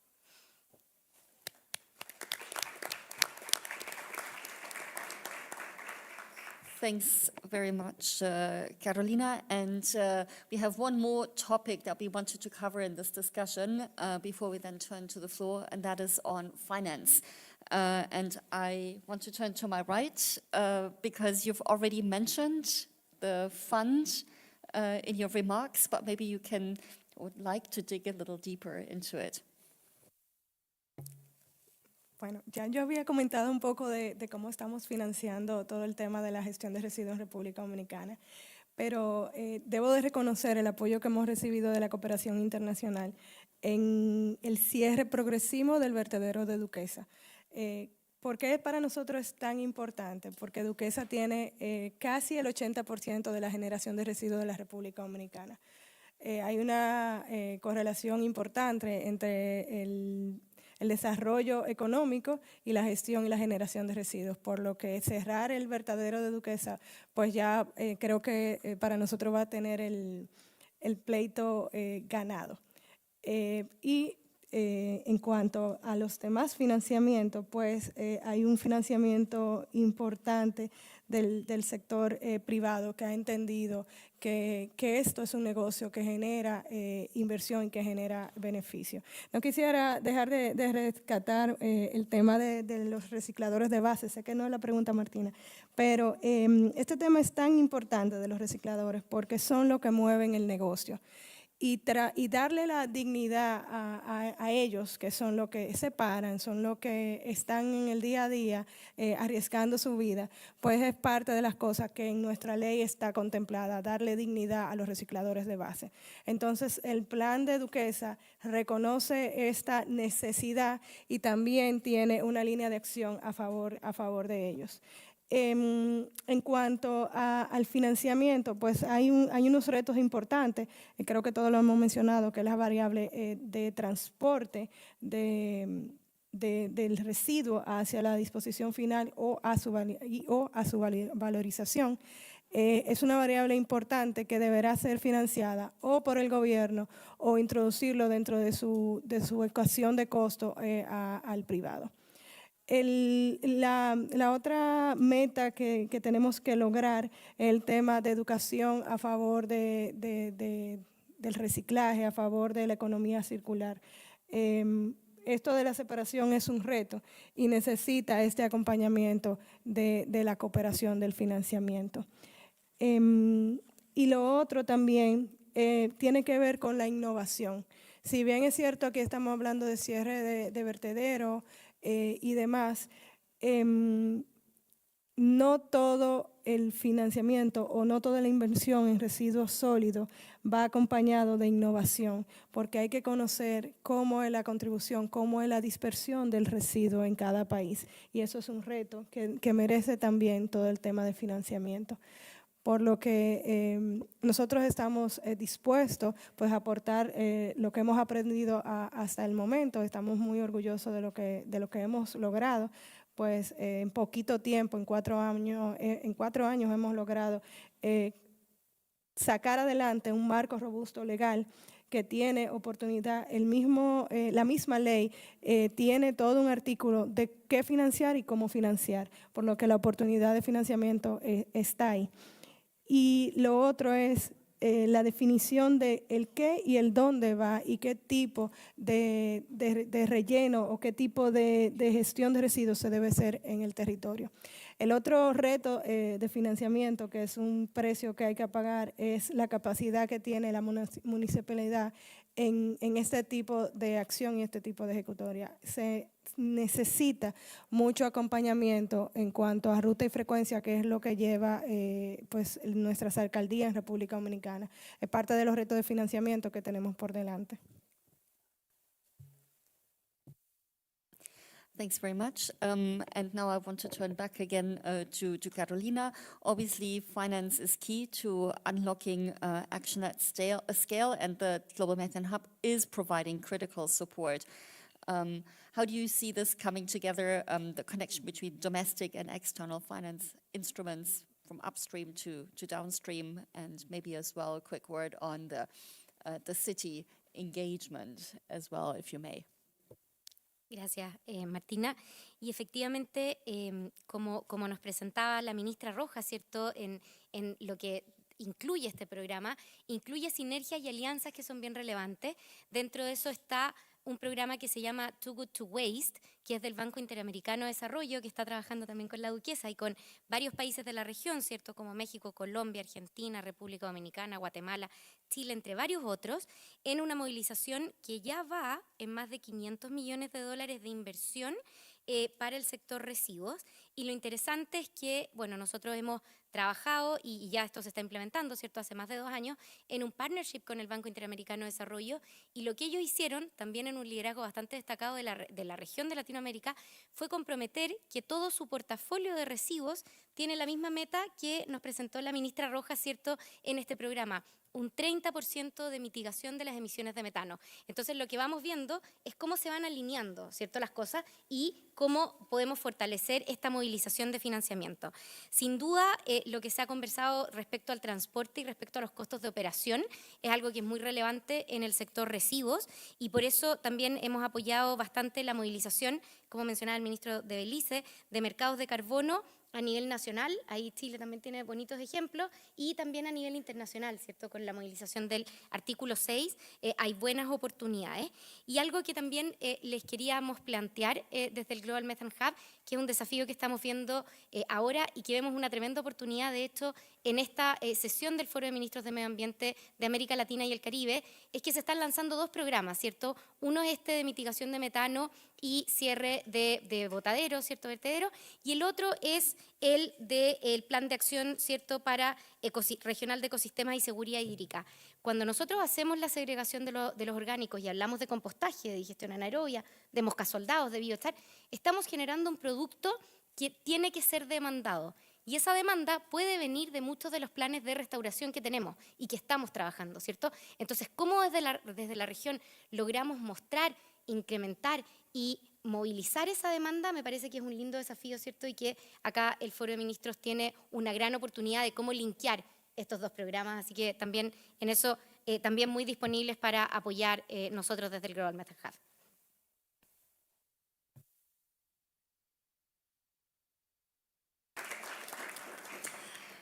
Thank you, Carolina. And I think we've come to the end of the time foreseen for this panel discussion. I really would like to thank all of the panelists. You've been absolutely amazing in sharing how far things have come already. We will come back to you for a final word at the end of this. And with this, I hand back to the President. Muchas gracias.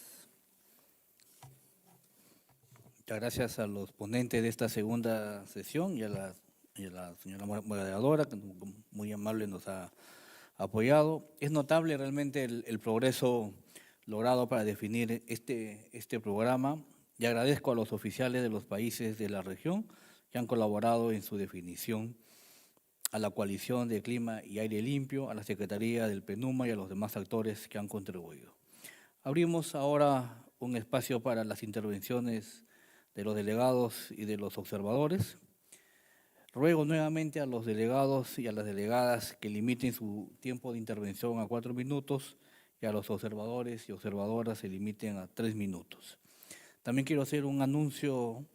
El café está afuera, así que pueden traer su café a sus respectivos sitios para seguir con la reunión. Agradecemos a nuestros panelistas y a nuestra moderadora por tan brillante presentación. Muchas gracias. Ahora voy a proceder de acuerdo a cómo se ha acordado previamente. Voy a dar la palabra a los que van a intervenir.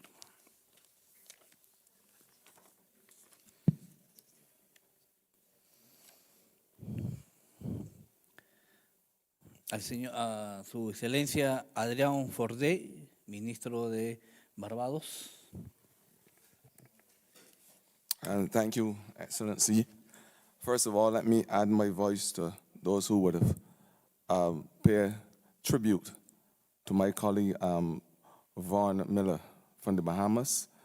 I want to extend my condolences to his immediate family and, of course, the extended family, the good people of the Bahamas.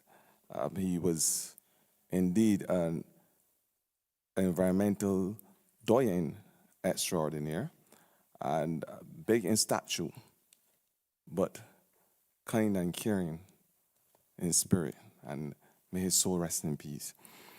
I want to say, and I may repeat, the often said narrative that the Caribbean contribute very little to this crisis that we face. But yet still again, we face the most adverse effects. The same thing with methane. We in Barbados produce about 2,035 kilotons, very small amount compared to the world, which according to record is about 570 million tons or so, the equivalent of about 16 billion tons of carbon dioxide. Almost half of the 40 billion that is produced annually. It is devastating based on its effect on the environment. We all know that. In Barbados, the methane primarily is produced by our landfill. Our agriculture sector, the landfill produces about 40 or so percent, the agriculture sector about 35%, and the rest is from other sources. What we have been doing is to start our cost-benefit analysis to first of all recognize the cost to ameliorate the effects of methane. How it is that we are going to ensure that our landfills are piped in such a way that we are able to capture that methane and the cost to do that. That is the stage that we are at. How do we ensure that our ruminants in the agriculture sector are given the alternatives in terms of feed so they will produce less methane and the cost of doing that? Then how would we ensure that from our natural gas sources that the piping does not allow for methane leakages that can go into the atmosphere? Those are the types of conversations we are having, because unfortunately for us, the conversation must be about the ability to finance. The ability to finance, and that is why we have often made the plea to have finances at concessionary rates, because it becomes a matter of our leaders being contortionists of sorts.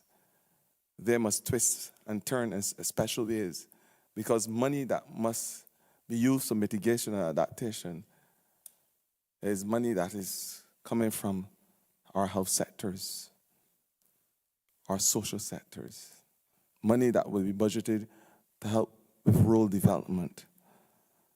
So it becomes a situation where you try to play the balancing act. And it's a very, very difficult position for us in the Caribbean when we don't have the wiggle room.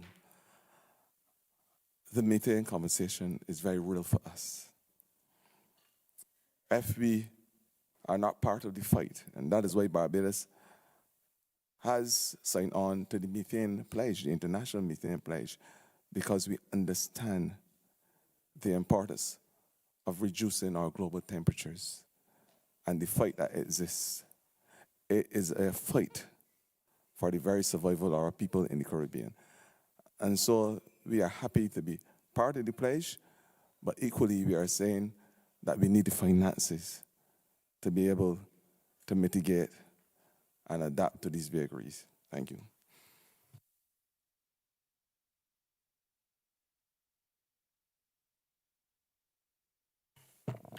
Muchas gracias, Su Excelencia. Ahora quisiera dar pase a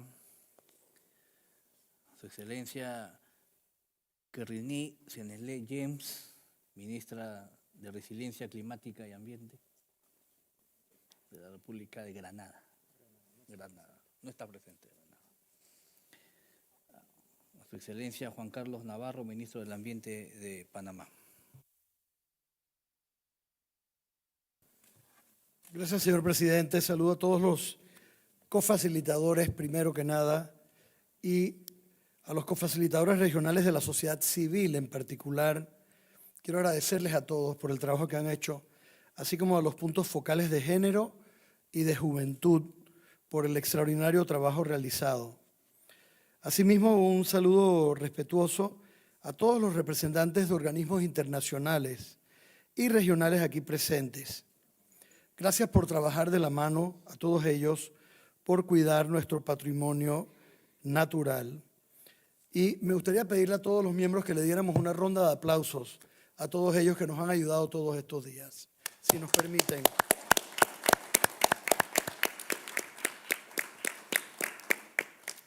Señor presidente, seré breve. La crisis de vertederos o basurales es una crisis global, pero es una crisis que afecta particularmente a América Latina y el Caribe, en particular aquellos países que tienen mayor dependencia, han desarrollado de mayor manera el turismo. En Panamá, hablar de residuos y de metano es también hablar de la crisis de los plásticos. Ambos problemas comparten raíces en la falta de gestión integral y en modelos de producción lineales que generan contaminación en cada etapa del ciclo de vida. Así como los vertederos abiertos, los basurales, son un símbolo de atraso, los océanos llenos de plástico son la otra cara de la misma deuda ambiental. Y es un problema que nos afecta más y más, y es un problema transfronterizo. Muchas veces la basura plástica de una nación llega a las playas de otra. Es más, pasa con una frecuencia tremenda, que amanece una playa turística llena de basura plástica que proviene de otro país.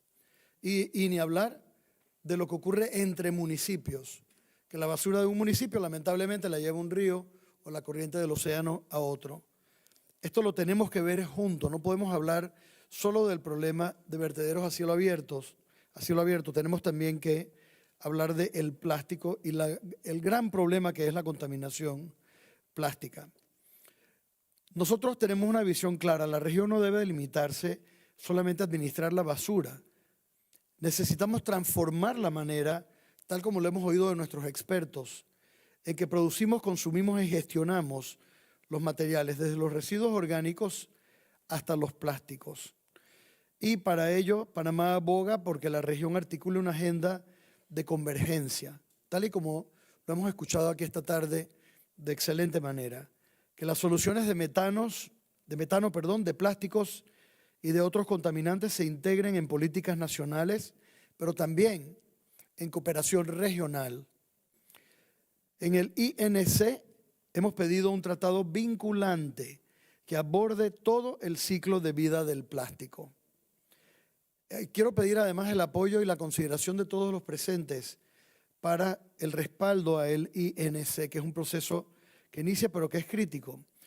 Ese mismo enfoque integral debería guiar la gestión de residuos y la reducción del metano. Es nuestra posición y nuestra visión. Y por supuesto lo que estamos haciendo aquí hoy, la región debe hablar con una sola voz para que nuestros compromisos aquí en el foro nos sirvan luego como compromisos en el COP respectivo. Gracias, señor presidente.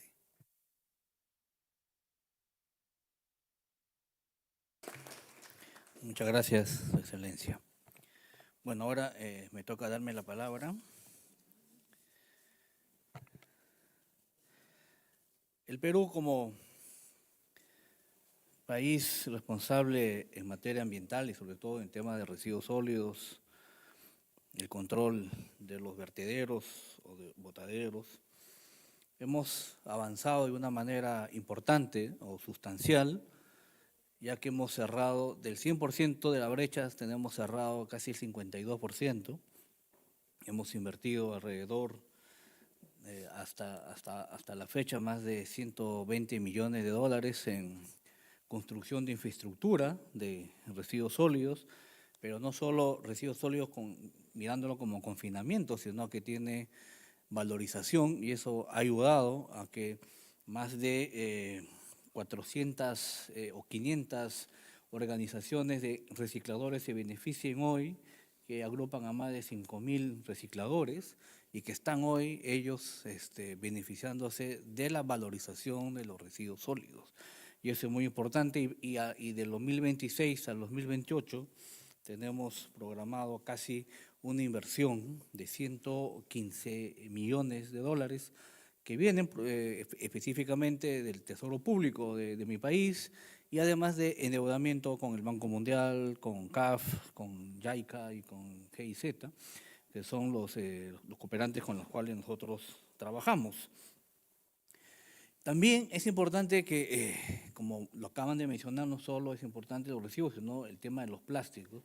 Ya nosotros desde el 2018 tenemos una ley para la reducción de plásticos de un solo uso. Esto es muy importante porque hoy las empresas peruanas y empresas que están en el Perú están cambiando todos los utensilios que serán fabricados con plástico de un solo uso a materiales biodegradables, lo cual es importante. Los centros, los supermercados que hoy uno va y puede visitarlos, ya en los anaqueles están esos tipos de utensilios biodegradables y eso es muy importante, ¿no? La misma aprobación de la hoja de ruta de economía circular para residuos sólidos y otros sectores ha sido clave porque hoy impulsamos a través de organizaciones de comunidades, bionegocios y econegocios basados justamente en los desperdicios que dejan las industrias y se transforman en otros productos y eso es muy, muy importante. Pero un aspecto importante es que el Perú lo que ha hecho es generar un incentivo económico a partir del Ministerio de Economía y Finanzas para los gobiernos locales, ¿no? Ese incentivo económico es que cuando un gobierno local avanza en la gestión de residuos sólidos, invierte en educación ambiental, en ciudadanía ambiental y también en la infraestructura de residuos y muestra un alto desempeño en materia de gestión ambiental, en residuos sólidos, el Ministerio de Economía devuelve esa inversión. Por eso es muy, muy, muy importante. Con estas acciones hemos logrado reducir más de 26.000 toneladas de CO2 equivalente, y esto es muy importante, ¿no? Porque tenemos una clara política de poder cerrar ese 42% de la brecha que aún nos queda. No solo estamos construyendo infraestructura, sino cerrando todos los vertederos que hoy están activos. Y por el otro lado, que también es importante, con nuestras medidas de NDC, como casi todos tenemos la actualización de las NDC 3.0, nosotros nos hemos comprometido en estas nuevas NDC actualizadas y aterrizadas con cada uno de los sectores, que son más realistas. La última actualización era muy importante, pero muy buenas intenciones de poder hacer muchas cosas, pero hoy los hemos aterrizado. Y la idea es que podamos reducir 179 millones de toneladas de CO2 al 2035. Esto ha empujado con 84 medidas, 66 de mitigación y 18 de adaptación. Y también es importante que la energía, el Perú está cambiando su matriz energética. Actualmente el 18% de la energía nacional es renovable y tenemos proyectos importantes en el sur del país para hidrógeno verde, parques fotovoltaicos. Hemos instalado un parque en la Amazonía, en Iquitos, que está dando energía a poblaciones y eso es sumamente importante para las políticas que tiene el Perú. Y a nivel de transportes, con el puerto de Chancay, ¿cierto?, se ha abierto las puertas al ingreso de vehículos eléctricos que hoy representan en el mercado el 4.6% del mercado de vehículos eléctricos. Muchas empresas están cambiando sus flotas vehiculares a vehículos eléctricos y con la creación del Fondo de Electromovilidad este año, a través del Ministerio del Ambiente, lo que se quiere es incentivar al cambio de estos vehículos a vehículos eléctricos y mejorar y ampliar la infraestructura para este tipo de vehículos. Entonces, es muy importante comenzar a valorar los esfuerzos que estamos haciendo en cada uno de los países. Y dicho esto, nosotros lo que estamos haciendo es comprometernos como país para continuar trabajando con todos ustedes, con cada uno de ustedes, sus excelencias de los países, bajo los principios de solidaridad, de cooperación y de responsabilidad compartida, con el firme propósito de garantizar un futuro más sostenible, justo y también sostenible para nuestras poblaciones en general. Muchas gracias.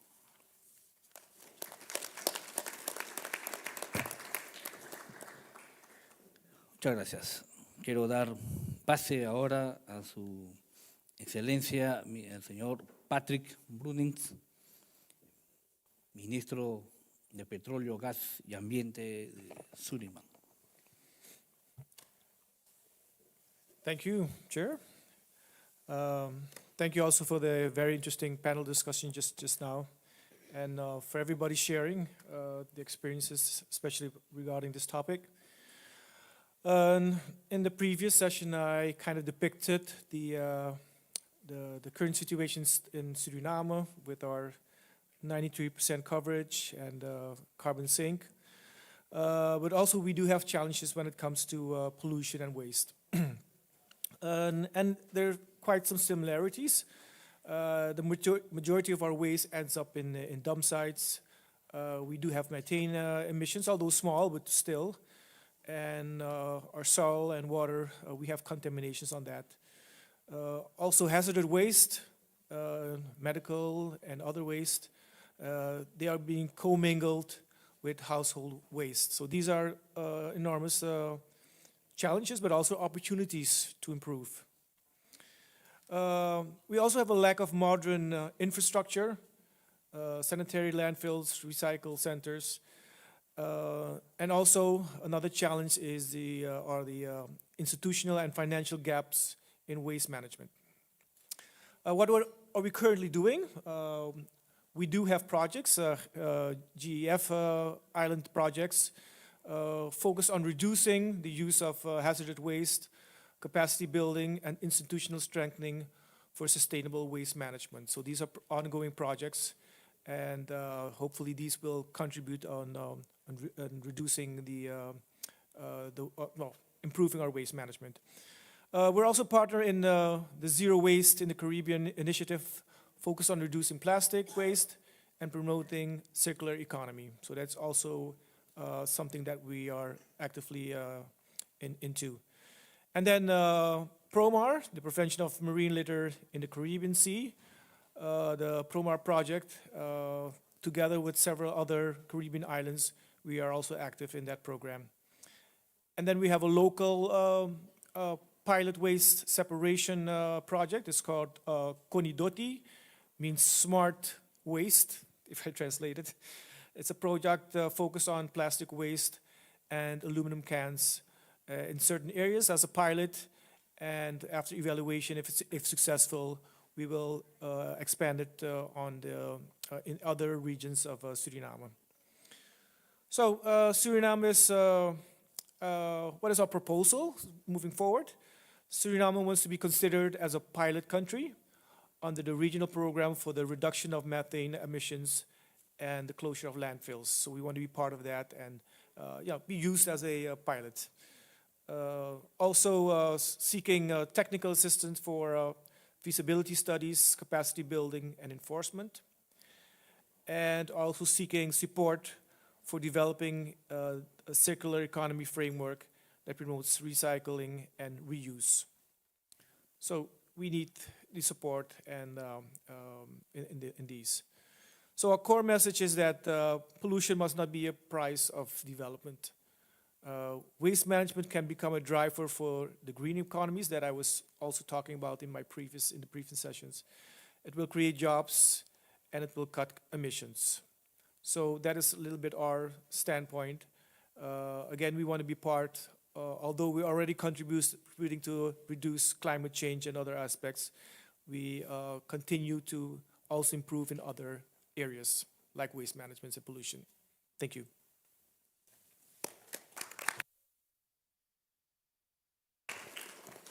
Muchas gracias, Su Excelencia. Ahora quiero dar pase al señor Edwin Josué Castellanos, viceministro de Recursos Naturales y Cambio Climático de Guatemala. Gracias, presidente. Realmente un tema importantísimo para Guatemala, así que estamos más que dispuestos a seguir trabajando con toda la región en buscar soluciones a este problema.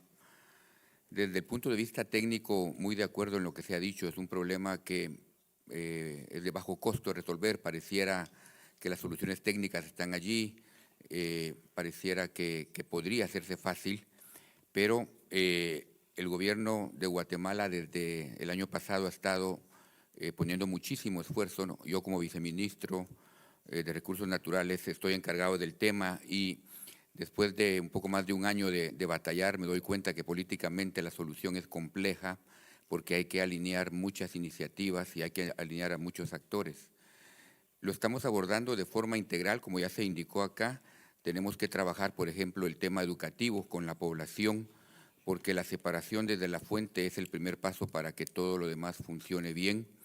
Pero después de décadas de no hacer nada con la basura y de que la gente incluso en Guatemala piensa que un río es el mejor lugar para tirar la basura, que una quebrada o un barranco es el mejor lugar para tirar la basura, cambiar esa mentalidad es realmente una tarea formidable. También estamos trabajando con el sector privado, creo que es importantísimo poner ese esfuerzo con el sector privado. Me encantó escuchar de República Dominicana esa iniciativa de que el sector privado aporte financieramente, porque es algo que en Guatemala nos ha costado mucho. A ellos les gusta mucho escuchar de economía circular, pero cuando hablamos de responsabilidad extendida del productor, ahí empiezan a hacerse para atrás.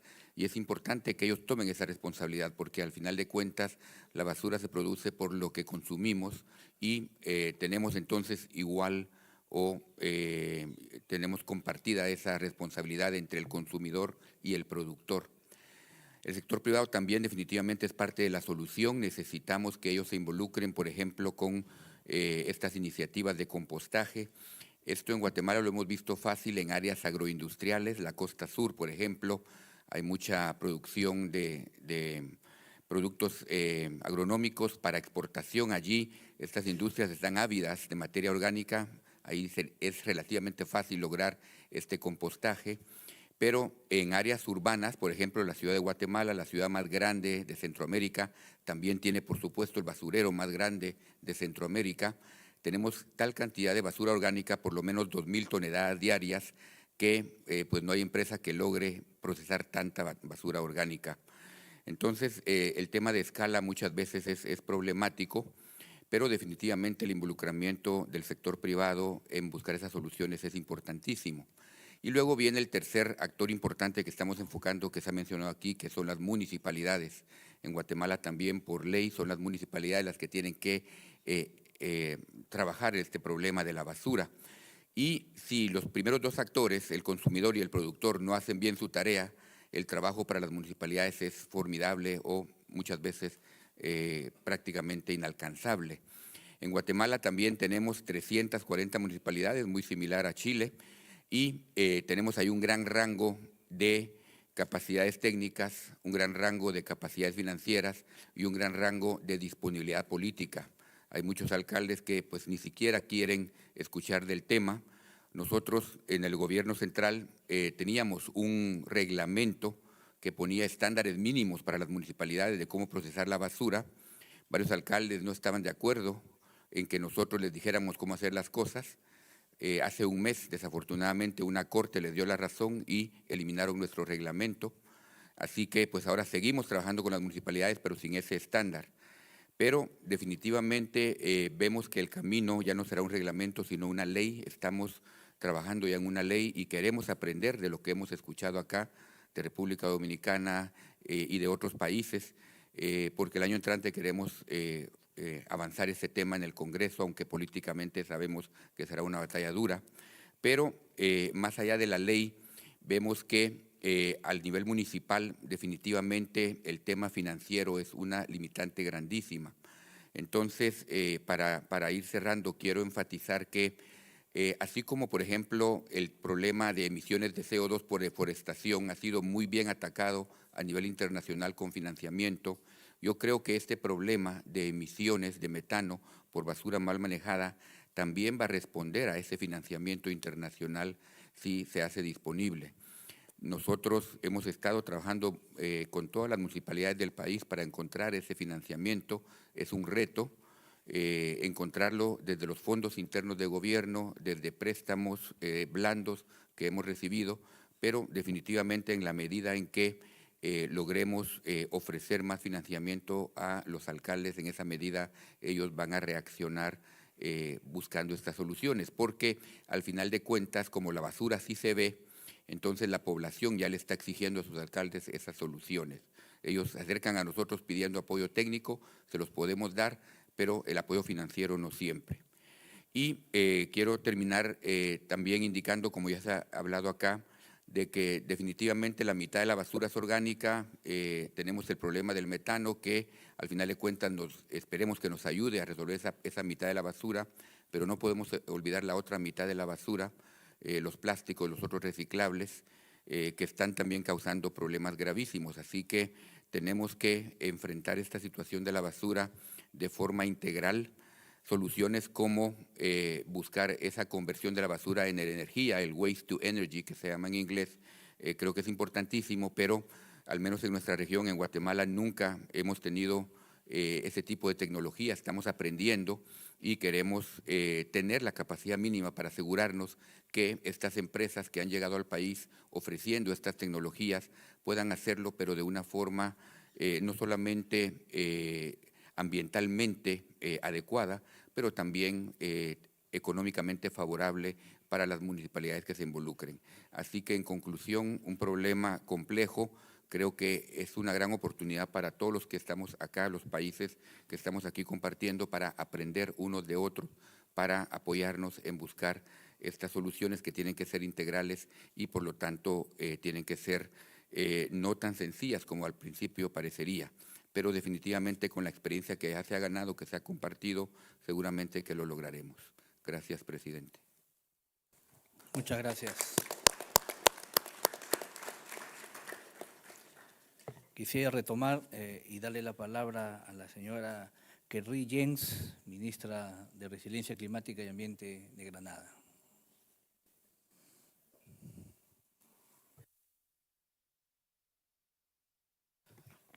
Thank you so much, Chair.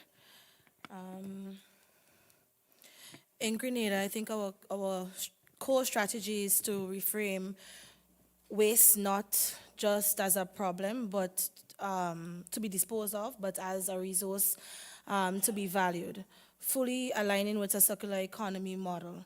And so reducing methane from waste is a commitment or committed component within our nationally determined contribution. And we are in the process now of revising that, and we have placed even much more emphasis in that new document that will be submitted soon. A central pillar of this strategy is tackling the largest source of landfill methane, organic waste. We are actively working to reduce organic waste or organic matter in our landfills by scaling up national composting initiatives. Our Grenada Grows initiative, for example, is one of the projects now that we are undertaking in partnership with a Grenadian citizen who have been able to lobby partners from across the US, which focuses on how we can move from waste to fertilizer. It's a waste to fertilizer project in development that will transform organic waste, including invasive sargassum, into a valuable agricultural asset, turning a climate liability into a solution for food security. So this national focus on organics is supported by our work on other waste streams at the regional level as well. Grenada is an active participant in the Recycle OECS project. This EU-funded initiative is fundamental for a circular economy for plastics, moving us towards better source separation and creating value from waste. So this policy-driven work is complemented by the on-the-ground national campaigns which mobilize our communities to clean up their neighborhoods and properly manage existing bulky waste such as derelict vehicles and illegal dump sites due to construction. However, I think one of the most profound lessons learned came from the devastation of Hurricane Beryl last year. the immense volume of disaster debris threatened to overwhelm our systems and, of course, paralyze our recovery.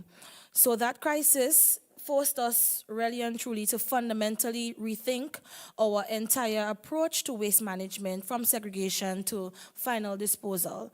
The key lesson is that a resilient and sustainable waste management system is not optional. It is a critical component of national security and climate resilience. Without it, adaptation in every other sector is compromised. Grenada strongly also endorses the new regional cooperation program as a vital mechanism as well to accelerate our collective action, to catalyze support and ensure its success. We believe that it should be focused on 3 practical areas. The first being to establish a technical expertise hub. Many SIDS lack the specific engineering capacities for advanced solutions like anaerobic digestion or landfill gas capture. So a regional hub, we believe, could provide shared technical assistance, helping us design and implement the right solutions for specific contexts. Secondly, developing a policy and regulatory playbook. Instead of each country starting from scratch, the program can help collate and share best practices on policies like plastic bans, deposit return schemes, and creating standards for composting. The question on financing options, it correctly identifies a major gap. Finances too often focus only on downstream infrastructures like landfills.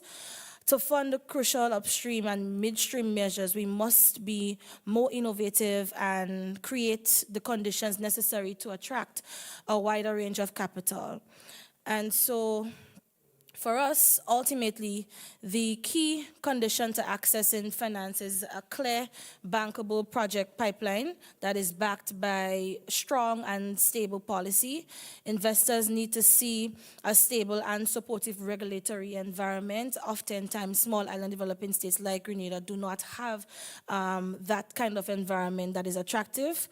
So I believe that once we can implement these things and once we can give support in that cohesive and coordinated way, we can really and truly achieve our agenda. So that will be my comments now.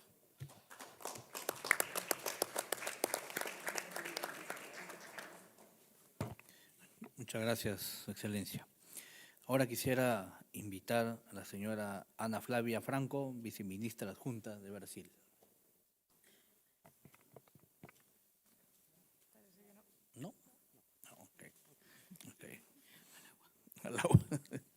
Ok, quisiera entonces invitar a la señora Idalia López Pedroso, jefa de delegación de Cuba. Sí, muy buenas tardes, distinguidas excelencias de la presidencia, ministras, ministros y delegados. Deseo agradecer en primer lugar por el apoyo que nos han dispensado para garantizar nuestra participación en este importante foro en el que se da continuidad a los acuerdos y decisiones que aseguran la implementación de las convenciones de Río y contribuir en las negociaciones para dar una respuesta global a la triple crisis que enfrenta el planeta. Deseo también agradecer el trabajo en redes que se ha fomentado a través de los foros, permitiendo a nuestros países impulsar alianzas estratégicas y a establecer hojas de rutas para atender estos problemas tan complejos que inciden en la población y de manera mucho más aguda en los pequeños estados insulares en desarrollo. Particularmente Cuba se enfrenta a serias limitaciones para impulsar planes, programas y estrategias para acceder a fondos financieros y adquirir nuevas tecnologías para la protección del medio ambiente a causa del recrudecido bloqueo impuesto por el gobierno estadounidense. No obstante, en estas circunstancias se puso en vigor en 2024 la Ley 150 del Sistema de los Recursos Naturales y el Medio Ambiente, que incorpora el enfrentamiento al cambio climático y amplía la atención de la agenda ambiental cubana a los temas de producción y consumo sostenible, economía circular, el registro de transferencia y control de contaminantes, entre otros. Se presentó a la Convención Marco de Naciones Unidas sobre Cambio Climático el primer informe bienal de transparencia y la contribución nacionalmente determinada de Cuba al 2035, que entre otras medidas pretende avanzar en el tratamiento de los residuales y reducir las emisiones de metano. Se ha logrado el compromiso de varios sectores priorizados y territorios para avanzar en la estrategia de transición hacia una economía circular y la sustitución de determinados plásticos de un solo uso por alternativas sostenibles, unido a un mayor trabajo de educación y sensibilización ambiental de la población. Recientemente fue aprobada la norma que nos permite participar en los mercados de carbono y contribuir a las metas globales por alcanzar un medio ambiente sano, avanzar también hacia una economía baja en carbono e invertir en la rehabilitación de ecosistemas y en la gestión de los residuos sólidos. Para continuar avanzando en este propósito, debemos aunar esfuerzos, promover la cooperación científica y técnica, crear capacidades, ampliar las redes de vigilancia y monitoreo, por lo que Cuba ratifica su compromiso de apoyar las iniciativas conjuntas y las nuevas oportunidades de colaboración que nos permitan alcanzar los resultados positivos y las metas globales aprobadas por la Asamblea de las Naciones Unidas sobre el Medio Ambiente. Muchas gracias.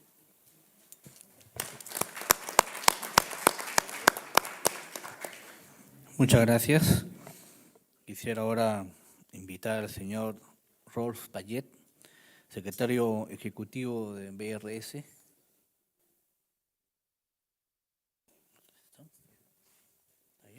Thank you very much, Mr. Chair. I would like to echo the comments made by several ministers here this afternoon, and just would like to add a footnote. We don't need to wait for climate change for us to deal with solid waste management.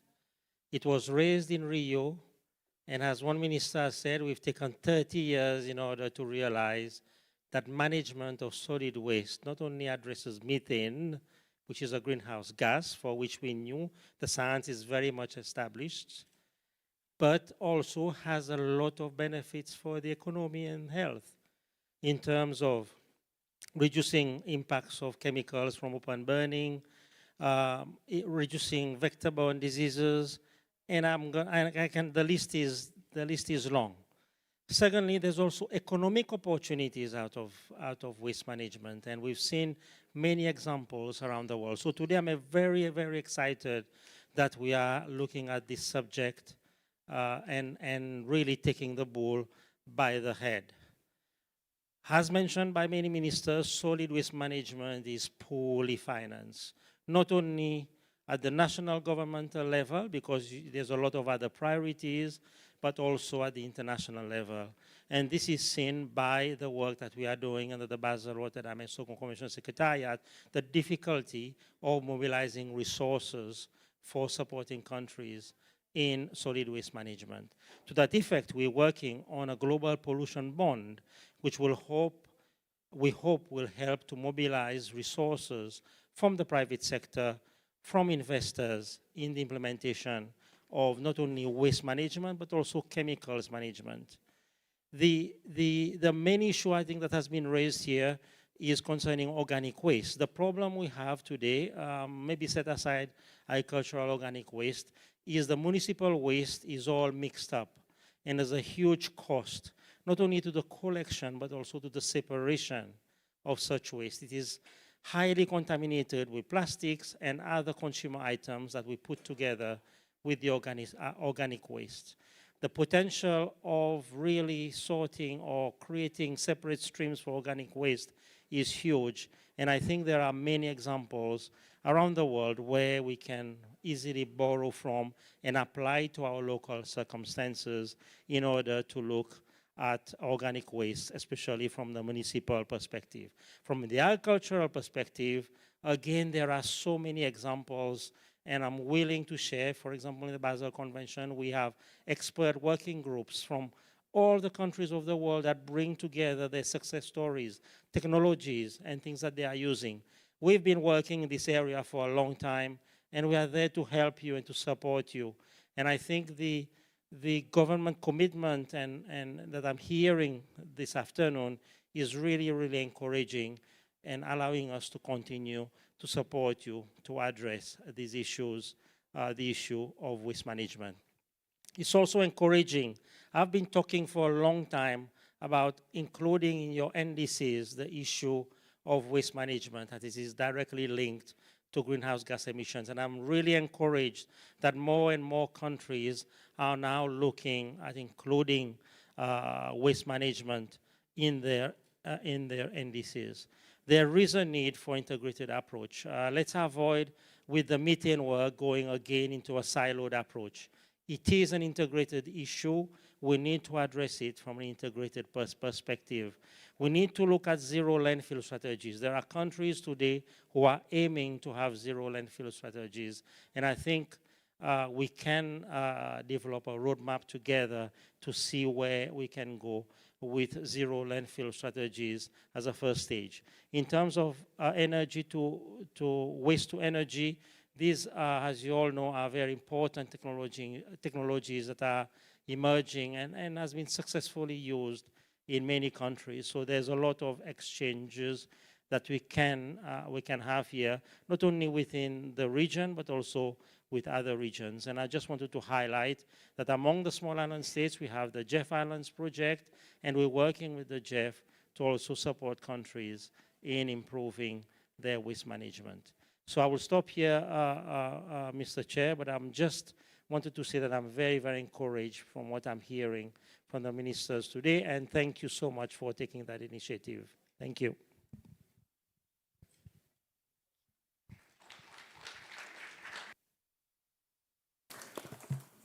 Muchas gracias. Ahora quisiera dar pase a la señora Verónica Galmes, representante del Banco Interamericano de Desarrollo. ¿Ya está? ¿Sí está? Muchas gracias, señor ministro, y muy buenas tardes con todos y todas. Y gracias nuevamente por darnos este espacio. El Banco Interamericano de Desarrollo ha sido un aliado de la coalición para el cierre de los basurales, liderado por PNUMA desde el 2020. Con esta alianza hemos venido impulsando una agenda común, una agenda alineada para enfrentar la brecha en la gestión de los residuos sólidos municipales en América Latina y el Caribe, reduciendo así su disposición inadecuada. En la región, como bien sabemos, solo el 4% de los residuos sólidos municipales generados se valorizan, lo cual tiene fuertes impactos no solo en el estado de la salud humana, ecosistémica, sino también evidentemente en las emisiones de metano. Desde el BID impulsamos acciones para revertir esta situación a través de básicamente tres respuestas, tres acciones concretas. Uno, con inversiones en infraestructura, tanto upstream como downstream, para poder gestionar los residuos de forma adecuada. Dos, en el avance hacia una economía circular y la consecuente reducción de las emisiones de metano. Y tres, en el apoyo del cierre de vertederos y la promoción de una gestión responsable de sus gases y de sus vertimientos. Con una visión de urgencia para poder financiar los proyectos con capacidad de escalamiento, el BID ha venido impulsando desde el 2023 la iniciativa Too Good to Waste, con el respaldo del Global Methane Hub y del fondo multidonante Aquafund. Esta iniciativa lo que busca es básicamente estructurar proyectos que puedan ser bancables para poder reducir las emisiones de metano en la región, además de impulsar la medición de las emisiones y también fomentar la concientización, la sensibilización frente al tema. En el 2024, a través de Too Good to Waste, lanzamos un llamado de expresiones de interés en la región que recibió más de 230 propuestas de 20 países de toda la región, y ello definitivamente demuestra el gran interés de los gobiernos nacionales, gobiernos subnacionales y municipios, así como los operadores públicos y privados de los sistemas de gestión de residuos sólidos por trabajar en conjunto en el sector de residuos. El BID, como aliado de la coalición para el cierre de los basurales, ve como una gran oportunidad al programa regional de cooperación para la reducción de emisiones de metano provenientes de residuos orgánicos y cierre de basurales en América Latina y el Caribe. Por un lado, se encuentra muy alineado con los esfuerzos del banco por transformar el sector de residuos sólidos y así avanzar hacia una economía circular y poder incrementar la resiliencia ante los eventos climáticos extremos y la reducción en la emisión de metano. Y por otro lado, también permite que de forma conjunta se puedan abordar temas que son fundamentales de la agenda, que se encuentran áreas de trabajo común y apoyo entre las partes interesadas. Con respecto a la importancia de poner a disposición de los países información y datos clave para poder avanzar en la trazabilidad, en alianza con PNUMA también administramos el Hub de Residuos Sólidos y Economía Circular. Es un portal de datos abiertos que reúne y organiza información sobre la gestión de residuos sólidos y su relación con la economía circular y los impactos de cambio climático en los países de la región. Finalmente, quisiera también resaltar las oportunidades del programa regional en la generación de empleo. Mejorar la gestión de residuos sólidos tiene el potencial de incrementar la métrica de circularidad de la región de menos del 1% al 6% y así crear hasta 8.8 millones de nuevos empleos formales en América Latina y el Caribe. Resaltando estas oportunidades, quisiera terminar mi intervención y nuevamente felicitar al Foro y a PENUMA por los avances concretos con respecto al programa regional. Muchas gracias.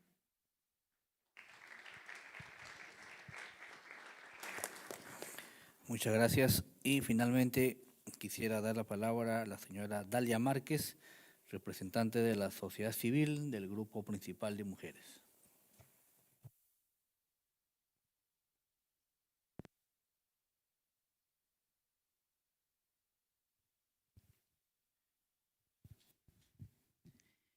Muy buenas tardes, muchísimas gracias, señor presidente, por la palabra. Mi nombre es Lorena Terraza, distinguidos ministros y ministras. Estoy hablando hoy en representación de los grupos principales y actores relevantes de la región.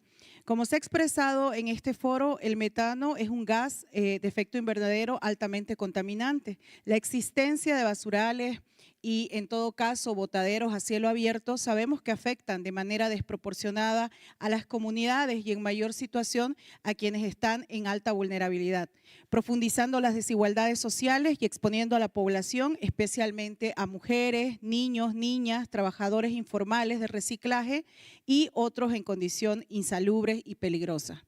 En este aspecto, por ello solicitamos a ustedes, en primer término, eliminar de forma progresiva estos basurales o botaderos a cielo abierto por medio de las estrategias nacionales de manera inclusiva, con enfoques de derechos y con financiamiento para su sostenibilidad.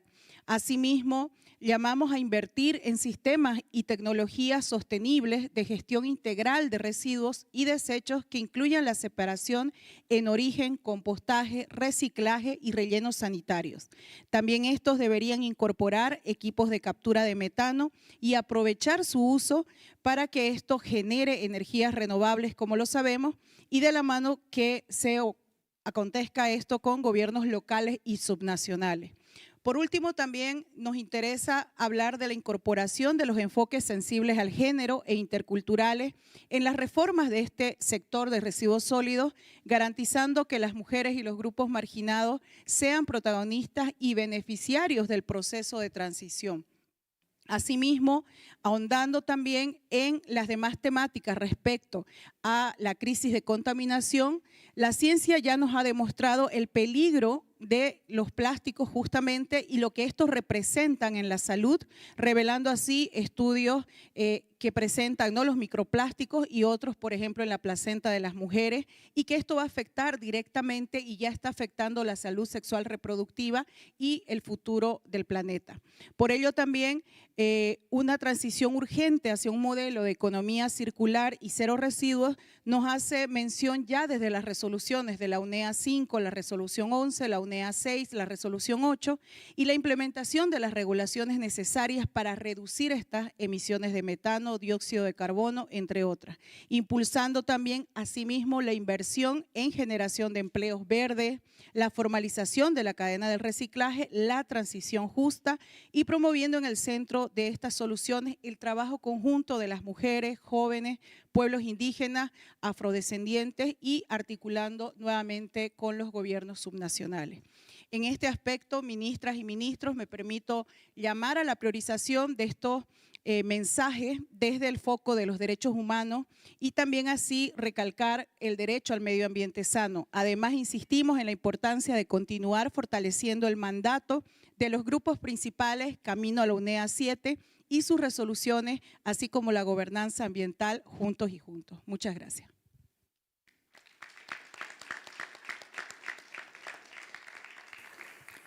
Muchas gracias. Muchas gracias a todos por sus contribuciones. Ahora voy a dar pase a la señora Martina Otto para que nos pueda compartir las reflexiones finales. Martina, por favor. Fantastic. Thank you so much. And I would like to thank all of you for this rich discussion. I think it's pretty clear that the topic is of great relevance. And we heard that maybe waste doesn't need climate change to have a reason to act, but it may actually, the focus on methane and the organic waste may help getting finance into taking action on waste, and that is not to be underestimated, looking at where the finances are. And if you recall the slide that I had with the cubes, there's a real need. But climate action needs waste action. And I really want to hold that thought. If methane reduction is our emergency brake in terms of climate, and we heard the vibrant statement from Barbados on this as well, there's real urgency to act. Waste is an area where action is possible and where it's cost effective, and I'm talking about the organic waste fraction here. We heard a lot of support for the program, the size and the opportunity that comes with that, the fact that 50% of waste in this region is organic waste, presents a huge opportunity to act. I heard quite a bit about the areas where support is needed, and I think the program is structured in a way that will help us do that. So it speaks directly to some of the key barriers that we need to overcome. I heard specifically the need for technical assistance, institutional strengthening, but also the need to learn from each other, to accelerate action, to be faster in this. I heard a call for a hub. I heard calls for pilots, even countries putting forward the head to be part of a pilot. And I heard very concrete suggestions about a policy playbook, for example, as well. So a lot that we can take up and take action on. I also heard how important the NDCs are both in terms of showing the ambition, but also to unlock finance. I think that became pretty clear. It can't stop at the NDCs. There is a starting point to set in motion a whole set of instruments to help translate the ambition into action, from waste master plans to enforcement to MRV, we heard, to project pipeline development. But it's pretty clear that to start this, to unlock this potential, including methane from waste reduction into the NDC 3.0 is a key step. We heard also colleagues speaking about agriculture and fossil fuels, but I want to hold a thought on this. The second key point here is we said we need a paradigm change to treat waste as a resource, and particularly the organic waste as a resource. We need to get from end of pipe to the circularity. Here, behavior change is extremely useful. Campaigns to drive that behavior change, to look at collection, separation, and transport, take a systems approach, but also look at modular solutions. I heard something about scale that I forgot to mention, and I think that's really important as well, the regional action helping us to overcome some of the market barriers if the markets may otherwise be too small. The third was really on the informal sector, and here the focus is on inclusion, to look for the ideas of the informal sector themselves, giving them dignity, being part of it, and we heard very vibrantly how there are opportunity, how they can take a perspective of this being an opportunity and getting to win-win solutions. There's a methodology that has been developed that can be used. And the last point is about finance, and obviously that's where the rubber hits the road. We heard how critical it is to get the private sector into the boat, looking at payments, looking at producer responsibility as well, how to trigger business opportunities. We also heard how important it is to get money to the cities because they will have an enforcement role in this. We heard the opportunity we have with a whole support system in place, from bilateral from regional development banks, and here the Inter-American Development Bank with the Too Good to Waste, but also JICA was mentioned. I heard that, so there is actually something in the bilateral system as well. Obviously, philanthropy, how we look at criteria that can move the needle in funding decisions to tease out methane content in actions that would otherwise be financed as well. And last but not least, the carbon market as a real opportunity here. What we need is to develop a project pipeline, which is backed by policy, I heard that, but we also have to look at upstream and midstream, and something I haven't heard as much, but I wanted to throw in is it's easier to get CapEx, difficult enough, but it's easier to get CapEx, but the operational cost is really hard to crack, and we need to look at systems here as well. So maybe I stop with that. I heard quite a bit on plastic as well, and obviously plastic also does emit methane, but there's also an upstream component in the oil and gas production, so maybe there's something to hold a thought. I heard something about transport, and I wanted to hold the thought here that cleaning up the transport system, including waste collection. There is a black carbon element. We haven't touched that upon that at all in this discussion, but it's another short-lived climate pollutant that is important to tackle. It's also health harming, and there's a way to connect the dots here maybe as well. So I stop with that and open it to the panelists for one short sentence. What is your takeaway? And maybe we go along the line. Muchísimas gracias. Quizás para cerrar, decir que el problema de residuos pues, es un problema que no lo podemos ver como un problema simplemente ambiental.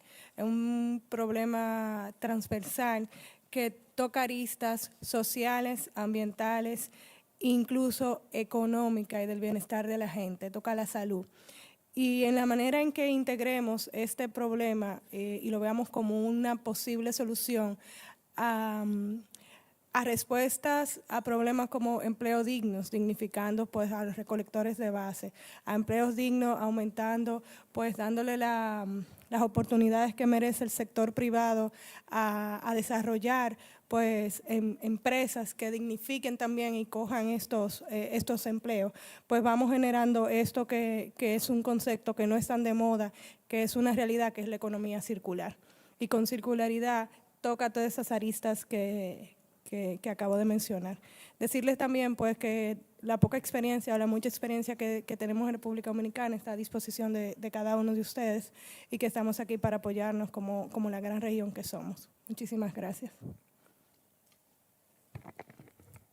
Muy brevemente, yo creo que este es un área en que es muy evidente la cantidad de co-beneficios que podemos lograr enfrentando este problema y por lo tanto tomemos este programa que se nos ha presentado e implementémoslo.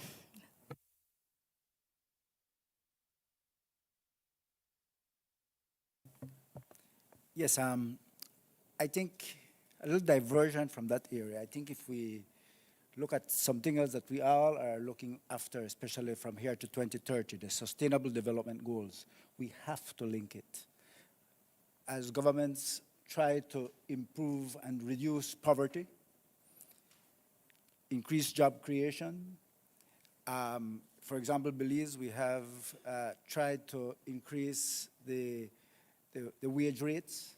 People become more affluent, and you buy more, you spend more, and so there is almost an exponential increase in waste production based on your affluency, how affluent you become in society.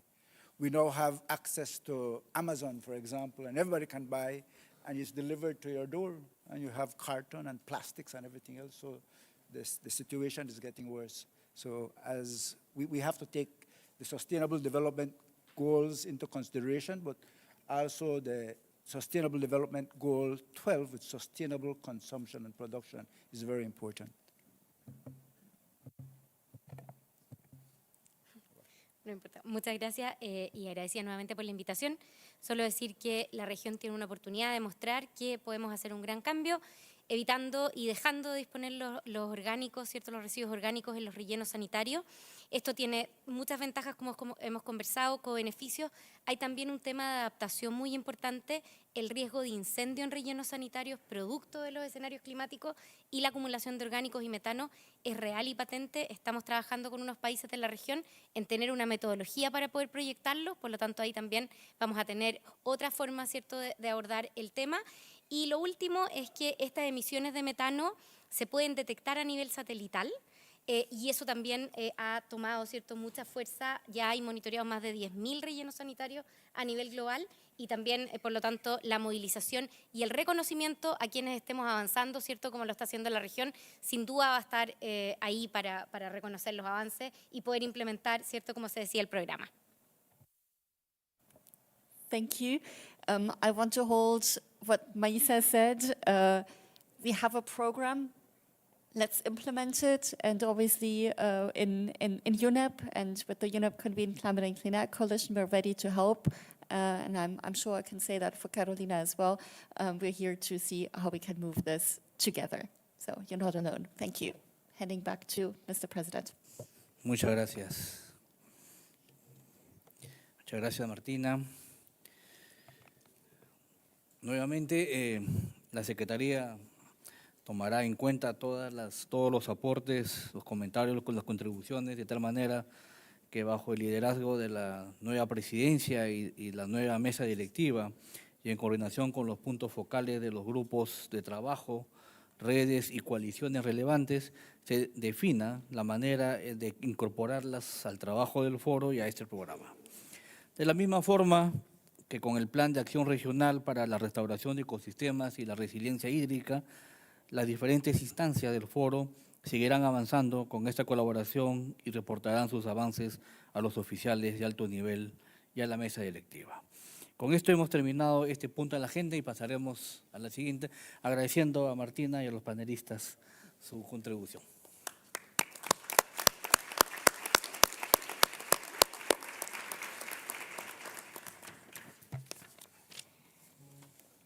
Gracias a ustedes.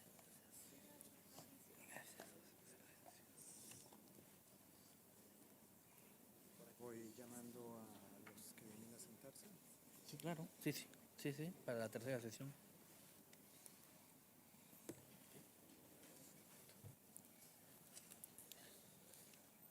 Muchísimas gracias, señor ministro. Con su permiso, quisiera llamar a la mesa principal a las y los panelistas de la siguiente sesión. Josna Puri, PPD. Camila Cepeda, por favor. Edgardo Álvarez, de ALIDE. Señor Edgardo. Patricia.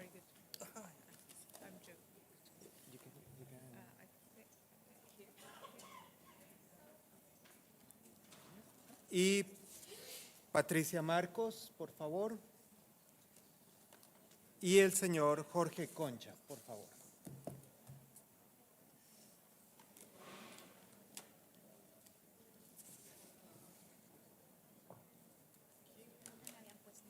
¿Dónde te había?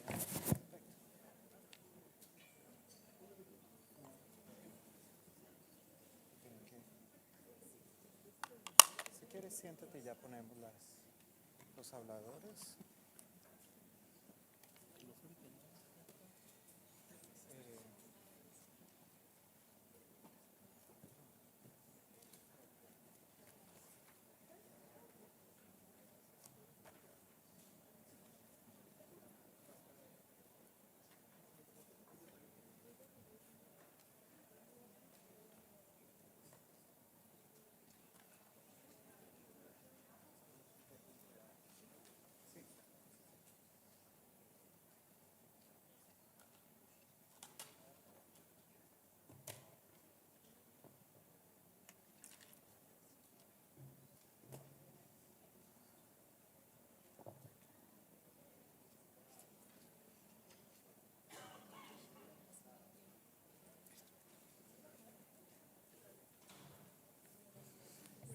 Muchas gracias. Daremos inicio a la sesión 3, acelerando la acción regional y financiamiento. Nuevamente, la bienvenida a cada uno de vosotros. Pasamos inmediatamente al último punto de la agenda de hoy, que es la sesión 3, titulada Financiamiento. Esta sesión contará con 2 mesas redondas, con representantes de alto nivel de instituciones financieras activas en la acción ambiental en nuestra región, tanto del sector de cooperación internacional como del sector privado. Esperamos que este espacio permita la discusión sobre la necesidad y las oportunidades para agilizar el acceso a financiamiento por parte de los países de la región. Otra de las prioridades definidas en la sesión especial del Foro, incluyendo atención al financiamiento del Plan de Acción Regional de Restauración de Ecosistemas y la Resiliencia Hídrica. Sin más, deseo invitar a la señora Beatriz Martins, oficial de gestión del programa del PENUMA, para que lidere la moderación de esta sesión. Bienvenida, Beatriz.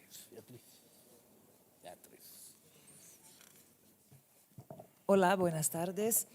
Bueno, primeramente voy a pasar la palabra a la señora Josina Puri, nuestra directora del Programas y Políticas del PENUMA, para hacer las palabras introductorias.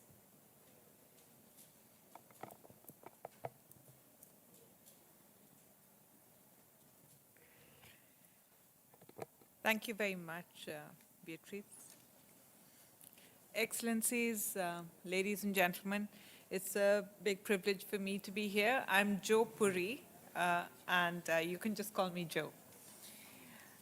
So I'm going to do a quick presentation on accelerating regional action, financing, and give you a quick overview of where UNEP is really innovating, but also some of the lessons that we are learning as we go along. So just to get us started, at the end of 2024, of the $2.5 billion of portfolio that we had under implementation, 350 million, so approximately 15% of this was in the Latin America and the Caribbean region. But the important part is that our planned leverage ratios, that is the number of dollars raised additionally as a consequence of UNEP, is 7. So 1 to 7 is our planned leverage ratio. That is, for every dollar that you put in, we get an additional $7. And this is really important because it also shows that UNEP is really being additional, and it is managing to catalyze and to bring in additional finance. So just to give you a very quick overview of where we are in terms of some innovative finance models that are driving renewable energy, agriculture, and restoration. So the first example is the innovative finance for Amazon, Cerrado, and Chaco, or the IFAC. This mobilizes approximately $10 billion in commitments and disbursements that are planned by 2030 for sustainable agriculture and really deforestation-free, for example, soy cultivation and/or agriculture that also uses those techniques such as regenerative agriculture. It was started in 2021, and 17 products have so far been launched. And these 17 products are all blended finance products, right, where UNEP comes in to provide support on environmental safeguards, on technical areas, as well as brings together and convenes partners as well as private sector entities. And currently, approximately $500 million have been dispersed, right? So that's one example. And again, we're working on this in, amongst other countries, Argentina, Paraguay, and Brazil. The second example is something that we are developing for the GEF. So again, UNEP has approximately, one of the largest portfolios and probably the second largest portfolios of the GEF that it manages on the ground. So this is a restoration business initiative, and the idea is to really integrate ecosystem restoration into business models and supply chains. So from seed production to monitoring and evaluation to reporting, all of that is supported by UNEP, but of course the idea is to bring in other entities as well, such as the World Economic Forum, such as WBCSD, and private sector entities. And the aim of this is to support landscape-scale restoration initiatives in collaboration with the private sector. And then the third example that I want to give is the Trinational Atlantic Forest Pact flagship, which is a facility for restoring and agroforestry, again in Brazil, Argentina, and Paraguay. And this has really identified and facilitated collaboration amongst the private sector by funding strategies to de-risk finance. Importantly, here, the overall idea, again, is to ensure that we are looking at blended finance products. And we are really targeting the restoration business. And de-risking is done by bringing in off-take agreements, where UNEP's role is really to identify and facilitate collaboration amongst private sector entities and finding strategies to de-risk. The second area that I wanted to quickly look at is leveraging fiscal policy and finance facilities to drive sustainable food systems. Now, the important thing is that while UNEP works with a whole host of agencies to innovate and to be catalytic, we also provide support on fiscal areas. So, for example, the sustainable budgeting approach, which is something that we are working on with Oxford University, is a tool that really helps governments to align their national budgets with sustainability priorities. It's practical, it's being delivered in countries that are collaborating with us on the Program of Action for Green Economy, or PAGE, and it really ensures that public finance, is driving not just the environment, but also economic growth and social outcomes. So that's first. The second is work that we are doing with FAO and UNDP, where we produced the global report called A Multi-Billion-Dollar Opportunity. It shows how, by redirecting agricultural subsidies, we can transform food systems. Now, one of the key rules of economics is that if you have consumption-based subsidies, you're essentially going to have a large amount of deadweight loss. So in the report, we really show as to how these subsidies can be made far more smart, and we can therefore get the triple win that we all are aiming for, including healthier diets. And then the third example, very quickly, is that UNEP is pioneering a build, operate, transfer approach in blended finance.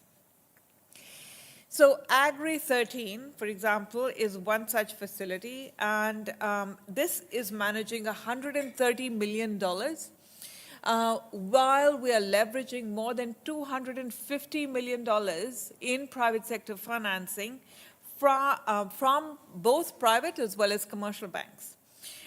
So UNEP's role here is really in seeding initiatives that can thrive and then multiply. Okay, and then my last slide is really to think a little bit about some of the challenges. You will have noticed that I speak quite a bit about blended finance.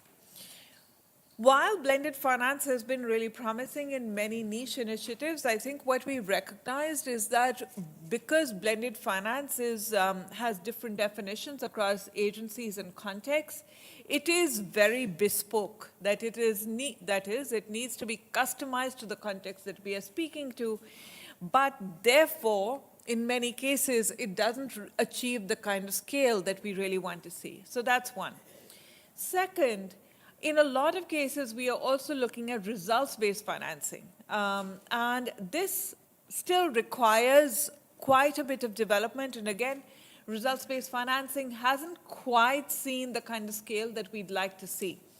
And this is, I think, one area that we really could go forward with, especially as we have technologies to get us highly granulated, highly disaggregated data to understand results. The third is that there are lots of instruments that are being put out. For example, debt swaps. And debt swaps for nature, debt swaps for resilience, debt swaps for a whole lot of other results that we want to see.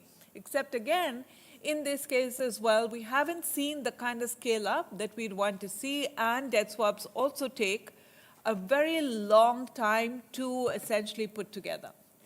And so this is an area that we'd like to see develop far more, and to see as to how we could make this really scaled up.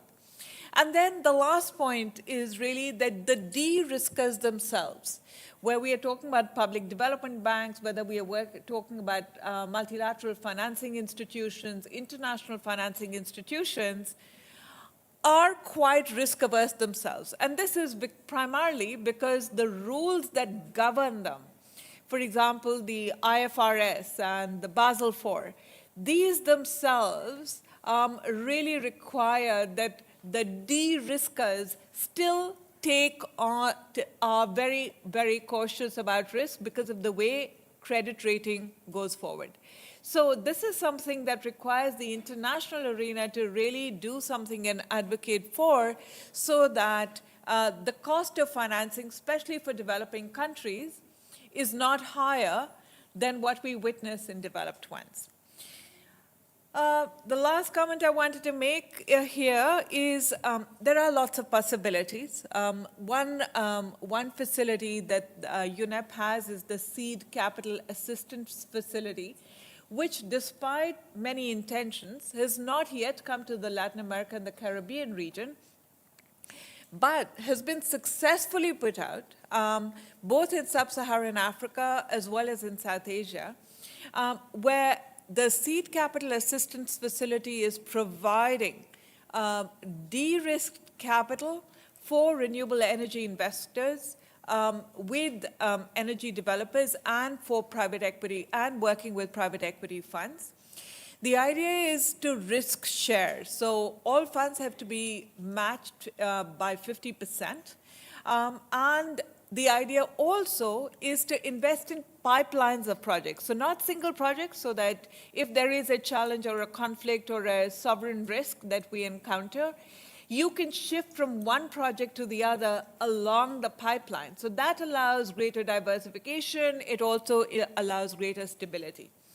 Right now, this has attracted more than $300 million in development financing. It has supported projects in, like I said, sub-Saharan Africa. In fact, Burkina Faso, for example, has a solar PV, the largest solar PV facility that was funded through this assistance facility. And we are looking to see as to how we could bring this to the Latin America and the Caribbean region. The challenge being that a lot of the public development banks and the public entities in the region still, like I said, are quite risk-averse and averse also to making public commitments in these areas. And that's something that many of you could really help us to unlock. Thank you very much.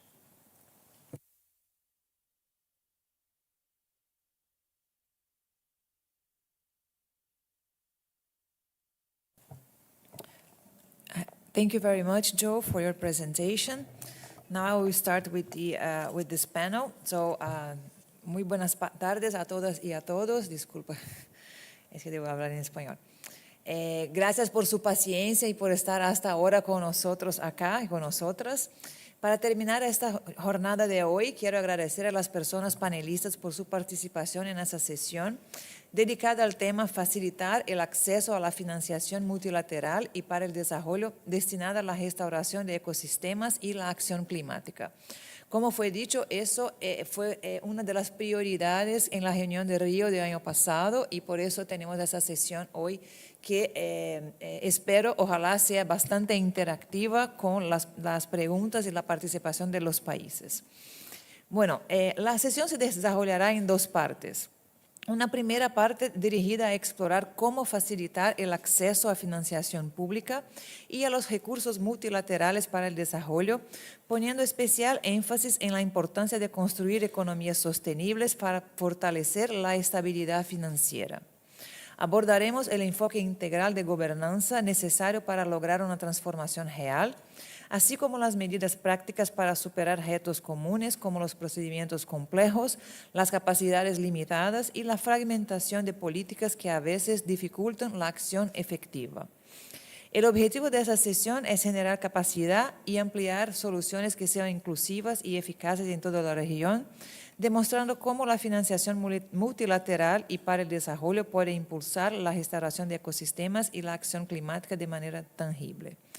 Me gustaría también agradecer la flexibilidad de las personas ponentes porque ese panel sería más largo, pero tenemos que acotar un poco para intentar mantener la hora de cierre de la sesión. Entonces, que voy directamente a la primera ponente, la señora Camila Cepeda, jefa de la Unidad Coordinadora de Asuntos Internacionales de la Semarnat de México. Y ya directamente en la pregunta. Señora Cepeda, el pasado mes de agosto, el Gobierno de México recibió a las y los ministros de Medio Ambiente y representantes de diferentes países de la región para conversar sobre los principales retos ambientales que enfrenta la región y las negociaciones climáticas que tendrán lugar en el marco de la COP30 en Brasil en noviembre, un evento fundamental para definir el camino a seguir en los próximos años y movilizar a los actores claves de la región alrededor de esta importante agenda. Este encuentro concluyó con la declaración ministerial de la Ciudad de México, América Latina y el Caribe hacia la COP30, que reconoce el cambio climático como uno de los grandes retos de nuestro tiempo. Enfatiza la urgencia de acelerar los esfuerzos en materia tanto de adaptación como de mitigación y la necesidad de garantizar una transición justa que no deje a nadie atrás. Esto supone la articulación de la agenda climática con la biodiversidad y, por supuesto, con la Agenda 2030 para el Desarrollo Sostenible y sus Objetivos de Desarrollo Sostenible. Y otras iniciativas relevantes, tales como la Agenda de Antigua y Barbuda para los pequeños estados insulares en desarrollo y el Plan de Restauración y Acción Climática.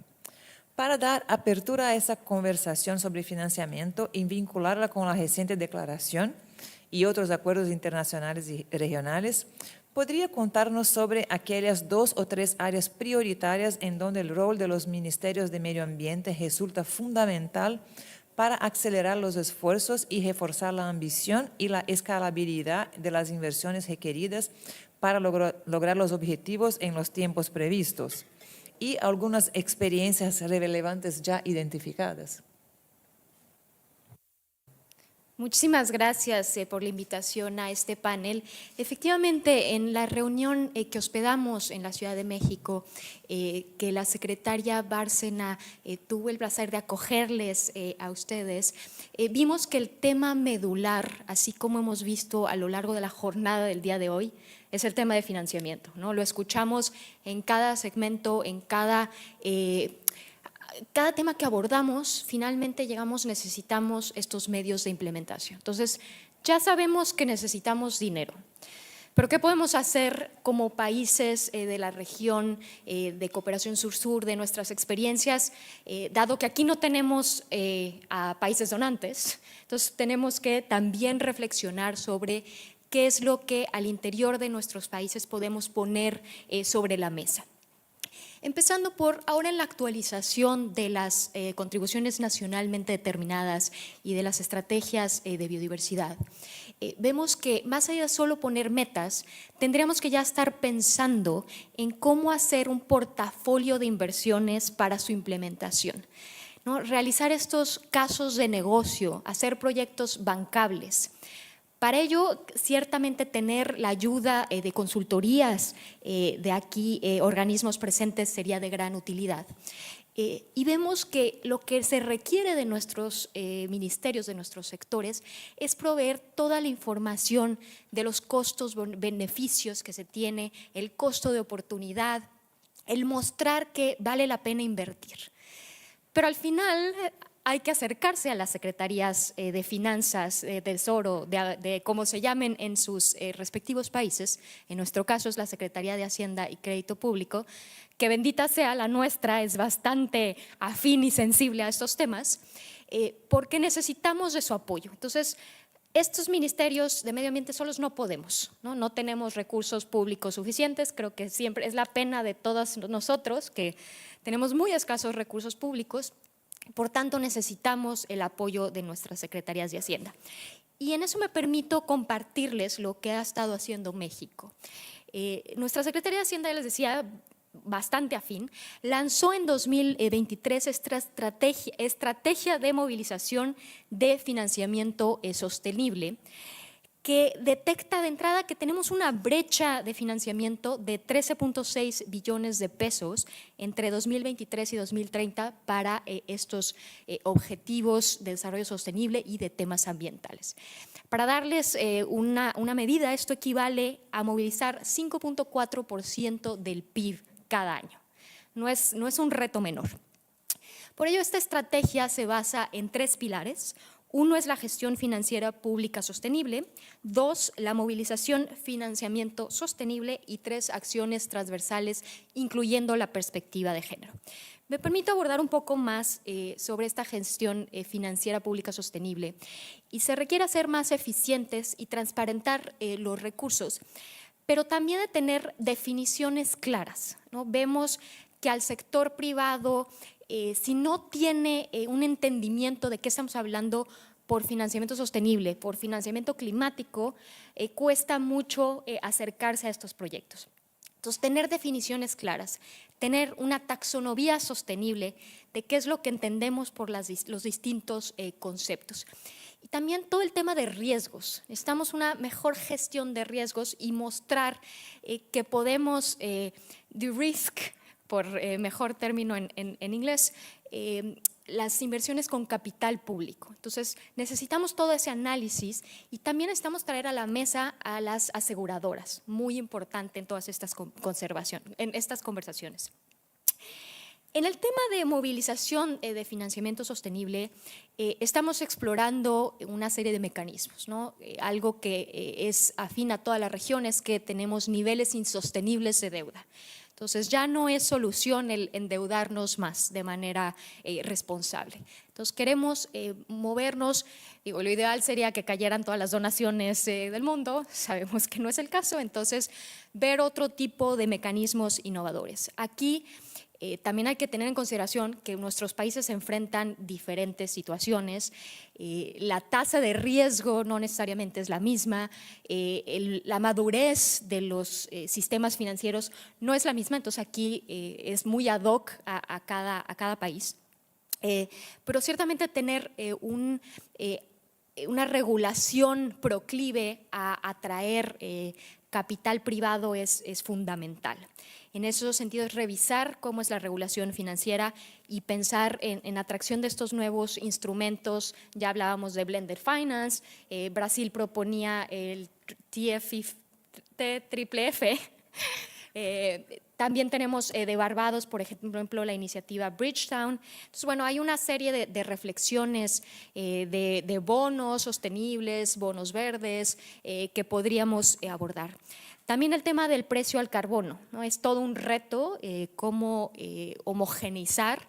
En nuestro caso en México tenemos una república federal y tenemos precios en estados que van desde los $4 hasta los $38, entonces claramente no lo tenemos resuelto, pero es una conversación que sería interesante tener como región y que ya sabemos que la CEPAL también tiene un observatorio al respecto y podría nutrir la información correspondiente.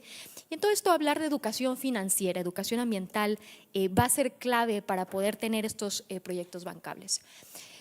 Ya no hablando del caso de México, pero hablando del caso de la región, y esto es algo que abordábamos en México, en esta reunión ministerial que hospedamos rumbo a la COP30 junto con la presidencia de Brasil, es que tenemos que también explorar con otros mecanismos como el Fondo Monetario Internacional el pensar pausas de deuda, canjes de deuda, ¿no? Vemos que en nuestras regiones enfrentamos desastres naturales y cuando tenemos huracanes es imposible hacer este pago. Entonces, que pudiera haber pausas ante desastres naturales, pausas también por resiliencia climática, pensar en estos intercambios de canje de deuda. Bueno, creemos que es una conversación que requiere replantear también la arquitectura financiera internacional y que requerirá también una interlocución con toda la banca multilateral de desarrollo. Tenemos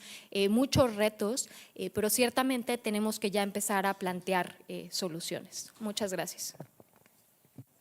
Muchas gracias. Muchas gracias, señora Cepeda.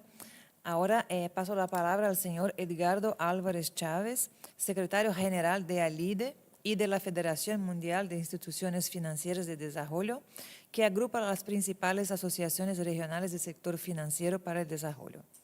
Señor Álvarez, ALIDE, la Asociación Latinoamericana de Instituciones Financieras para el Desarrollo, lleva más de 50 años ofreciendo a las instituciones financieras de más de 20 países de la región un foro de discusión y construcción de soluciones para reforzar su rol como motores de desarrollo. En los últimos años, ALIDE ha jugado un rol líder en la promoción de la colaboración entre los diferentes actores del ecosistema en temas fundamentales como los que nos convocan a este foro, participando entre otros espacios en las iniciativas como Finance in Common y la cuarta Conferencia Internacional sobre la Financiación para el Desarrollo que tuvo lugar en Sevilla. Como sabemos, la conferencia de Sevilla concluyó con 5 demandas alrededor de la importancia de reforzar la gestión de riesgos y el aprovechamiento de oportunidades y de la necesidad de fortalecer la infraestructura de las finanzas públicas y privadas para garantizar un futuro más resiliente y próspero. Desde su perspectiva y desde el trabajo que viene realizando la asociación, ¿cuáles cree que son las 2 o 3 áreas prioritarias en donde las instituciones que representa ALIDE deben concentrar sus esfuerzos para avanzar de manera más decidida en los próximos años y dar respuesta a esas demandas? Buenas tardes. Gracias, Beatriz. Señoras y señores ministros, no sé si me escuchan o me acerco más. Distinguidas delegaciones, agradezco la invitación y saludo la iniciativa de este foro, que realmente coloca en el centro del debate la urgencia de acelerar el acceso a la financiación para la restauración de ecosistemas y la acción climática en América Latina y el Caribe, que es algo que hemos estado conversando y hemos estado en las diferentes discusiones viendo. En ALIDE, como se ha señalado, contamos con cerca de 90 instituciones miembros, no solo de América Latina y el Caribe, también nos honra que tenemos miembros de Europa, incluso de la India. Y lo que buscamos es ser una plataforma y foro de discusión a los problemas regionales y globales desde la perspectiva de las instituciones financieras de desarrollo. Como todos sabemos, América Latina enfrenta una pérdida acelerada de biodiversidad y degradación de ecosistemas. No quiero abundar más, ustedes conocen más el tema que nosotros. En 2024 el Fondo Mundial de la Naturaleza indicó que en 1970 al 2000 las poblaciones de fauna silvestre disminuyeron un 95%, lo cual es algo terrible. Earth Organization y la Convención de las Naciones Unidas de Lucha contra la Desertificación han señalado que los ecosistemas de agua dulce se redujeron un 85%, o sea, si seguimos así no tenemos mucho futuro. La FAO establece que hay unos 60.000 millones de dólares anuales de pérdida en productividad y servicios ecosistémicos, ¿no? Esto hace que en ALIDE tengamos que propiciar una acción que deba ser inmediata, a gran escala y de múltiples frentes, ¿no? Dentro de esta brecha de financiamiento existente que todos conocemos, que todos sabemos, buscamos impulsar una agenda de trabajo práctica que esté alineada con las de financiamiento para el desarrollo que fueron señaladas en Sevilla. Como bien lo señaló el secretario general de las Naciones Unidas, el señor Antonio Guterres, invertir en desarrollo no es un acto de generosidad, es una cuestión de seguridad, estabilidad y esperanza compartida. En línea con lo anterior, atendiendo a la pregunta, consideramos necesarias 3 acciones concretas para acelerar la financiación en la región. 1, tener plataformas regionales de estructuración, que es algo que lo comentó Camila en su anterior locución. Debemos desarrollar hubs técnicos que acompañen proyectos, preparación de proyectos de NBS, las soluciones basadas en naturaleza, que son iniciativas, como ustedes saben, que utilizan ecosistemas naturales para abordar desafíos sociales como el cambio climático y pérdida de la diversidad. En ALIDE nosotros con el BID, con el Banco Interamericano de Desarrollo, tenemos un hub de proyectos que propicia el conocimiento de estos proyectos en la región. Tenemos ahora incorporados al a Bancomer de Brasil, tenemos al BNDES, y de México está Banobras, que son los países que están liderando este hub de proyectos. Pero lo que queremos es tener una plataforma en donde todos puedan presentar sus proyectos y que puedan tener acceso a financiamiento. Luego, el apoyo al desarrollo de mecanismos de financiamiento y mitigación de riesgos. O sea, sabemos que tenemos que ayudar en la provisión de garantías, seguros, créditos de largo plazo, recursos no reembolsables que a pesar de que existen, o sea, existen fondos no reembolsables que pueden donarlos en entidades como puede ser el Banco Europeo de Inversiones y otras entidades que dan asistencia técnica no reembolsable, ¿no? Los famosos grants. En la presentación inicial de la señora, no pronunció bien, Yoshone Puri, facilitar más, hacer más blended finance, o sea, para atraer capital privado a la restauración y adaptación, es algo que nosotros necesitamos. En todos los foros en los que participo siempre se ve, los recursos públicos son escasos, no son suficientes y es necesario atraer capital privado. Y en todos también se mencionan, hay mucho dinero de fondos privados, pero que no llegan a nuestra región. O sea, tenemos que ver la forma como atraerlos y cómo diseñar los mecanismos que tengamos productos bancables, ¿no? Tenemos la tercera, la vinculación con fuentes de financiamiento y cooperación. En nuestro ámbito nosotros facilitamos, por un lado, la transferencia de conocimientos, capacitamos a nuestros miembros en todo lo que es el capacity building, experiencias, en instituciones financieras de desarrollo para el financiamiento de proyectos. Actuamos como facilitadores acercando fuentes de financiamiento bilateral o multilateral con las instituciones financieras de desarrollo, de manera de favorecer la cooperación técnica, así como movilizar recursos financieros reembolsables y no reembolsables, ¿no? Finalmente quiero destacar que la Banca de Desarrollo en América Latina y el Caribe no solo moviliza recursos financieros, sino también que actúa como catalizador de inversión y como articulador de actores públicos y privados, generadores de conocimiento para transformar proyectos en realidades sostenibles, ¿no? Y la Banca de Desarrollo finalmente hace una función puente entre las necesidades locales de nuestros países y los flujos globales de financiamiento climático. Gracias. Bueno, muchas gracias, señor Marcos. Disculpe, señor Álvarez.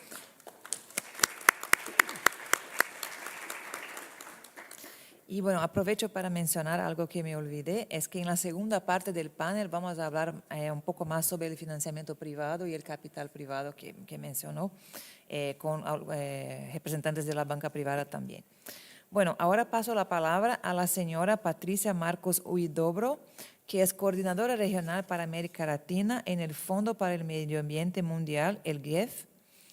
Señora Marcos, el GEF es sin duda un actor fundamental en esta conversación, pues su misión es justamente facilitar recursos no solamente mediante financiamiento directo, sino también fortaleciendo la capacidad de los países y de las comunidades, promoviendo innovación financiera, apalancando fondos de terceros y alineando la acción regional con compromisos globales.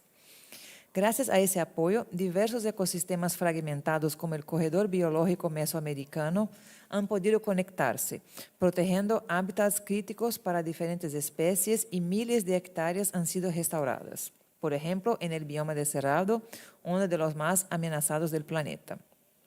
¿Cuáles son las 2 o 3 lecciones o aprendizajes principales que el GEF ha logrado integrar para facilitar y agilizar efectivamente el acceso a financiamiento por parte de países, gobiernos subnacionales, comunidades locales y pueblos indígenas, que como sabemos cumplen un rol clave en la restauración de ecosistemas y la acción climática, pero muchas veces no acceden a financiamiento que requieren? Muchas gracias, Beatriz. Estimados ministros, ministras, todos asistentes, gracias por invitar al Jeff a participar en estas jornadas tan interesantes. No voy a explicar lo que es el Jeff, espero que todos en la sala sepan lo que es el Jeff. Si no lo saben, por favor, acérquense, con gusto les paso mi WhatsApp. Es importante que todos sus países nos conozcan porque todos ustedes reciben dinero no reembolsable que es propiedad del país y que pueden utilizar para avanzar en su agenda medioambiental. Entonces es muy importante que conozcan el Jeff, que sepan cómo funcionamos para que optimicen al máximo el uso de estos recursos no reembolsables que por desgracia cada vez son más escasos, sobre todo en la agenda internacional. Sin embargo, sí que voy a explicar no voy a explicar lo que es el Jeff, pero bueno, voy a dar una especie de introducción para que sepan que desde la creación del Jeff en 1999, el Jeff ha invertido más de 6.000 millones de dólares en América Latina y el Caribe. Es importante que tengamos estas cifras en mente y que el Jeff es el fondo ambiental con más recursos, que más recursos ha aportado a la región. Como les decía, nosotros desde el Jeff simplemente somos una secretaría, somos unos gestores de recursos que los donantes ponen a su disposición. Ustedes son los últimos dueños de los recursos. Nosotros simplemente somos unos meros mensajeros que les hacemos llegar los recursos de la mejor manera posible. Mencionar que cada vez más estamos trabajando en proyectos de carácter regional. Como comentaba Beatriz, tenemos un programa de 5 bosques donde el bosque mesoamericano recibe alrededor de 65 millones de dólares. En la región también tenemos un programa exclusivo de la Amazonía que desde su creación ha recibido más de 315 millones de dólares. Y también tenemos otros proyectos más entre menores países, como por ejemplo tenemos el proyecto más allá del 30x30 para el manejo sostenible del corredor marino oeste Pacífico tropical, que ha sido bastante exitoso y se ha convertido en la zona marina protegida más grande del mundo. Entonces, bueno, es cierto que existe una gran brecha en temas de financiamiento, pero también es cierto que los recursos han estado entregando a los diferentes países. Sin embargo, cada vez que oímos las noticias sobre la triple crisis planetaria o, como comentaban nuestros colegas de la sociedad civil, la policrisis, me ha gustado el término, es verdad que las noticias son alarmantes, ¿no? Sobre todo cómo han incrementado las emisiones de CO2, la destrucción de los ecosistemas, la pérdida de biodiversidad, aumento de la contaminación y de la temperatura y también de fenómenos naturales. Entonces, desde el Jeff nos hemos llegado a plantear, bueno, si los recursos están fluyendo a los países, pero todavía las noticias son cada vez más alarmantes, quizás hay que optimizar el uso de estos recursos, ¿no? Y a ello, las lecciones aprendidas que Beatriz nos preguntaba, nos gustaría sobre todo incidir hoy en 2 lecciones aprendidas que en el último ciclo del Jeff hemos intentado incorporar y que seguirán siendo en el nuevo ciclo que se iniciará en julio del 2026, seguirán siendo parte central de la agenda del Jeff. Y el primero es fomento de la coherencia política. ¿No? O sea, garantizar que la protección ambiental y el desarrollo se persigan de una manera conjunta con estrategias coordinadas e intersectoriales que conduzcan a resultados más sostenibles, inclusivos y de mayor impacto. Y aquí, dentro de coherencia política, me gustaría resaltar la importancia de la integración intersectorial. Cada vez más en el Jeff estamos buscando que haya una coordinación en diferentes sectores, como agricultura, agua, energía, silvicultura, para que las soluciones integradas aborden los múltiples desafíos a los que nos encontramos. Otro tema, en temas de coherencia política que estamos abordando y que nos gustaría trabajar más conjuntamente con ustedes, son las sinergias entre los convenios ambientales globales.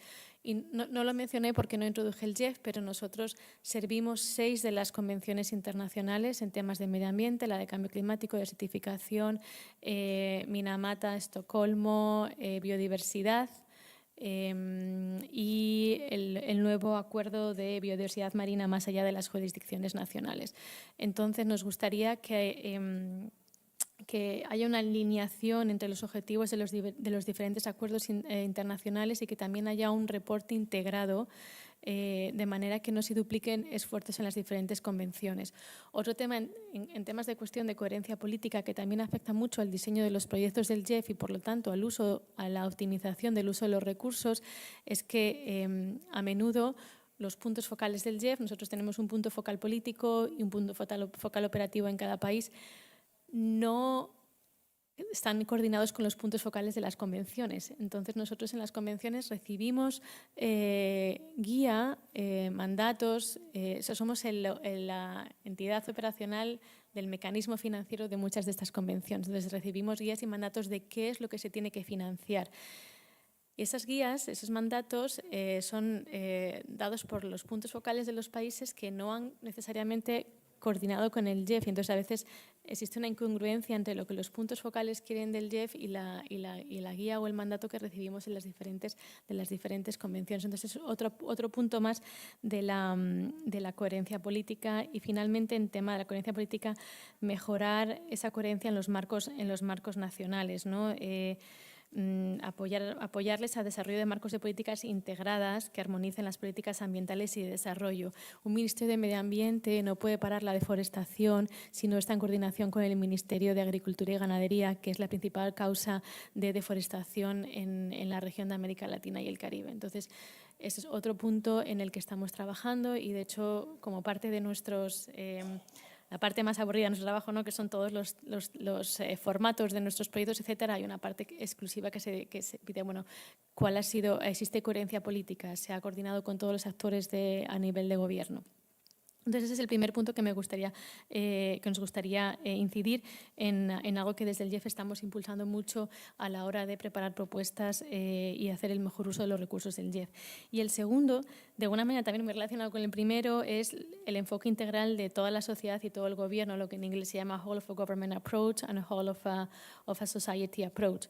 Y aquí también señalar pues, varios puntos. Un acercamiento a los ministerios de Finanzas y Hacienda, como comentaba mi colega Camila Cepeda antes, y desde internamente desde el JEF existe evidencia de que los recursos del JEF se han aprovechado de manera más efectiva cuando los ministerios de Finanzas han participado activamente en su gestión. Los ministerios de Finanzas ayudan a alinear las inversiones ambientales con las prioridades presupuestarias nacionales, atraen cofinanciamiento adicional y garantizan la sostenibilidad a largo plazo de las iniciativas apoyadas por el JEF. En este sentido, me gustaría pues comentar el caso de Brasil y de México, donde al menos uno de nuestros puntos focales está basado en el Ministerio de Finanzas. Entonces, la verdad que la sostenibilidad en el tiempo de los recursos se ha demostrado en los proyectos del JEF. También existen otros casos, no tiene por qué ser esta estructura exacta, pero, por ejemplo, Colombia y creo que también algún otro país de la región está avanzando en el tema de las plataformas de país, que llega a ser un poco el mismo concepto, ¿no? Donde en la plataforma de país se ponen sobre la mesa todos los recursos financieros que existen, cuáles son las prioridades del país y se hace un match, ¿no? Entre los recursos financieros y las prioridades, y es un match en el cual participa todo el gobierno, lo que me comentaba antes, un Whole of a Government Approach. También, por supuesto, muy importante en este Whole of a Society Approach, empoderar a las organizaciones locales y desarrollar la capacidad para un mejor diseño de proyectos y un acceso más rápido a la financiación. Hay mucha capacidad en la región, por lo cual esa capacidad hay que utilizarla. Y finalmente, pues mencionar la coordinación con la banca multilateral y el sector privado. Exacto, los recursos no son suficientes, existe una brecha. ¿Cómo es posible apalancar más recursos? Y bueno, no me voy a repetir con todo el tema de finanzas combinadas que se ha comentado antes. Nosotros tenemos una ventanilla específica de finanzas combinadas. Tenemos todo tipo de instrumentos financieros que se puedan imaginar. Tenemos solamente en bonos, tenemos un bono de rinocerontes, otro de lémur, de chimpancés y un bono de corales. Nos falta jaguars, pero todos los demás casi los tenemos. Y básicamente pues creo que voy a parar aquí solamente con dos recordatorios. Whole of a Government, Whole of a Society Approach y fomento de la coherencia política para garantizar la sostenibilidad de los recursos en el largo plazo. Gracias.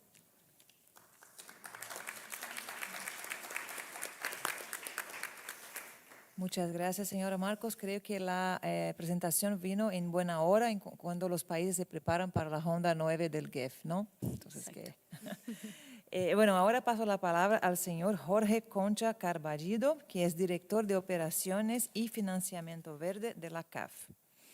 Señor Concha, la CAF se ha posicionado en los últimos años como uno de los principales bancos de desarrollo de América Latina y el Caribe, con un mandato cada vez más fuerte en materia de financiamiento climático y de biodiversidad. Solo en 2024, más del 40% de sus aprobaciones estuvieron alineadas con la acción climática, trabajo que se ha reforzado con iniciativas como los bonos azules y verdes y mecanismos innovadores para apoyar la restauración de ecosistemas y la resiliencia de nuestras ciudades y territorios. Ahora sabemos que lograr la implementación efectiva de los planes regionales y nacionales no solo depende de la disponibilidad de capital, sino de la creación de un entorno habilitante que facilite la coordinación estratégica entre el sector público y privado. A partir de su experiencia trabajando con los países de América Latina y el Caribe, ¿cuáles son esas 2 o 3 barreras sistémicas que limitan el flujo de capital hacia proyectos climáticos o ambientales en la región? Muchas gracias, Beatriz. Muchas gracias también al Foro, al secretariado, a la presidencia del Foro y a todos ustedes por la invitación a CAF a participar de esta reunión.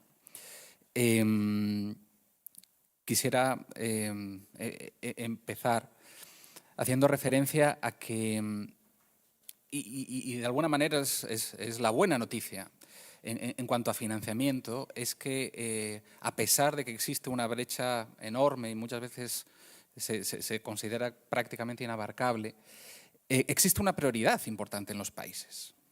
La propia CAF como instrumento de cooperación de la región, las cifras que decía Beatriz en términos del 40% de aprobaciones verdes en el año pasado, en 2024, que representan 6.000 millones de dólares destinados a acción climática y a biodiversidad, muestran la prioridad que la propia región le está otorgando al financiamiento de estos temas.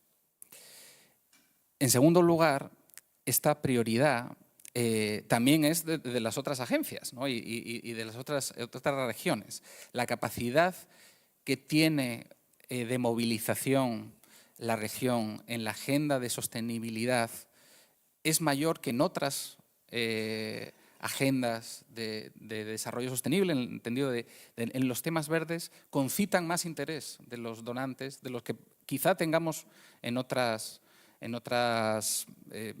ODS, en otros aspectos del desarrollo sostenible. Por darles un ejemplo, la mayor movilización que ha conseguido CAF este año, hace apenas un mes, cerramos en apoyo a Colombia un cofinanciamiento de 1.440 millones de dólares para apoyar el reconocimiento de las políticas públicas en sostenibilidad, acción climática y biodiversidad del país, con apoyos de la cooperación italiana, de la cooperación alemana, también del BCIE, del fondo de la OPEP. Y todo esto muestra el interés y la disponibilidad que existe para esta agenda. Nuevamente, es necesario probablemente movilizar 5 o 7 veces más de lo que se está movilizando ahora para acercarnos al cumplimiento de las metas, pero al menos hay una buena disposición, ¿no? El elemento es por qué no está llegando, si existe este interés, más recursos, ¿no? Y aquí, discúlpenme que probablemente me repita con respecto a las intervenciones y a las brillantes intervenciones anteriores, porque en efecto muchos de los intereses que ponen los financiadores y las agencias internacionales tienen que ver con ubicar proyectos que estén listos para recibir financiamiento. Proyectos bancables. Estamos hablando de proyectos que tengan objetivos claros, que tengan buenos indicadores, que tengan una buena preparación. Y las diferentes agencias, los diferentes países también tienen recursos para apoyar esta elaboración de proyectos bancables. Pero lo cierto es que nos enfrentamos a un tema de tiempo, ¿no? entre que se solicitan recursos para hacer la preparación, se aprueban esos recursos, se ejecutan los estudios, se consigue después la priorización del Ministerio de Hacienda, se consigue firmar un contrato de financiamiento. Han pasado más de los 5 o 6 años de una administración, se tiene que entrar en otra administración y se convierten en proyectos en el que solo la conceptualización toma más tiempo que la propia ejecución del proyecto. Una segunda barrera que me gustaría señalar, o por lo menos una circunstancia a la que nos enfrentamos diariamente, y lo decía muy bien el ministro Navarro esta mañana y también el ministro Castro, es el desacople que existe entre las necesidades y las oportunidades de financiamiento que existen en los países y los instrumentos de financiamiento. Gran parte de los instrumentos de financiamiento internacional están diseñados desde la óptica de un financiamiento tradicional de proyectos de inversión, ¿no? Proyectos que tienen un inicio, que tienen una ejecución de 4 o 5 años, 6 años, quizá más, y después un cierre, ¿no? Y a partir de ahí se asume que un determinado capital, un bien de inversión o unas capacidades se han formado y se han incorporado al país. Pero lo cierto es que en la región tenemos un gran subfinanciamiento de los servicios, particularmente en el área de conservación y en la preservación. Ya no tanto de inversiones nuevas, sino de mantener y hacer de manera efectiva los compromisos que ya hemos adquirido en cuanto a conservación.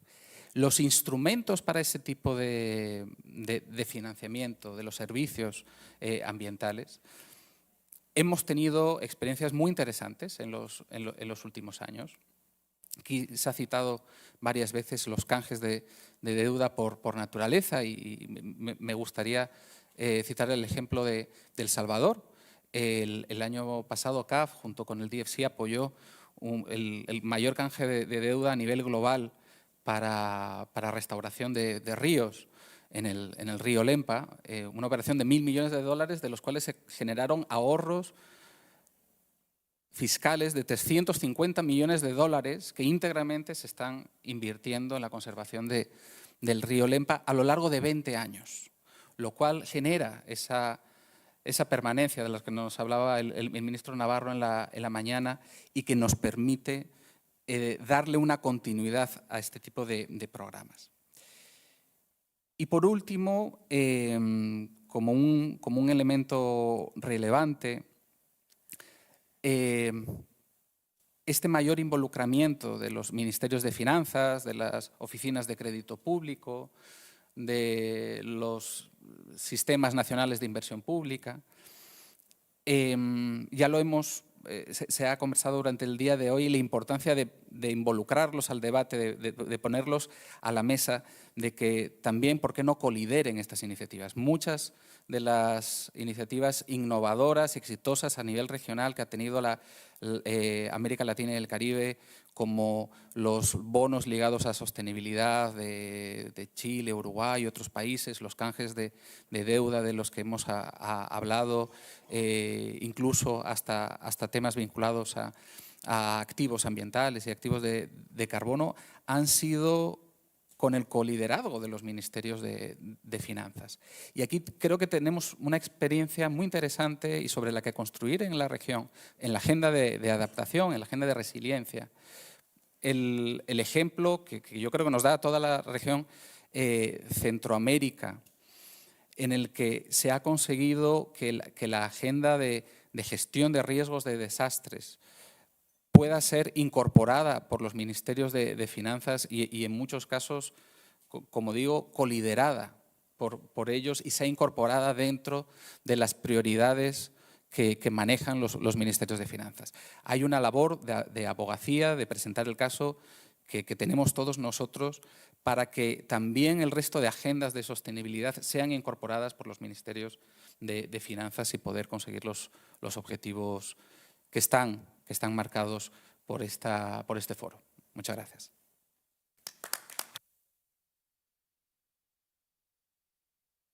Sí, bueno, creo que el tema de involucramiento del ministro de Finanzas fue bastante recurrente. Y bueno, para decirles que mañana hay un desayuno sobre el tema, ¿no?, de finanzas e involucramiento de los ministerios de finanzas. Bueno, por favor, agradezcan la participación de este primer panel de súper alto nivel. Y ahora pido que los miembros del próximo panel se acerquen a la mesa principal. Bueno, ustedes pueden volver a sus sillas o quedarse acá como quieran. Y bueno, muchas gracias.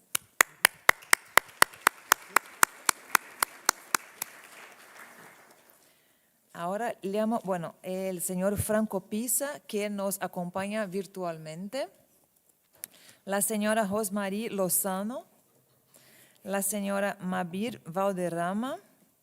Y la señora Verónica Galmez, por favor, para acompañarnos en la mesa.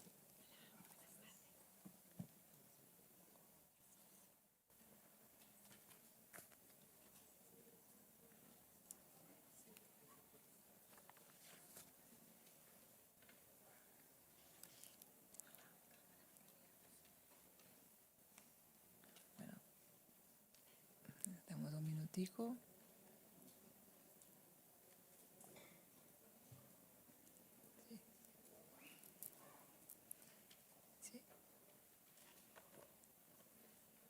Ya empezamos.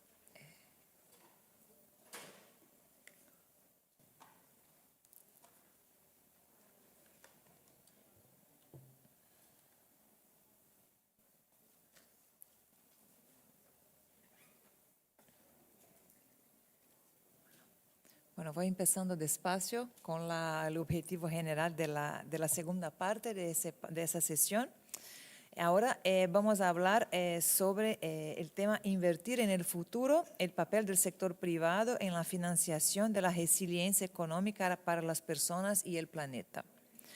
La acción climática requiere no solo del compromiso de los gobiernos, sino también de la creatividad y la capacidad de movilización del sector privado. Eso fue hablado muchas veces en la sesión anterior.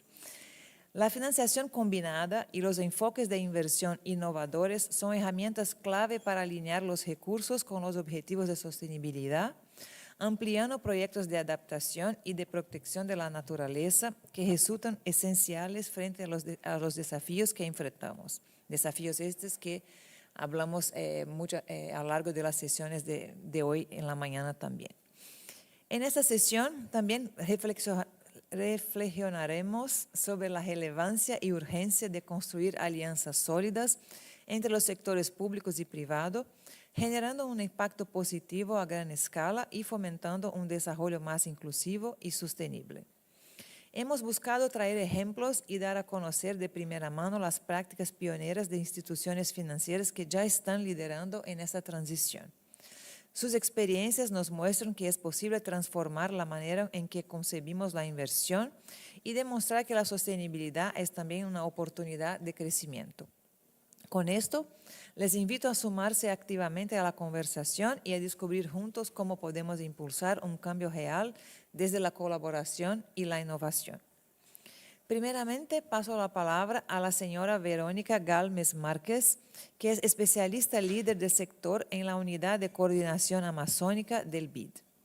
Señora Galmez, a propósito de su trabajo de coordinación, ¿puede comentarnos del proyecto que sigue el BID en el Amazonas y cómo entiende que el BID su rol en la financiación de la restauración en la región y particularmente en la Amazonía, y qué elementos novedosos propone en su programa BID Amazonía para ampliar el alcance de sus compromisos?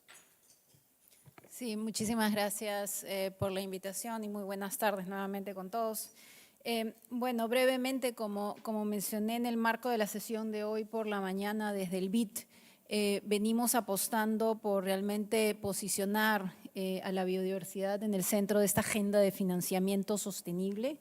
Y esto incluye no únicamente la alineación estratégica de las inversiones, sino también el pilotaje, ¿no? Ese pilotaje de instrumentos, de mecanismos financieros que realmente puedan responder tanto a las necesidades de restauración de los diversos ecosistemas de la región, pero también al propósito de la restauración. Estamos hablando de una restauración con fines ecológicos, productivos, entre otros.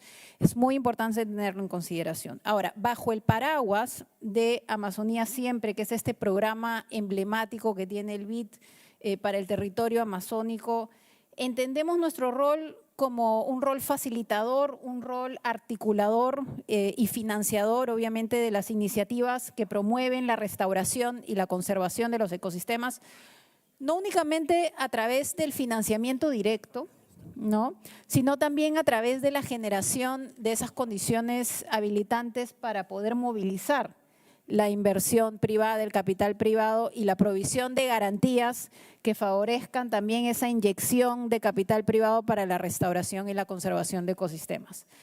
Algunos de estos instrumentos incluyen, por ejemplo, financiamiento basado en resultados, abarcando acciones de conservación, por ejemplo, en el corredor del jaguar y otras especies emblemáticas. Pero también incluye financiamiento mixto, el blended finance, que combinan recursos concesionales de los fondos climáticos con el mismo capital ordinario del banco para poder justamente maximizar esos beneficios climáticos y de biodiversidad. Ahora, quisiera compartir concretamente 3 ejemplos que venimos impulsando desde Amazonía Siempre del BID en los países de la región y que justamente buscan alcanzar la escala necesaria para poder cerrar esa brecha de financiamiento que yo nos presentaba en la sesión anterior, ¿no? El primer ejemplo que quisiera compartir con ustedes es sobre los bonos amazónicos, ¿no? Este año en la reunión de Sevilla, en la conferencia de financiamiento para el desarrollo, el BID, en esta alianza que tenemos para la Amazonía con el Banco Mundial, lanzamos una nueva plataforma para poder facilitar que los países y las instituciones financieras de la región puedan captar recursos de mercados de capitales, recursos que realmente puedan ser destinados al desarrollo sostenible y resiliente en la región amazónica, combinando los esfuerzos de protección ecosistémica con el impacto económico, ¿no? Esta plataforma se basa en lo que le denominamos los Amazon Bond Investment Guidelines, que básicamente son unas directrices para la emisión de bonos amazónicos que ofrecen un marco, ¿no?, un marco bastante claro para poder justamente canalizar capital privado hacia este desarrollo sostenible en la Amazonía. A través de estos estándares que son definidos por este marco sobre el uso y rendición de cuentas de los fondos, básicamente las directrices ofrecen a los posibles inversionistas la confianza, ¿no? Esa confianza de que el financiamiento realmente generará ese impacto social, económico y ambiental positivo en el territorio amazónico.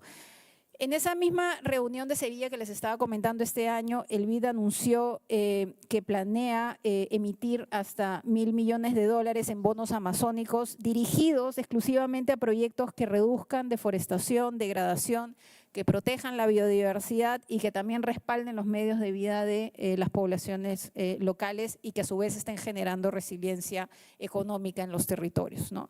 Ese es un primer caso que quería compartir. Un segundo caso, justamente como mencionaba también el colega de CAF en el panel anterior, son las conversiones de deuda por naturaleza, ¿no?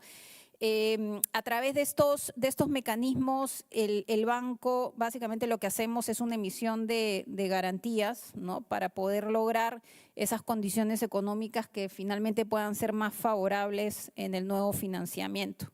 Justamente a finales del año pasado, en el 2024, Ecuador, trabajamos muy de la mano con Ecuador para poder completar una conversión de deuda que le va a permitir ahorrar más de $800 millones en los próximos 11 años, de los cuales alrededor de 460 millones se utilizarán para financiar la conservación de la Amazonía ecuatoriana en el marco de un programa que se ha diseñado, que es el programa Biocorredor Amazónico.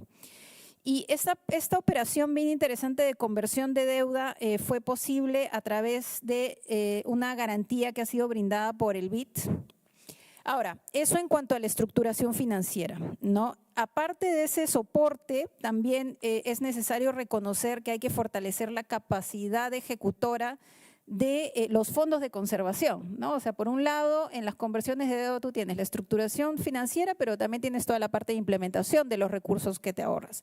Entonces, justamente en los próximos meses estamos iniciando una cooperación técnica con Red LAC, que es básicamente esta red que asocia a los distintos fondos de conservación en la región para poder fortalecer esas capacidades institucionales de ejecución de esos recursos que se ahorran a través de las conversiones de deuda, ¿no?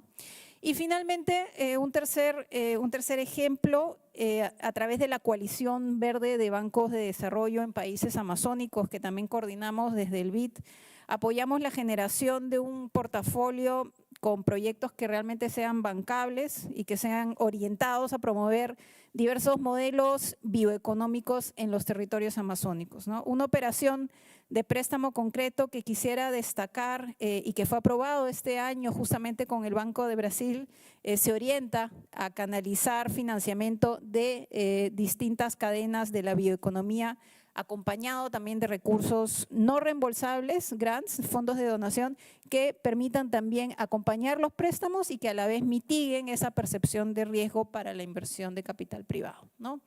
Bueno, con eso termino mi intervención. Muchas gracias. Bueno, muchísimas gracias. Muchísimas gracias, señora Galmes. Ahora paso la palabra al señor Franco Pisa, director corporativo de sostenibilidad en Bancolombia, que nos acompaña virtualmente.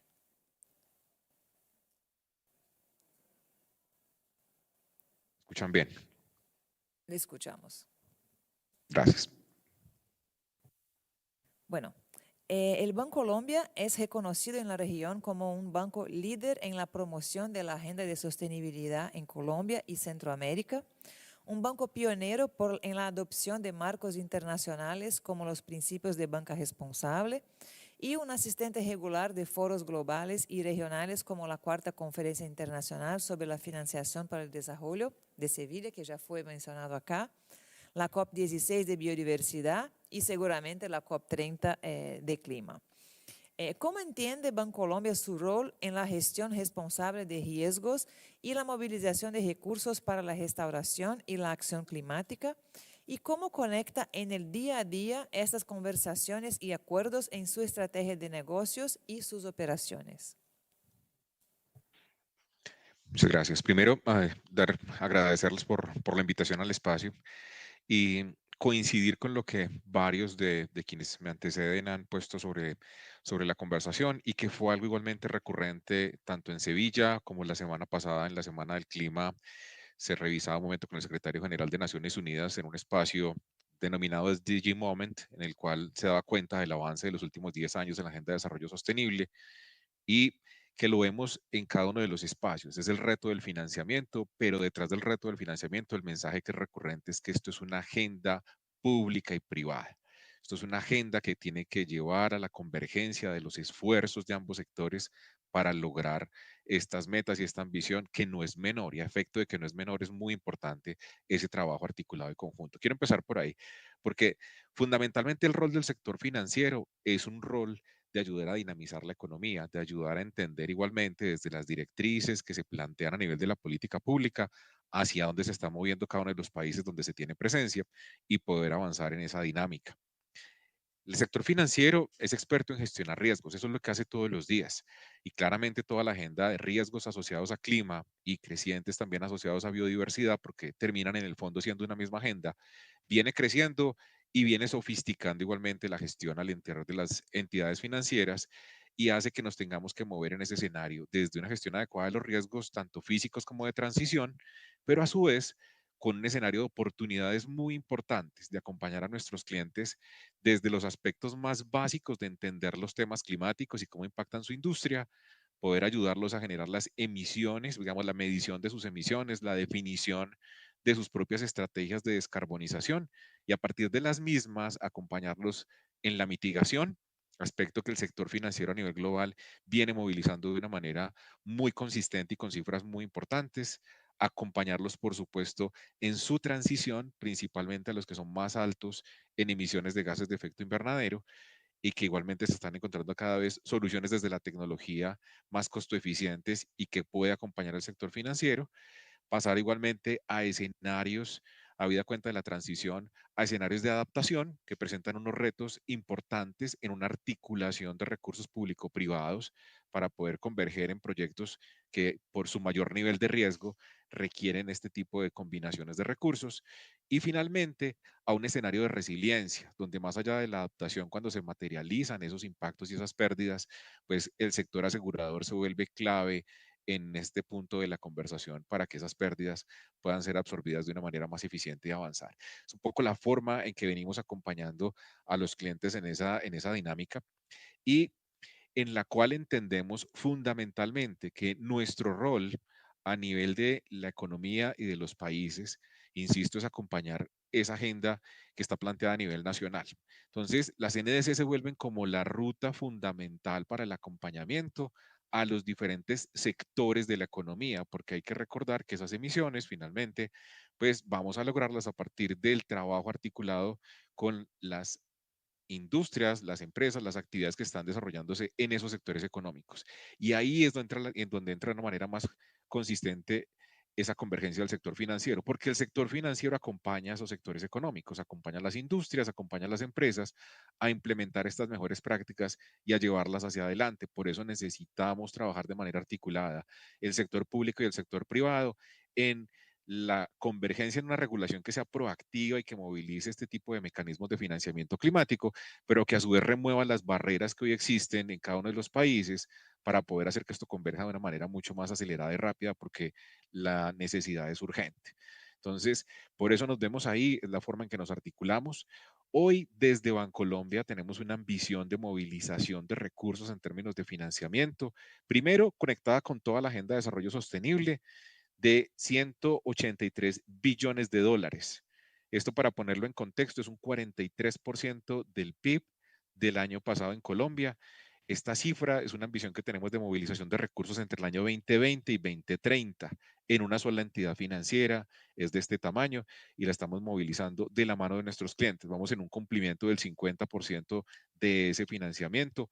Un 10% del mismo está asociado a financiamiento climático, temas de energías renovables, temas de eficiencia energética, prácticas agrícolas con temas de sostenibilidad, temas de economía circular, componentes que están en los planes de transición energética de los países donde tenemos operación, hacen parte de lo que estamos dándole cubrimiento bajo ese escenario. Entonces, este tema es fundamental y yo quiero cerrar con lo siguiente, y es justamente en esos espacios internacionales, tanto la reunión de Sevilla como la Semana del Clima que se dio la semana pasada en Nueva York, como lo que vivimos hace un año en Cali, en la COP16, y lo que va a estar en la conversación, tanto en la COP en Belén como en las actividades previas en Sao Paulo para sector privado, están muy orientadas a unas conclusiones que siguen siendo recurrentes. Y yo quiero referirme a ellas a riesgo de ser repetitivo, es para que entendamos que todos estamos en la misma agenda y estamos viendo lo mismo. Entonces, pongámonos ya, sigamos articulados y manos a la obra, y digo sigamos porque hemos tenido en toda esta estrategia el acompañamiento de la banca multilateral, de diferentes fondos. A veces la articulación entre lo público y lo privado no es fácil, pero se ha logrado igualmente avanzar. Y este punto de, digamos, de convergencia es temas que dejaba Sevilla, el avanzar claramente en todo el tema de la escalabilidad frente al tema de blended finance. El blended es fundamental como elemento de disminución de riesgo, pero sobre todo para construcción de capacidades en nuevos temas que aún no están siendo abordados por industrias, sectores o comunidades. Segundo, necesitamos plataformas nacionales que avancen de una manera consistente hacia el cumplimiento justamente de las NDC, articulación público-privada, por supuesto, con la sociedad civil y el tercer sector. Temas de eliminar barreras regulatorias y un tema de financiamiento a comunidades que están por fuera hoy del alcance en términos de servicios financieros. Eso lo dejaba Sevilla como un componente fundamental que claramente está conectado con la agenda climática. Y cierro con esto, y son conclusiones de la Semana del Clima celebrada la semana anterior con una convergencia de la Asamblea General de Naciones Unidas, en la cual las conclusiones nos llevaban y que esto hace parte de la conversación que se viene dando desde la presidencia de la COP30 con los ministros de finanzas y de Hacienda de diferentes países a nivel global. 5 prioridades. La primera, asociada a fondos climáticos que converjan temas de blended para la movilización de un financiamiento estructural a nivel de los países. Segundo, un rol activo de la banca multilateral con una alta ambición en estos temas, ir de una manera mucho más consistente en ese ejercicio con unas ambiciones más profundas. Hemos escuchado a CAF, hemos escuchado al BID, seguramente IFC, que también está en la región, tiene compromisos en esa materia. Podemos traerlos aquí, aterrizarlos rápidamente. Tercero, plataformas nacionales. Vuelve a generarse esto en la conversación. Foco en las NDCs, foco en los sectores, y cuando ese foco está en los sectores, en esas plataformas, el sector financiero y el financiamiento va a movilizarse. Va a estar ahí, va a llegar porque ya está en diferentes soluciones. Dos últimos, el cuarto, soluciones innovadoras y escalables que se puedan dar a través del sector privado. Hemos venido innovando, tenemos nuevos mecanismos, nuevos instrumentos, necesitamos estar articulados con la política pública para que esto siga avanzando. Y el quinto punto de prioridad para ministros de Hacienda en temas climáticos fue planteado el fortalecimiento de la regulación justamente para el financiamiento climático. Estamos en la misma agenda, tenemos que seguir articulados. Mi invitación es aquí a que desde los ministerios trabajemos de una manera muy articulada con el sector privado, con el sector financiero. Insisto, estamos en la misma agenda. Esto es una agenda que permite movilizar muchos recursos, porque el concepto de hacer bancables los proyectos que hemos mencionado y de que esta agenda es una agenda rentable hace que puedan converger muchos recursos de diferentes actores en soluciones innovadoras para poder atender la agenda climática. Muchísimas gracias.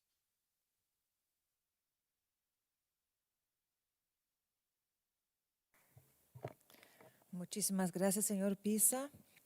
Ahora paso la palabra a la señora Rosemary Lozano Mantilla, que es encargada de la Estrategia de Sostenibilidad Corporativa e Inversión Responsable y Sostenible en las operaciones de Credcorp Capital a nivel regional. Credcorp Capital es un actor relevante en el mercado financiero peruano, facilitando la movilización de capitales y el desarrollo de empresas e industrias, aportando al desarrollo del país. También es signatario de los principios de inversión responsable, iniciativa que ha jugado un papel clave en visibilizar el rol de los inversionistas en el desarrollo sostenible y en acompañarlos para integrar factores ESG en sus decisiones de inversión y propiedad. Durante esta jornada hemos hablado de cómo los ecosistemas son vitales para el desarrollo de cualquier sector productivo y de la magnitud de la escala de financiamiento que se necesita en la región para alcanzar los objetivos climáticos y de protección de la naturaleza. También de que se requieren esfuerzos concertados y coordinados de una multiplicidad de actores para garantizar inversiones sin riesgo alto, identificar proyectos de infraestructura rentables y sostenibles que permitan adaptarnos al cambio climático y la degradación de ciertos ecosistemas y, en general, construir una cartera de proyectos bancables. Creo que eso escuchamos en muchas ponencias hasta ahora. Entonces, de su punto de vista, ¿qué se necesita para que más inversionistas locales como el Credcorp Capital puedan aumentar sus flujos de capital a esas prioridades y en qué áreas concentrará su entidad sus esfuerzos en los próximos años? Muchas gracias por la invitación.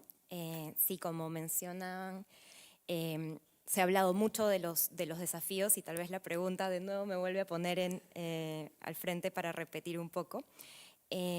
Nosotros como inversionista, nosotros somos la rama de gestión y asesoría de inversiones del grupo Credcorp, que es el grupo líder en el sistema financiero peruano. Pero nosotros no administramos dinero propio nuestro, sino dinero de nuestros clientes. ¿Quiénes son nuestros principales clientes?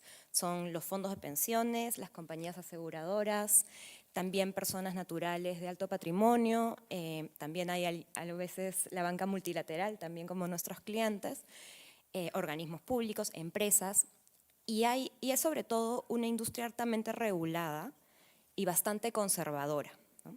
Entonces, todo lo que ya se ha mencionado en torno a esas condiciones habilitantes que reducen el riesgo, que mejoran ese análisis tanto técnico para entender que los proyectos efectivamente pueden ser viables, que efectivamente van a generar un flujo que le devuelve al inversionista esa rentabilidad sin asumir los niveles de riesgo que normalmente podría asumir la banca de desarrollo o algún otro agente. Eso es algo fundamental para que inversionistas de la naturaleza de Credit Corp Capital puedan engranarse en este sistema, ¿no?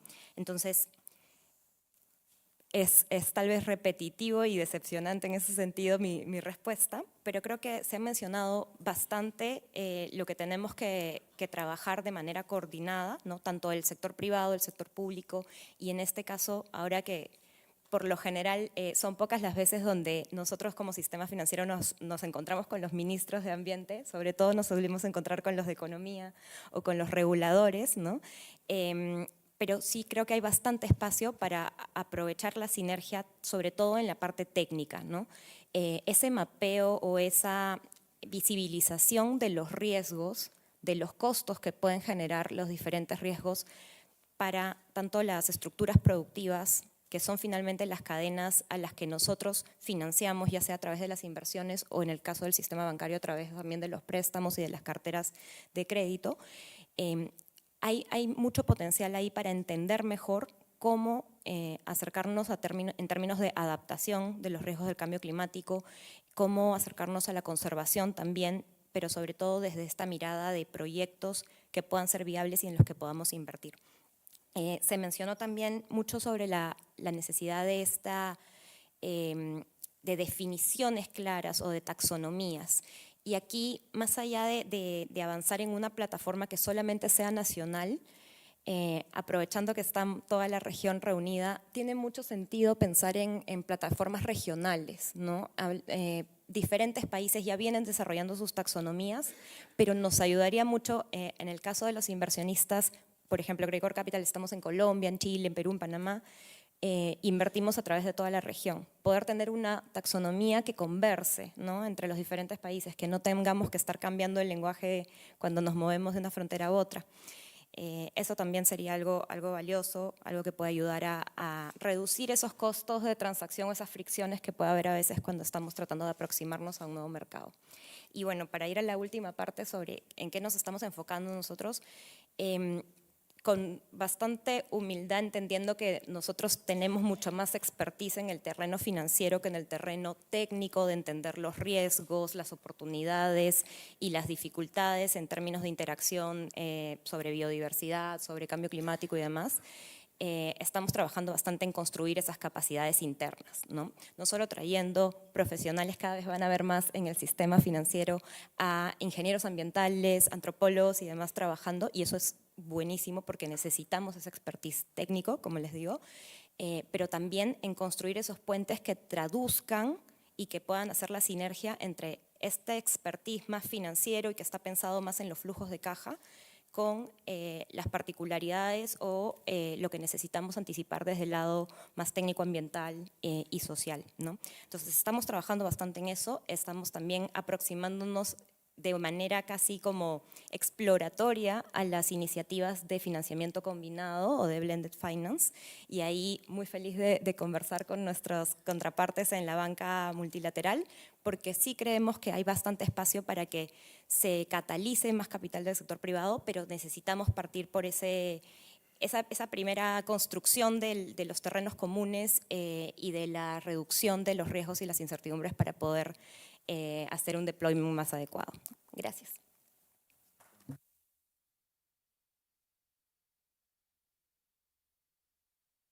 Bueno, muchas gracias, señora Lozano. Bueno, y ya que mencionó el tema de las plataformas regionales y una taxonomía, ¿no? que pueda conversar en la región, ese mismo foro lanzó hace 2 años, en 2023, el marco común, ¿no? de taxonomía de finanzas sostenibles para el área de clima, y ahora el mismo grupo de trabajo está trabajando en el marco común de taxonomía voltada a la naturaleza y biodiversidad, que debe de ser lanzado en los próximos meses.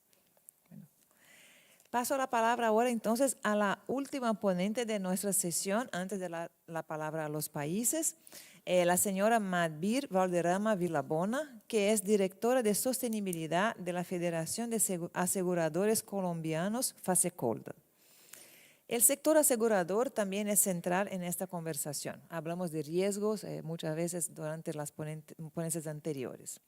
Su rol no solo se limita a pagar los siniestros, sino que puede prevenir pérdidas, incentivar buenas prácticas, financiar la restauración de ecosistemas y movilizar inversiones a largo plazo. ¿Podría contarnos cómo el sector asegurador colombiano, a través de FASECOLDA, está abordando estos retos y cómo esas acciones de carácter nacional se vinculan con otras de alcance regional, como la Declaración de Bogotá, que fue firmada el año pasado en Bogotá, creo que en enero o febrero de 2024, de la que ustedes son la Secretaría Técnica? Bueno, pues Beatriz, muchas gracias. Un agradecimiento especial al Foro de Ministros y Ministras del Medio Ambiente por invitarnos a participar en este espacio y sobre todo reconocer el interés de este nutrido público para conversar sobre estos temas. Antes de entrar a contestar la pregunta, yo quiero hacer la siguiente reflexión y es la importancia de que nuestra región aborde estas agendas con esta visión de región. Y esto en particular porque las agendas en materia de sostenibilidad y de cambio climático han estado muy centradas en los temas de mitigación, pero nuestra región no es especialmente responsable por la generación de gases de efecto invernadero. Sin duda tenemos que hacer un trabajo importante en reducir nuestras emisiones. Lo que sin duda tiene que hacer América Latina y el Caribe es adaptarse a las consecuencias del cambio climático, y cuando hablamos de adaptación y de resiliencia, el seguro es una herramienta financiera que justamente contribuye y hace posible alcanzar esa meta de adaptarse y ser resilientes. Entonces, hemos hablado mucho también a lo largo de esta jornada sobre la importancia de que las iniciativas y los proyectos sean banqueables, pero a veces se nos olvida que los aseguradores cumplimos un rol fundamental y es brindarles certidumbre a distintos actores en la economía para desarrollar actividades que sin duda enfrentan riesgos. Entonces, desde esta industria experta en la gestión de riesgos, tenemos la responsabilidad de hacer este estilo de risking y somos nosotros los que podemos involucrar, incentivar la llegada de capitales cuando el seguro está presente. Entonces, haciendo este contexto, quiero también compartir con ustedes que nuestra región tiene un reto muy importante, y es que de acuerdo con un análisis de Mafre Economics, en nuestra región tenemos una brecha de protección frente a las catástrofes naturales del 81%. ¿Qué significa esto? Que de cada $100 de pérdidas experimentadas por fenómenos catastróficos, solamente 19 cuentan con la protección de un seguro.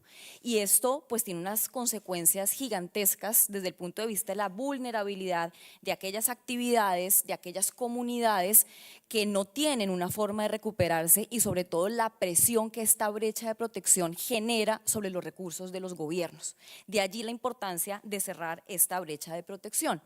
Y ante esta realidad, desde FASECOLDA, el gremio que representa a las compañías de seguros en Colombia, somos conscientes que nuestra industria tiene una responsabilidad gigantesca para transformar la visión y también la aproximación de los sectores económicos frente a la gestión de estos riesgos. Como lo dijiste, Beatriz, nuestro rol va más allá de sencillamente pagar los siniestros. Nuestra industria tiene una responsabilidad de ayudar a la prevención y la reducción de los riesgos, de tal manera que aquellos riesgos residuales sean administrados o gestionados por el sector asegurador. Con esta visión sobre nuestra participación en este contexto, desde FASECOLDA estamos abordando 3 grandes frentes. El primero, innovación y adaptación. A medida que los eventos de la naturaleza se vuelven más frecuentes, que sus impactos son mayores, los modelos tradicionales para evaluar y de alguna manera entender los riesgos y los daños muchas veces se vuelven obsoletos, no funcionan. Por eso estamos impulsando el desarrollo de soluciones innovadoras que están impulsadas en tecnología, y son los seguros paramétricos. Los seguros paramétricos son coberturas sencillas, simples para el tomador, en el sentido de que no funcionan a través de la realización de un evento, de un daño específico, sino que se activan en función de la activación de un parámetro previamente definido. ¿Qué podría ser la velocidad del viento cuando hablamos de huracanes o el exceso o el déficit de lluvias? Entonces, los seguros paramétricos permiten un desembolso, una atención de la dificultad casi que inmediata, y de esa manera pues los tomadores de estos seguros, que suelen ser municipalidades, gobiernos regionales, gobiernos nacionales, pueden atender rápidamente la dificultad. Colombia ha sido pionero en el desarrollo de un marco normativo que ha habilitado los seguros paramétricos no solamente para cubrir los riesgos en las actividades del sector agropecuario, sino también en distintos sectores económicos. Todas aquellas actividades que se puedan ver interrumpidas por fenómenos de la naturaleza, incluso fenómenos catastróficos como el tema de terremotos, pueden ser susceptibles de protegerse a través de seguros paramétricos. En segundo lugar, ¿cuál es nuestro segundo frente de acción? La movilización de capital para acompañar los proyectos de protección y de conservación de la naturaleza. Fasecolda y varias compañías de seguros son aliado estratégico de iniciativas como el Sistema Nacional de Biodiversidad y Adaptación, SIMBA, que es liderado por la Federación o la Asociación de Bancos en Colombia, Asobancaria. El objetivo del SIMBA justamente es cerrar, en este caso, la brecha de financiación para los temas asociados a biodiversidad, que hoy en día es tan solo del 0.5% del total del crédito que se coloca en Colombia. Y nuestro rol desde el sector asegurador justamente pues es desarrollar mecanismos y herramientas de modelamiento de riesgos para ayudar justamente a atraer capital público, privado, blended finance, que acompañe el desarrollo de este tipo de soluciones. En tercer lugar, seguros inclusivos como herramienta social, y aquí quiero destacar muchas de las conclusiones o de los mensajes que se han traído a lo largo de este foro, y es la importancia de la colaboración entre el sector público, el sector privado, pero sobre todo también la cooperación internacional.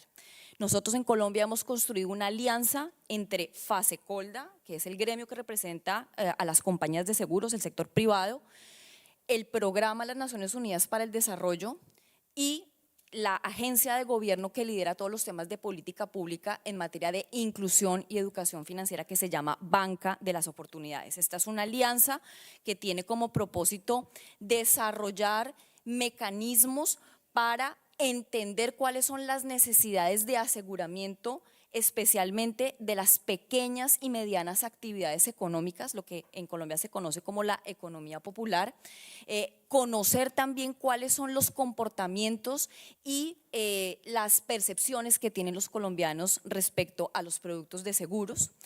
Vamos a hacer una medición al respecto el próximo año. Va a ser la primera vez que sabremos cómo han cambiado las visiones de los colombianos frente a los seguros después de la pandemia, que sabemos que fue un evento que generó mayor conciencia sobre la importancia de estar asegurados, pero sobre todo en el marco de esta alianza hemos creado, la semana pasada lo lanzamos, el Laboratorio de Innovación en Seguros Inclusivos, Novaseg. Este es un espacio de colaboración entre el sector público, el sector privado y la cooperación internacional, que tiene como propósito acercar las necesidades de aseguramiento de distintos segmentos de nuestra economía con las posibles soluciones que se pueden desarrollar desde el sector asegurador. El año pasado, a propósito de la COP16 de biodiversidad que tuvimos la fortuna de recibir en la ciudad de Cali, en Colombia, desarrollamos un reto de innovación en el marco de este laboratorio, seguros para la biodiversidad. Tenemos un producto que está próximo a salir al mercado, es un seguro paramétrico justamente que va a proteger a los ecosistemas de páramo frente a los riesgos de incendio. Así que a través de este laboratorio de impulso al desarrollo de soluciones de aseguramiento, estamos convencidos que podremos acercar a esos segmentos de la población, a esos segmentos desatendidos que por distintas razones no han contado con el beneficio de tener un seguro, con las soluciones que se pueden prestar desde el sector asegurador, pero entendiendo que las compañías de seguros muchas veces no son expertas en estas cosas. Entonces, al laboratorio pueden llegar actores de la sociedad civil, organizaciones verdes, insurtechs, microfinancieras, y de esta manera pues desarrollar todo un ecosistema que esté justamente pensando en soluciones innovadoras donde la transición justa es nuestra visión. Sabemos que los efectos del cambio climático son mucho más fuertes para las comunidades más vulnerables y por eso es que los temas ambientales y sociales tenemos que abordarlos de manera conjunta. Todo esto al final estamos buscando también, digamos que potenciarlo en una visión regional. Lo mencionaste tú, Beatriz, la Declaración de Bogotá. La Declaración de Bogotá sobre Seguros Sostenibles es una plataforma de colaboración ya regional. Tenemos actualmente 41 miembros, dentro de los cuales hay compañías de seguros de distintos países, corredores, intermediarios. Tenemos también asociaciones gremiales como Fasecolda, Cenesec de Brasil, ALASA, que es la Asociación de Seguro Agropecuario, FIDES, el gremio que representa a las asociaciones de seguros en Iberoamérica, y tenemos también la presencia de un supervisor. La Declaración de Bogotá está trabajando en las agendas de cambio climático y biodiversidad de manera conjunta, y el objetivo es ser una caja de resonancia a través del cual la región entiende y también prioriza acciones que desde el sector asegurador podemos adelantar justamente en esos dos grandes roles que tenemos, obviamente con la colocación de productos de seguros, pero sobre todo también siendo inversionistas institucionales, que lo mencionó Rosmary. A nivel global, el sector asegurador es quizás el inversionista institucional más grande que existe, y por eso también somos de alguna manera responsables, o tenemos más bien una capacidad de incidir en atraer capitales a este tipo de proyectos, a este tipo de iniciativas. Eso es lo que hacemos a través de la Declaración de Bogotá, y pues esperamos tener la posibilidad de compartir nuestras experiencias y nuestros avances en la COP30 de cambio climático que tendrá lugar en Belém este año.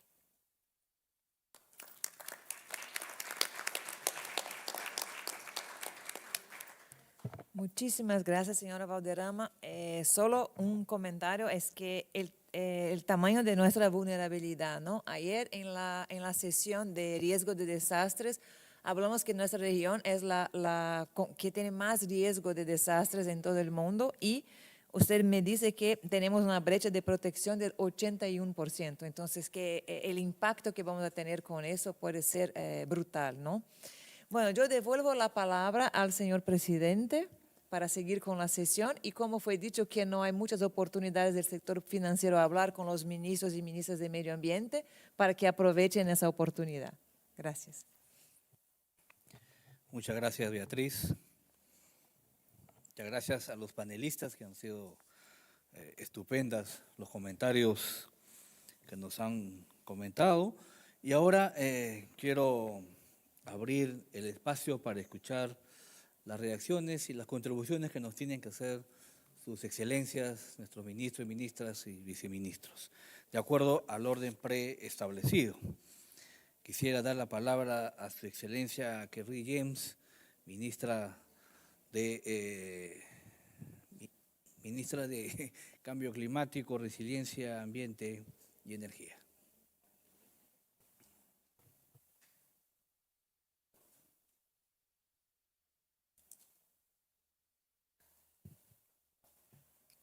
Thank you so much again, Chair. From the perspective of a small island developing state on the front lines of climate change, our priorities for financial mechanisms are clear and must be strategically layered.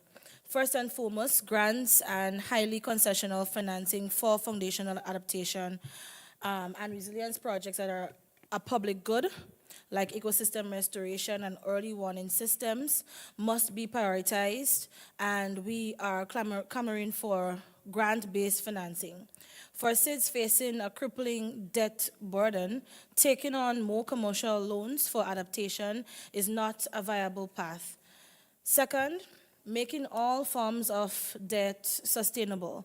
Where grants are not available, any debt we take on must have resilience built into its very structure. This is why Grenada has championed and embedded hurricane clauses in our sovereign bonds. These innovative clauses automatically suspend debt and interest payments immediately following a major storm, providing us with critical fiscal space for emergency response without defaulting. So this mechanism, we believe, should be a standard feature in all lending to vulnerable nations. The third recommendation we want to have, or we want to put on at the table today, is innovative mechanisms to mobilize private and large-scale capital.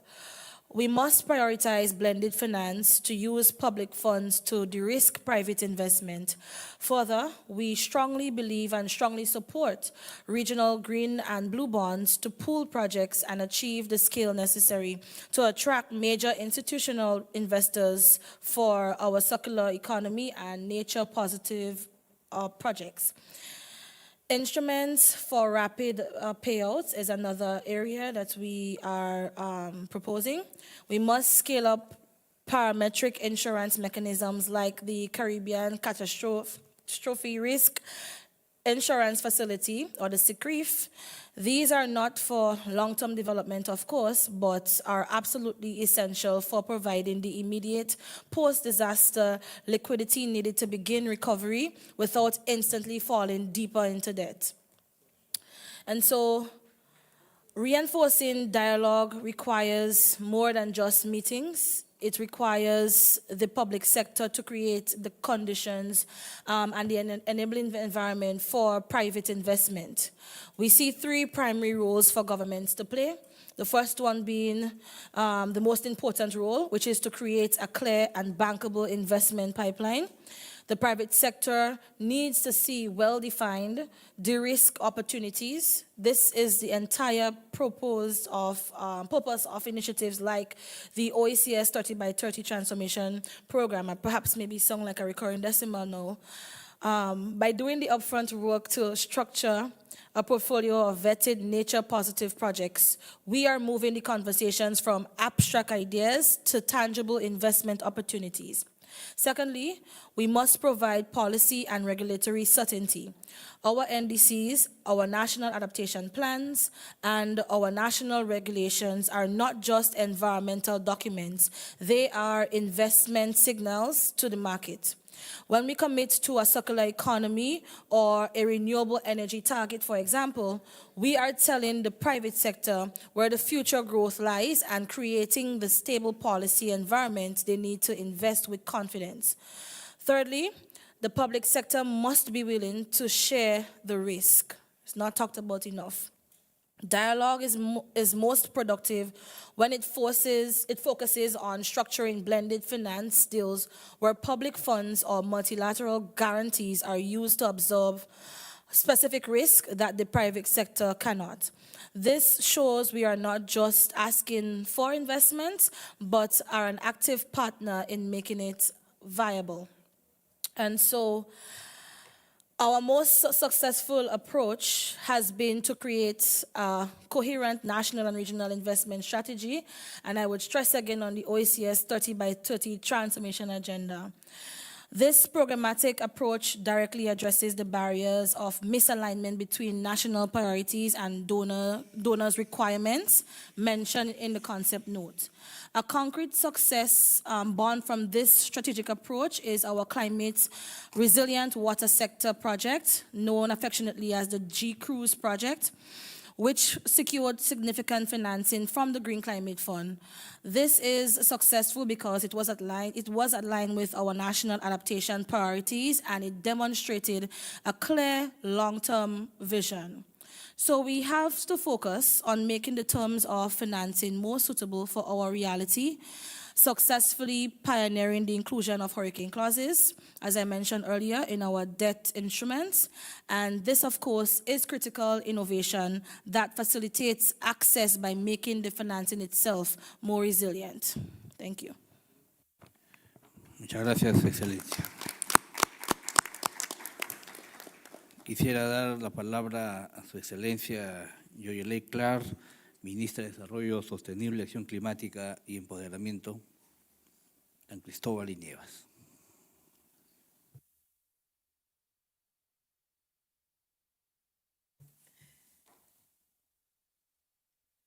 I'll be very brief. St. Kitts and Nevis has adopted a very strategic whole-of-government approach to climate finance, which is anchored in our Sustainable Island State Agenda, our National Development Planning Framework 2037, and the 23 Agenda for Sustainable Development. And these interlinked frameworks allow us to align our national priorities with donor expectations and unlock targeted financing. But truthfully, financing is never enough, and certainly it's never fast enough. However, we must give acknowledgement to Jeff and Euroclima for agile responses to country-specific circumstances, including reallocation of funding and adjustment, even during the design phases of our projects. And with this partnership in particular, we've seen ministries implement climate-resilient and transformational projects. The Ministry of Environment advancing its plastic ban and ecosystem restoration and environmental data systems. Ministry of Health in the prioritization of the construction of a climate-smart hospital. Ministry of Infrastructure with its solar PV project, and importantly, our geothermal project with concessional investments from the Caribbean Development Bank through the Green Climate Fund facility. And of course, the Ministry of Agriculture in its climate-smart greenhouse villages. Our initiatives are backed by significant domestic investment, over $50 million in the past year and over $310 million in the past 3 years for environmental governance and climate action. Admittedly, while concessional grant-based financing is desperately needed, the international architecture is such, the multilateral development banks are reminding us as small nations that real change and climate resilience comes from our domestic resources. We have to assess our tax base. That's something that no government, especially close to a political cycle, wants to hear. But this is the grim reality that given our small, open economies and limited fiscal space, we still have to find ways to adjust. The situation is further compounded if you are categorized as a high-income country like St. Kitts and Nevis based solely on GDP indicators, where the number never matches the reality on the ground. So yes, we support blended finance models to de-risk investment in nature-based solutions. We welcome the expansion of parametric insurance and risk pooling, including instruments, as mentioned by my colleague minister from Grenada, for CCRIF, for CRIF in particular, that offer rapid liquidity post-disaster. And we welcome the suggestions from the panelists in terms of the expansion to cover ecosystem losses. Now, even as we keep Bermuda and Bahamas in mind, my thoughts are to the need to mobilize financing ahead of these disasters, especially when we have early warning systems for all. There's a need to ensure that countries can respond immediately and not 14 days after a disaster. This must translate into financial preparedness and responsiveness. And I must also stress the need for our region to promote micro-insurance options as a form of household resilience and response mechanisms. Can you imagine what $2,000 for a household immediately after a disaster can do without waiting for government to provide response mechanisms and items? Allow me to close by offering one example of a key initiative from St. Kitts and Nevis that exemplifies how partnerships, innovation, and trust-based targeted financing can translate into meaningful impact. We partnered with the Communities Climate Adaptation Facility, CCAF, which is a global initiative led by the Global Center for Climate Mobility, GCCM, and hosted by the United Nations Office for Project Services, UNOPS. This facility provides rapid response adaptation grants for brick and mortar projects, which aren't often supported, and provides up to $100,000 to community groups to empower frontline communities to develop and execute their own innovative solutions. The thing that's so powerful about CCAF is it's not just financing, it totally eliminates government intervention. But the way it works is that it is quick, it's flexible, it's community-driven, and rooted in multilateral partnership. And of course, it's based on trust-based financing, which is something that we have to embrace. I remind us that climate finance for SIDS, LDCs, and vulnerable nations will be the first casualty of an increasingly militarized world. The shifting geopolitics suggests extremism and climate denialists might appear to have the loudest voice right now, but their uninformed and misguided cries can never be louder than our collaborative action. So as our donor countries may seem to prioritize national security at the risk of climate finance, it's up to us in this space to continue prioritizing our collaborative action, our solidarity.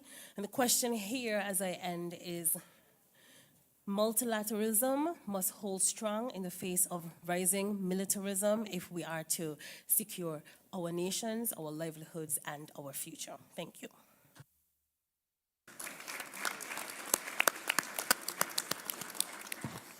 Muchas gracias, Su Excelencia. Quiero dar pase a Su Excelencia, señor Patrick Brunix, Ministro de Petróleo, Gas y Medio Ambiente, de Surinam. ¿Dónde está? Ok.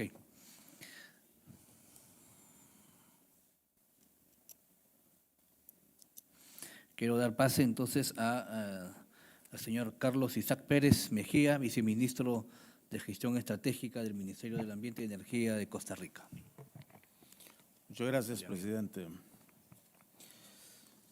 De acuerdo a las preguntas que nos enviaron como guía para esta sesión,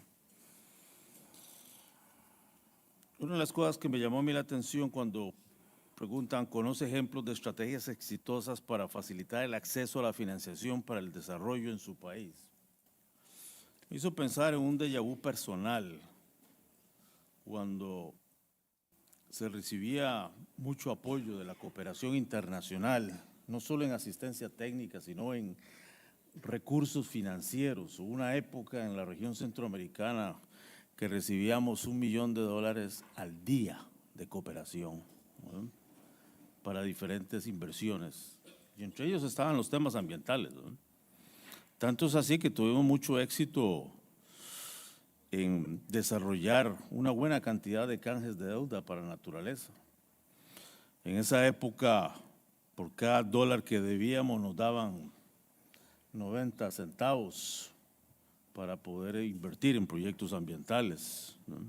Y todo eso lo escribimos en un libro que se llama El financiamiento del desarrollo sostenible, que actualmente en cada business school lo utiliza como referencia para sus estudiantes, ¿no?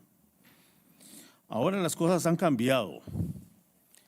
Pasados los años nos hemos dado cuenta de que el país, de acuerdo al Banco Mundial, ha venido mejorando su condición macroeconómica. Antes éramos un país de ingreso medio bajo, después nos dijeron que éramos un país de ingreso medio, y después nos anunciaron que ya éramos un país de ingreso medio alto. Y hace 3 meses nos mandaron la noticia de que somos ahora un país de ingreso alto. Y la situación fiscal todavía no se ha resuelto. Todavía tenemos mucha deuda que pagar. Si antes recibíamos 90 centavos por $1 en canje de deuda por naturaleza, ahora para conseguir $50 millones para invertir en proyectos ambientales, tenemos que hacer un canje por $1.000 millones, lo cual deja de ser ya negocio desde esa perspectiva, ¿no? Y yo por eso felicito a aquellos países que están promoviendo esa iniciativa del canje de deuda por naturaleza, porque a lo mejor tienen un espacio y una capacidad que nosotros ya no tenemos, ¿no? Como ahora formamos parte de un país de alto ingreso, estamos conscientes de que ahora el financiamiento va a ser más caro, ¿no? Y también estamos conscientes de que al entrar a ese selecto grupo tenemos que hacer inversiones hacia afuera. Nosotros tenemos ahora que contribuir en la cooperación técnica y financiera a nivel internacional. Cuando estábamos ahora en México, en la reunión de cambio climático, de ministros de cambio climático y ambiente, en broma decíamos ahí que Brasil, México, Costa Rica, Chile iban a financiar las NDCs del resto de América Latina y el Caribe, ¿no? Y en realidad nos hemos dado cuenta que a pesar de ese premio, entre comillas, que hemos recibido, tenemos que ser ahora mucho más ingeniosos en la consecución de recursos para poder invertir en el desarrollo sostenible.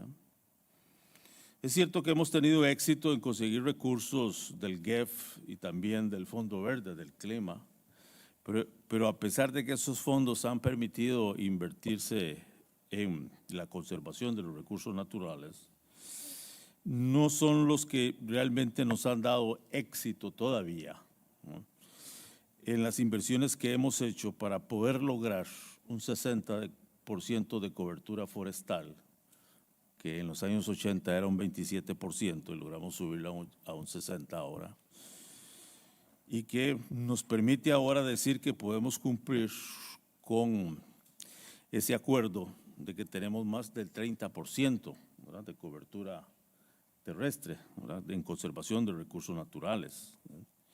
Pero eso ha sido por un esfuerzo, un sacrificio que ha hecho el costarricense al aceptar el principio de que quien contamina paga.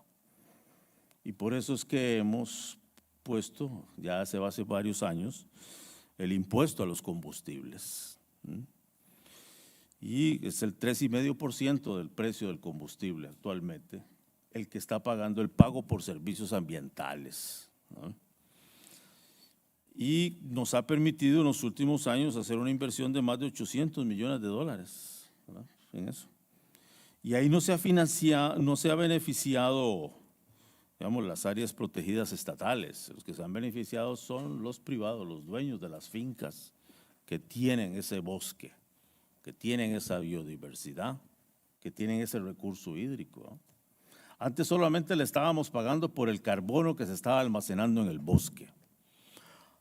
Desde el año pasado tomamos la decisión de agarrar todos los recursos financieros que teníamos en el Fondo Nacional de Financiamiento Forestal e hicimos un cambio y creamos el PSA 2.0 terrestre. Ahora estamos pagando por carbono, biodiversidad plus y agua plus. Todos aquellos que demuestran que tienen un plus más ahí en su tierra, en su finca, se les paga una extra para que lo conserven.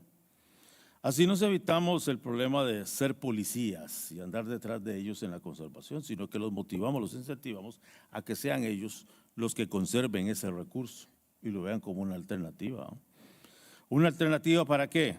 Para que podamos nosotros ahora seguir comercializando en el mercado de carbono, mientras entra el artículo 6 en vigencia, ¿no?, porque todavía funciona el mercado informal, el mercado secundario. Sabemos que va a desaparecer si entra de lleno el artículo 6. Pero eso nos va a ayudar precisamente a tener un poco más de recursos porque ya la cooperación no nos va a ayudar mucho en eso. Y en ese sentido, ¿no?, nos permite luego entrar a otro nivel que es precisamente los créditos de biodiversidad. Entrar a ese mercado precisamente a través de negociaciones con farmacéuticas, empresas que producen perfumes, agroquímicas, etcétera, ¿verdad?, que ven un gran potencial, ¿verdad?, en ese recurso. No contentos con el PSA terrestre, nos fuimos al mar, no a comer ceviche, ¿verdad?, ni pescado, sino a crear el pago por servicios ambientales marino, ¿verdad? Ahora ese pago por servicios ambientales marinos, que también está operando desde el año pasado, nos ha permitido entonces conservar el manglar. El manglar le pertenece al Estado y como tal necesitamos tener gente que lo esté cuidando. ¿Cuidando de qué? De las personas que viven alrededor del manglar, que lo extraen, que lo explotan, y que no necesariamente lo hacen de una manera sostenible. Entonces nos preguntamos, llenamos los manglares de guardaparques y comenzamos a arrestar a toda la población que se mete ahí por invadir propiedad del Estado, o los hacemos socios. Entonces decidimos mejor crear el incentivo y les financiamos ahora a las organizaciones que viven alrededor de los manglares, ¿verdad?, que pueden aprovechar, que pueden hacer aprovechamiento sostenible bajo criterios biológicos, siempre y cuando mantengan el tamaño y la calidad de la extracción de los moluscos que hacen ahí.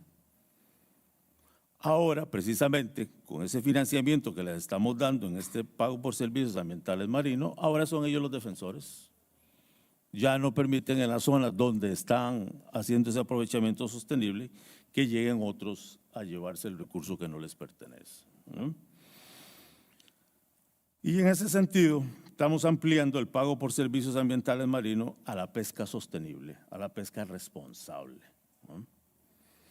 Y también lo estamos haciendo ahora con los tiburones. Tenemos la obligación de proteger 3 especies de tiburones. Y vamos a darle a los pescadores precisamente ese financiamiento para que lo protejan, lo conserven. Entonces, todo eso son recursos que vienen del Estado. Esos son recursos que a pesar de la situación fiscal se están aportando. Pero hay un límite en eso. Hay un límite en el sentido que si nosotros queremos hacer un salto cualitativo en inversiones que generen un mayor desarrollo sostenible en el país, necesitamos otros socios. Ustedes ya los mencionaron, algunos ya los mencionaron precisamente hoy, que es la participación privada. Pero yo quiero llamar la atención de algo muy importante en la participación privada. No solo es la banca, es la empresa privada a la que necesitamos nosotros trabajar. ¿Ya? Son ellos los que tienen que implementar lo que nosotros nos dedicamos en el sector público, que es la formación de la política pública que lleva a ese tipo de inversión. ¿No? Son ellos. Si estamos haciendo y si estamos actualizando una NDC, ahí debemos determinar qué es lo que necesitamos nosotros del sector privado para que precisamente contribuyan. Y debemos darle el incentivo, la facilidad para que eso pueda avanzar, ¿no? Y así podamos cumplir con las metas que nos estamos proponiendo. Lo mismo puede ser con el plan de adaptación, con el Plan Nacional de Descarbonización, con la Estrategia Nacional de Biodiversidad. Los necesitamos a ellos. En ese caso, nosotros estamos haciendo una concatenación, porque vemos que ya la frontera del bosque cada vez va a dar menos de beneficios. Entonces nos hemos ido ahora al agropaisaje. Ese es un socio sumamente importante porque sabemos muy bien que hay fincas agropecuarias que tienen tanto o más biodiversidad que un área protegida. Y lo necesitamos para los corredores biológicos. Entonces le generamos el incentivo. Y más si es una finca que está produciendo algo para exportar. Llámese piña, banano, café, etcétera. Y más si esa exportación va a un país donde ahora nos está pidiendo cumplir con requisitos ambientales. Por ejemplo, usted tiene que demostrarme ahora que está exportando café libre de deforestación. Entonces tenemos que crear la política pública en el país para facilitarle a esos productores que se dediquen a producir café libre de deforestación. Porque eso va a aplicar también para otros frentes económicos donde se consume eso, llámese Estados Unidos, Asia, Reino Unido, etcétera. Entonces hay que crear esa facilidad. Todos en América Latina y el Caribe estamos en esa misma situación en este momento. Eso genera una adicionalidad, eso genera un incremento de costos. Entonces tenemos que buscar esa alternativa para ayudarles a salir adelante en ese tema. Y porque sabemos muy bien que la gran mayoría de nuestros productores son pequeños y medianos, entonces tienen una barrera muy alta para poder cumplir con esos requisitos. Si esa es una línea que tenemos que tomar en cuenta, el medio ambiente ahora tiene que ser socio en esos temas. Tenemos medidas, tenemos normas, tenemos regulaciones, etcétera, para cumplir. Pero tenemos que ayudarle a este sector privado para que precisamente entienda y comprenda cómo puede hacerlo y facilitarle esa barrera de entrada, reducírsela para que pueda implementarlo y obtener los resultados que estamos deseando en esa sostenibilidad ambiental que todos queremos que se cumpla. Bueno, viene el mercado de carbono ahora a través del artículo 6. Pero yo quiero llamar la atención en algo aquí precisamente, un correo que me llegó hoy en la mañana de mi equipo que está haciendo esas negociaciones en el artículo 6 y principalmente las discusiones en el 6.4, donde están mencionando y se está discutiendo que se debe sacar del artículo 6 cualquier negociación, cualquier financiamiento o cualquier operación que esté relacionada con soluciones basadas en la naturaleza. Muchos de los de aquí presentes nos dedicamos a eso y hemos visto una oportunidad de inversión en ese ámbito. Si eso se sale de ahí, se nos cae todo lo que hemos hecho en este momento y no tendríamos acceso a ese tipo de financiamiento. Así que yo los invito a que sus equipos llamen la atención a los negociadores para que eso se mantenga. Porque una buena base de los recursos naturales que en este momento los países industrializados necesitan para poder mitigar y adaptarse al cambio climático están en América Latina y en el Caribe, ¿no? Es un elemento fundamental que hay que tomar en cuenta, ¿no? Ahora, se mencionó aquí lo de financiamiento en adaptación, así como lo de daños y pérdidas. Son dos fondos que están ahí. El más viejo es el de adaptación, pero es el que se ha reducido en recursos. Hace 2 años solo tenía 30 millones de dólares, es todo lo que le quedaba. Nace el fondo de daños y pérdidas con 800 millones y ha crecido un poco más. Pero ahora necesitamos luchar, sobre todo nosotros de América Latina y el Caribe, porque tenemos claramente que nuestra situación es más adaptarse y prevenir los daños y pérdidas, ¿no? Que esos recursos crezcan en buena cantidad y que sean suficientes para seguir trabajando en esas iniciativas. Y ojalá que podamos mezclar esos recursos con los fondos privados y nacionales que tengamos para poder maximizar esas inversiones, ¿no? Creo que es sumamente importante, estamos conscientes que habrá cierta cantidad de daños y pérdidas que debemos atender. Pero si aplicamos el principio de que una onza de prevención es más barata que una libra de cura, tenemos que luchar también para que crezca el fondo de adaptación.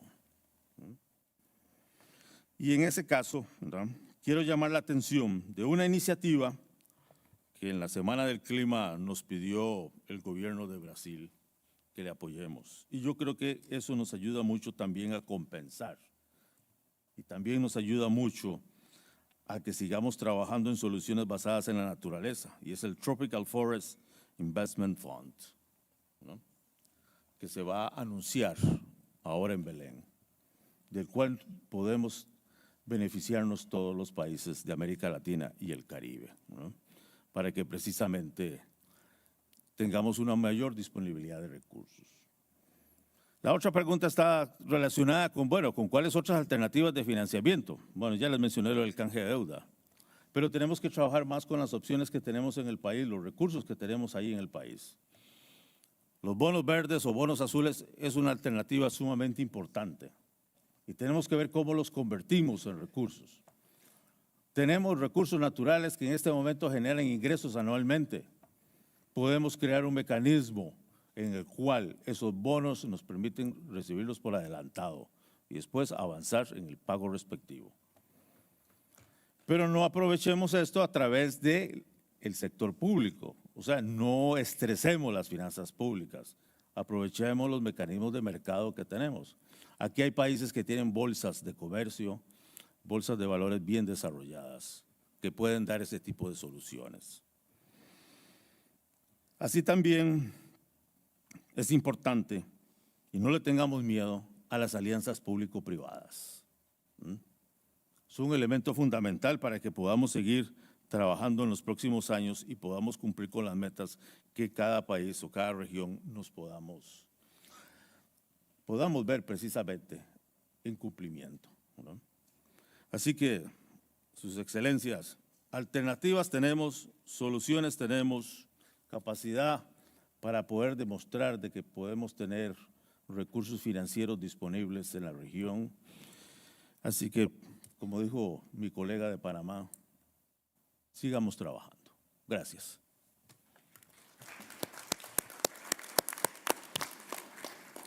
Muchas gracias, Carlos.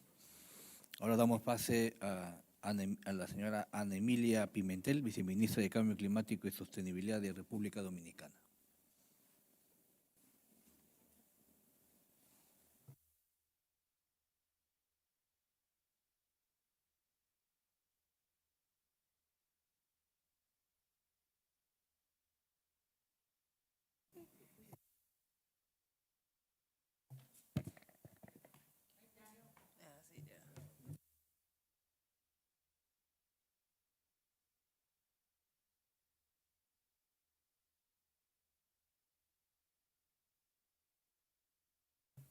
Ahora sí, muchísimas gracias. Yo voy a ser un poquito breve y comentarles un poco, quizá a manera resumida de nuestro querido amigo de Costa Rica.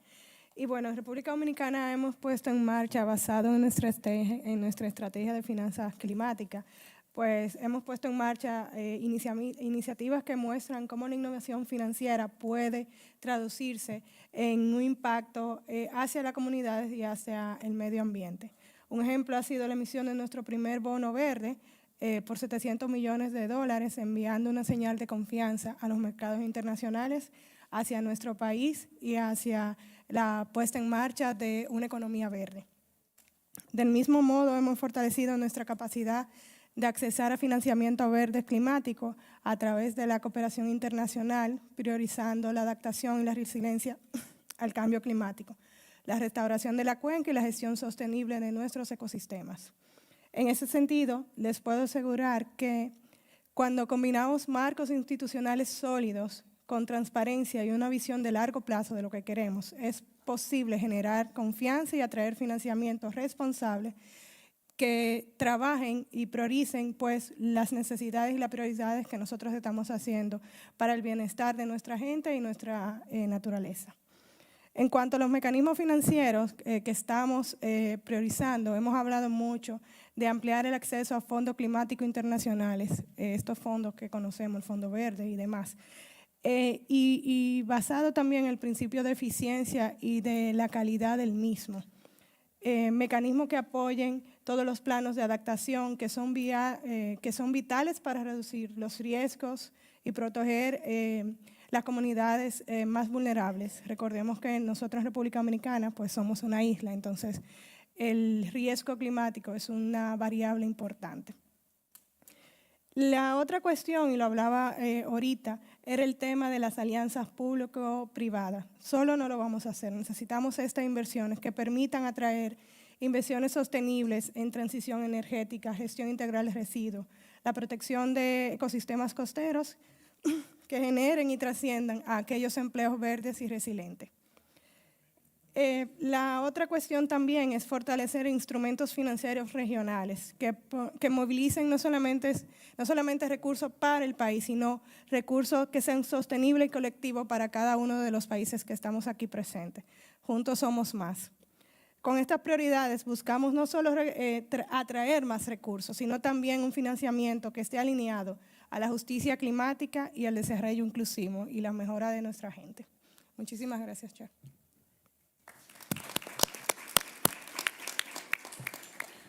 Muchas gracias. Damos pase a la señora Ana Flavia Franco, viceministra adjunta de Brasil. Today, our task is clear. We must increase the mobilization of means of implementation, particularly finance. We must send a regional message to the multilateral environmental agreements. The promises made on financing must be honored. Climate finance under the UNFCCC is mandatory, not optional. For Brazil, this resource must be new and additional, predictable and ground-based, with access that is simplified and equitable. The scale of support must match the scale of the challenge, with economic sustainability aligned with a new market-based mechanisms and a straightened regulation. We must also ensure that the national priorities guide the use of this resource. For us, this means placing biodiversity, washing management, forests, water resilience, and just transitions at the center of regional cooperation. It also means harnessing soft collaboration to scale solutions born in our communities. Financial strategies must therefore guarantee direct, fair, and accessible support to these actors, to the local communities. Latin America and Caribbean are stewards of invaluable natural capital. Protecting this heritage is a service to humanity, but it cannot and must not be done at the expense of our development. With sufficient means of implementation, we can align environment protection with poverty eradication, economic growth, and social inclusion. About the proposal of the Tropical Forest Forever Fund, TFFF, last week, Brazil announced a pledge of $1 billion to capitalize the fund, and we are in advanced discussions with potential donors.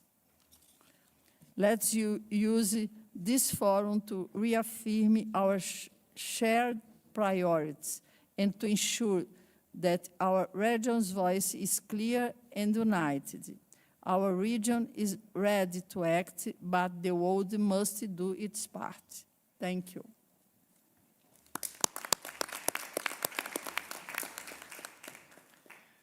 Muchas gracias.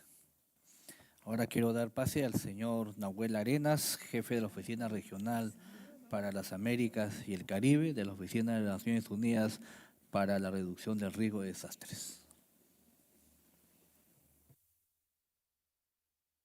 En América Latina y el Caribe, las pérdidas anuales esperadas en infraestructura por desastres ascienden a casi 60.000 millones de dólares, principalmente asociadas a desastres provocados por fenómenos climáticos. Esto equivale a más de la mitad del crecimiento del PIB regional entre los años 2023 y 2024. Y si consideramos además los impactos en el bienestar socioeconómico, las pérdidas anuales esperadas superan los 120.000 millones de dólares, en su mayoría relacionadas con pérdidas de los hogares más pobres. Sin embargo, y muy en línea con lo que mencionaba el representante de Costa Rica, el financiamiento destinado a reducir estos riesgos sigue siendo mínimo. Apenas el 1% de la ayuda oficial al desarrollo y menos del 2.5% de los presupuestos nacionales. Además, la mayor parte se concentra en la respuesta post-desastre, perpetuando un ciclo reactivo que, además de afectar a las comunidades y degradar los ecosistemas, mantiene una constante presión sobre las finanzas públicas. Es urgente entonces transitar hacia un paradigma de inversión preventiva que articule mejor la reducción de riesgos de desastres y la adaptación al cambio climático. La mayor parte del financiamiento para la adaptación contribuye a la reducción del riesgo. Por lo tanto, si se coordinan estas agendas, es posible movilizar más y hacer más eficiente el financiamiento hacia la resiliencia. De hecho, cada dólar invertido en resiliencia puede evitar hasta $4 en pérdidas. Y los sistemas de alerta temprana con 24 horas de anticipación pueden reducir hasta un 30% los daños y representan un retorno de inversión de hasta 10 veces. Pero para escalar estas soluciones necesitamos acceso a financiamiento innovador, diversificado y de mayor escala. Hoy los mercados de capitales han movilizado más de 3.7 billones de dólares hacia inversiones verdes y en sostenibilidad, incluyendo proyectos de adaptación climática, pero la región aún aprovecha poco ese potencial. Instrumentos como los bonos de resiliencia, los bonos verdes con componentes de adaptación, el blended finance o los fondos de inversión climática pueden convertirse en vehículos clave para canalizar recursos hacia proyectos informados por el riesgo. El desafío es crear marcos regulatorios claros, taxonomías regionales de resiliencia, como se mencionó en esta mesa, y portafolios de proyectos que hagan atractiva esta inversión. Desde UNDRR quisiéramos proponer 3 acciones concretas para el corto plazo. En primer lugar, integrar la resiliencia a la agenda de financiamiento climático, particularmente incorporar la reducción de riesgo de desastres a la movilización de recursos del mercado financiero a través de los marcos de financiamiento sostenible de los países que movilizan recursos, haciendo uso de los bonos verdes y el blended finance.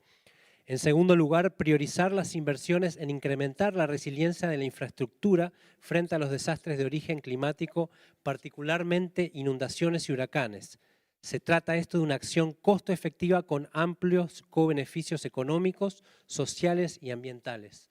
Y finalmente, priorizar las acciones anticipatorias y los sistemas de alerta temprana en las estrategias y políticas de adaptación al cambio climático, incluyendo los NDCs en los planes de adaptación y en las estrategias y planes de acción de biodiversidad.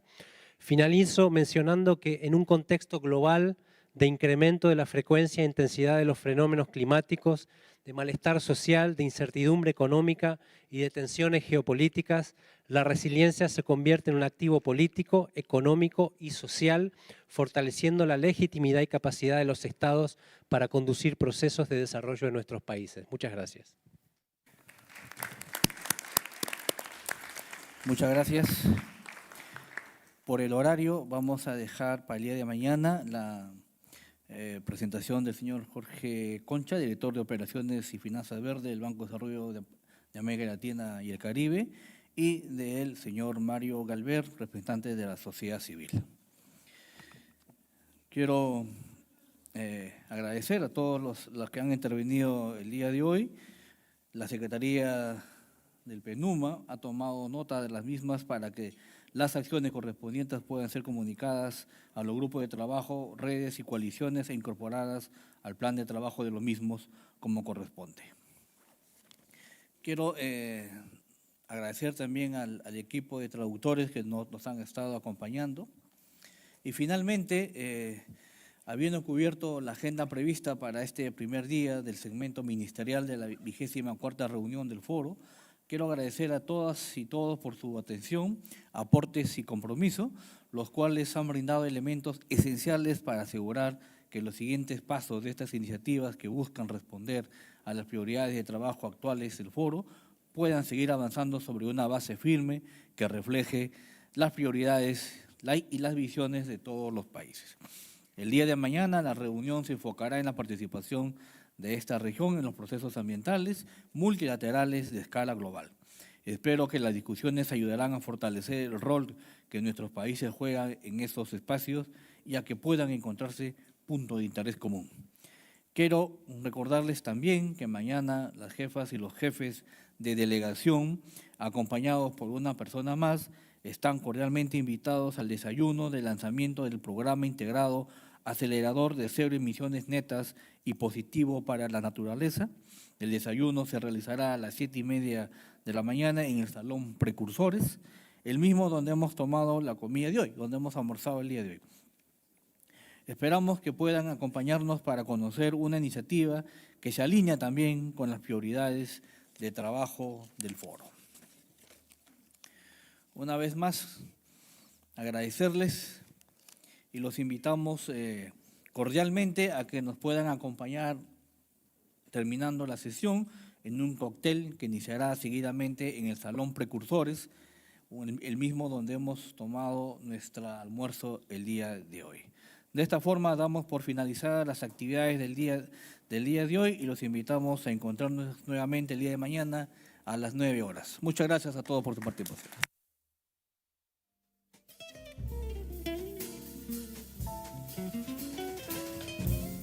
Delegates, just a small precision, the cocktail following this session is downstairs in the room called Le Méridien.